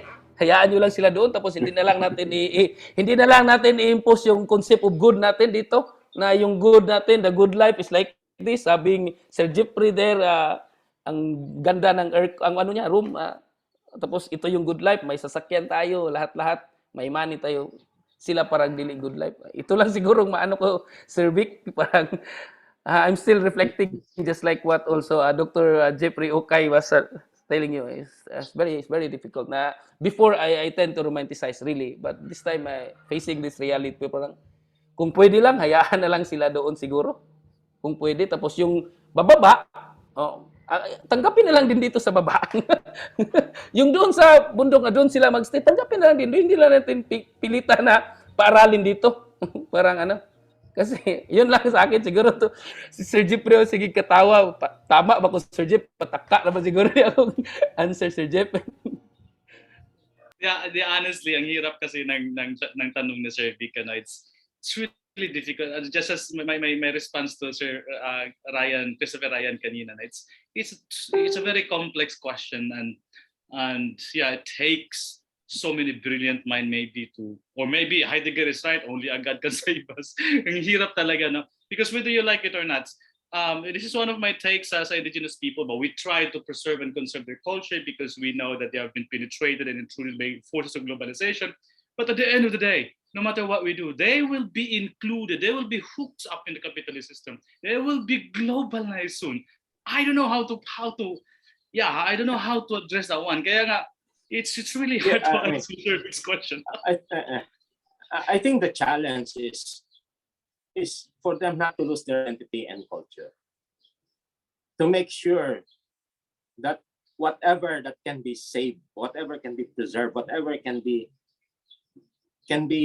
emancipated from commercialization, globalization, should be attempted. But it should not be attempted by outsider. It should be done by people who are affected, and this is a challenge sa atin because we want to be good, we want to help, but we are the one doing it for them, and that's Sir Vic, I don't Sir think Vic, may ano ako sa inyo ba? Diba? Yung ganun ba? For example, in one of the areas that I bought, ang practice doon is parang nag-spray yung mga herbicides ba? This is practiced by the lumad. Tapos may mga GMO na kasi nga para sa kanila madaming income, etc. Tapos as if ako na naging IP, Sir Vic, ako na naging IP because I tried to provide a counterculture. Hindi ko pinutol yung mga mga pine trees. I tried to plant anthurium at the bottom para makita nila nga dili man kinahanglan gulay lang tanan ang maka-income, pwede dili putlon ang mga pine trees kaya i-preserve na to. Tapos they were not able to see also during this kanang I joined this, we call that in Visayas here in our community, losong, yung bang kabayanihan. Yun bang when you hire a lot of people to work in the farm, medyo magasto nga, pero they were not able to point out the beauty of this when people come together, when they work and they share stories of aspirations. Parang nawala na kasi gusto herbicide na because of income. Yung sabi ni Sir Jeff na globalization. Pero ang nangyari kaso ngayon, sir, is parang sila ang nawala ng identity. In some of my experiences lang sila, hindi naman lahat. Ito sa community na ano ko. Ako ang naging IP, ako ang naging balikan natin yung nakaraan ninyo. Ito yun. Parang ganun, sir ba? It's kind of hard on my part also.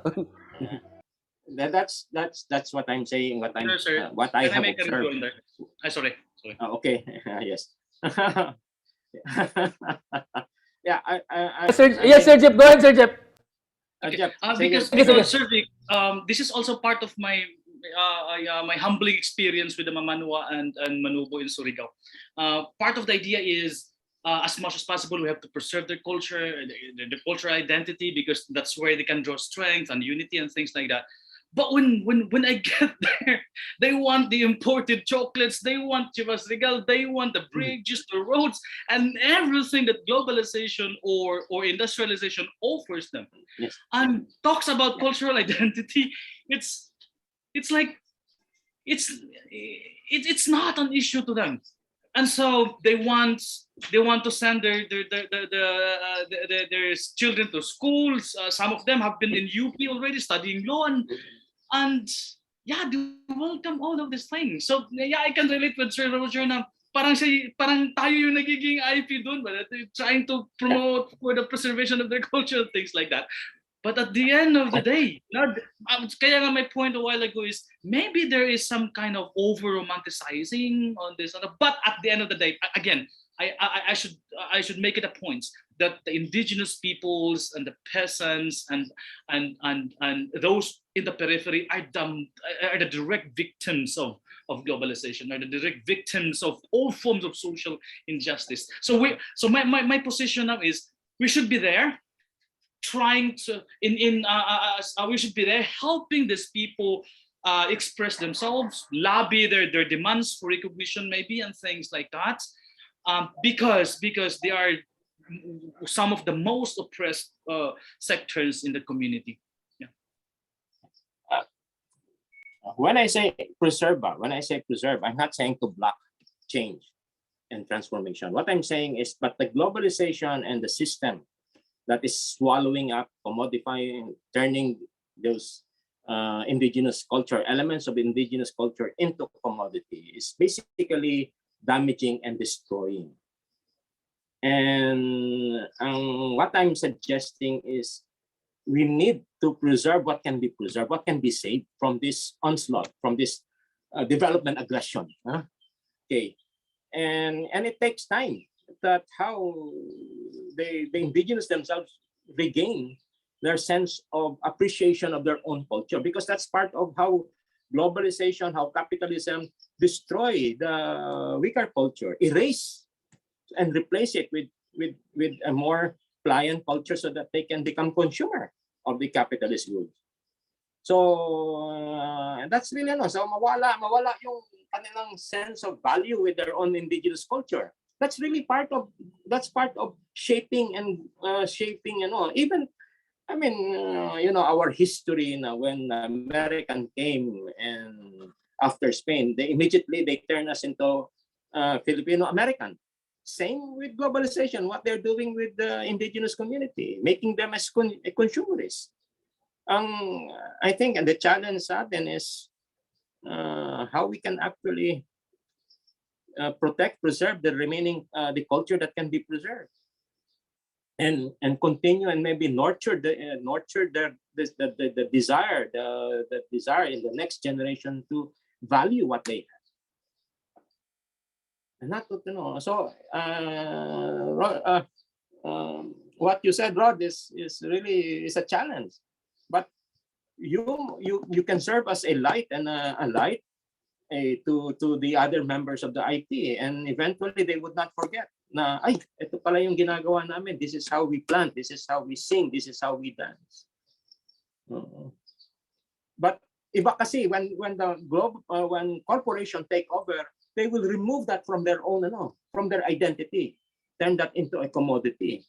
So mawala na yung the story, the meaning behind those symbols, those music, those performative activity. Mawala na meaning nun because it's already been removed.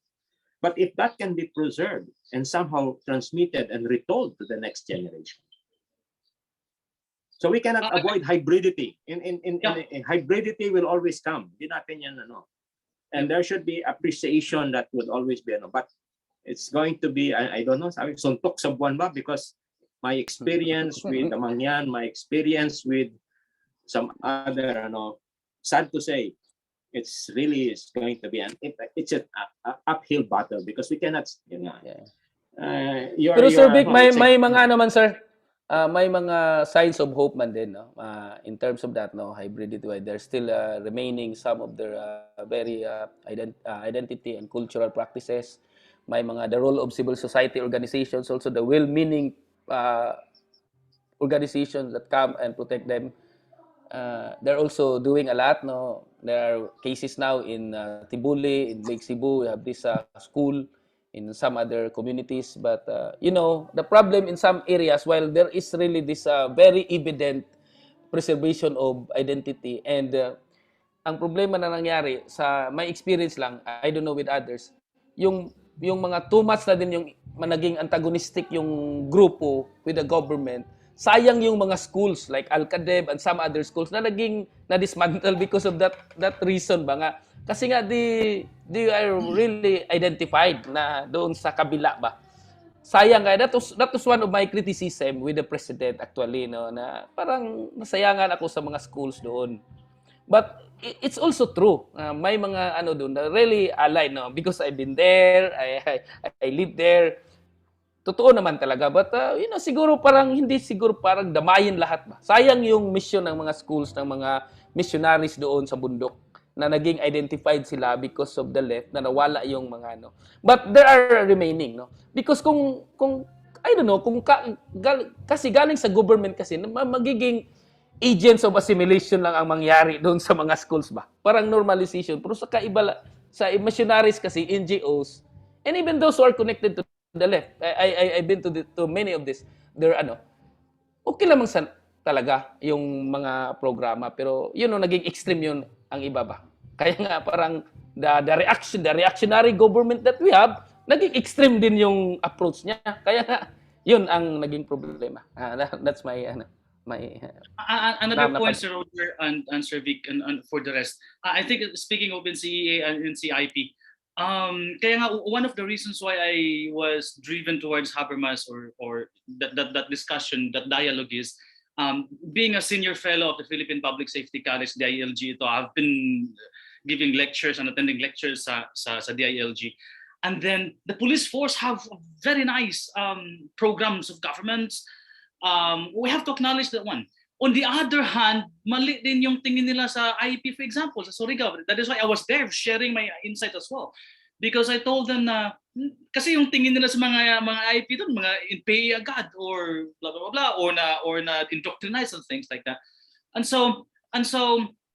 on the other hand, we I should say, on critical theory, or those who are at the left, have also a very nice position. So, but the thing is, these two camps don't meet halfway. They've been shouting against each other without, I don't know if that's possible, but yeah, I don't know, but maybe if we could, if SES can organize a conference, invite the people from the ILG, okay, lay down your programs and we will lay down ours as well. I don't know if that's possible in the future. Because again, they have a very bad image of the DILG has a very bad image of the IP people. Lalo na sa Surigao, pag sinabing Alcadeb, in PA agad yun, or mga, you know what I mean?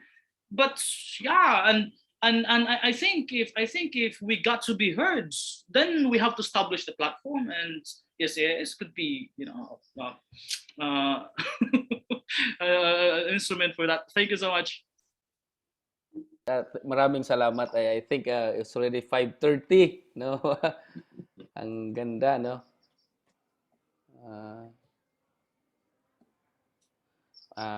There are some questions here coming from my good friend Al Kilyupi of NDMU.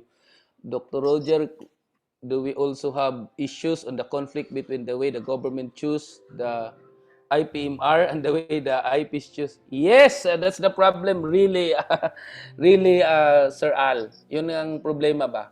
Kasi parang ang problema kasi in most cases, parang ginamit talaga yung mga IP na parang maging yung pwede nilang gamitin. But that is why my recommendation is for the NCIP and even the IPMR to really allow the community participation in the selection.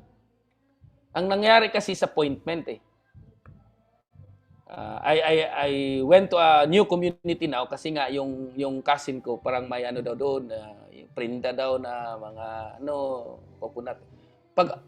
When I went there, is a group of taga-Kaulo somewhere in Sarangani. Yung IPMR nila hindi taga-Kaulo. Yung isang taong parang very strong and very who have fought the NPAs there, who helped the place parang naging peaceful. Siya yung ginawa na na IPMR at saka IP leader doon. So, really see, parang may problema. Actually, Sir Al.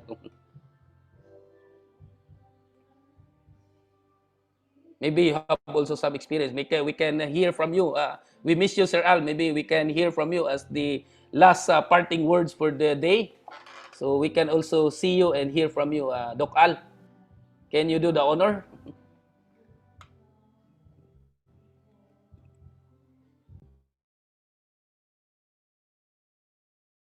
File pala.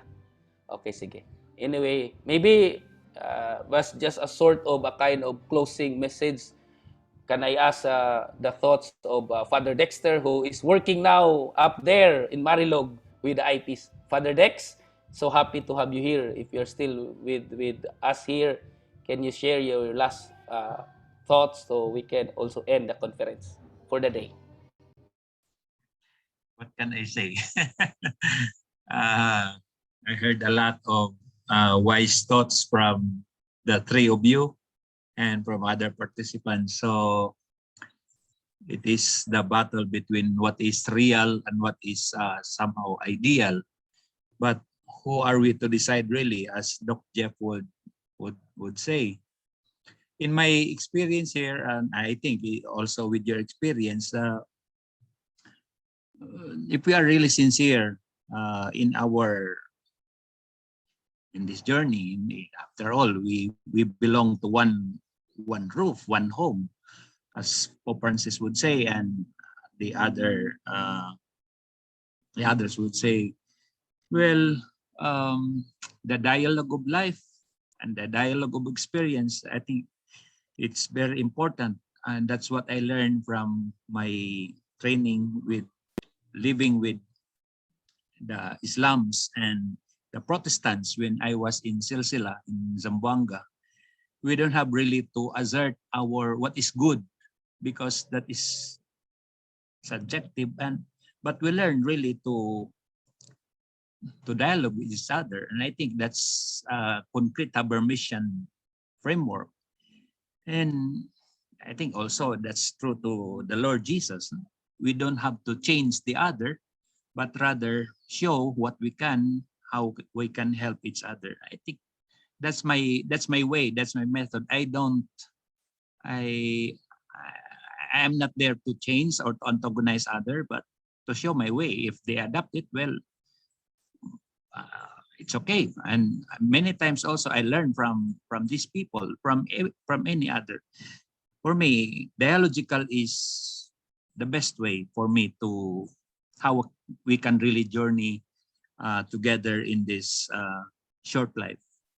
So thank you for your sharing, for your very expansive research. Thank you, Sir Jeff, Sir Father Dex, Sir Jeff, Doc Vic, and the rest of all of the participants. Thank you also, as usual, my very dependable partner and Engineer Nelson for the technical, and now I have a new partner in the school, Dr. Ana Serbo, the Director of Research, and of course the SES family for this. No?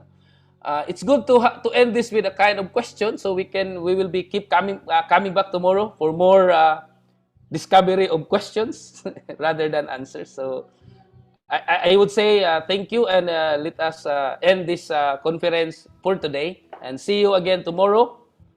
We'll start again by 9 with the same link that that was provided to you. I hope to also hear from you again tomorrow in the exchange of ideas. Thank you so much, and God bless to all of us. Thank you, Doc Roger. Thank you, Corieso. Thank you, everyone. Yes, thank you. See you. Thank you, everyone. Thank you, everyone. Thank you.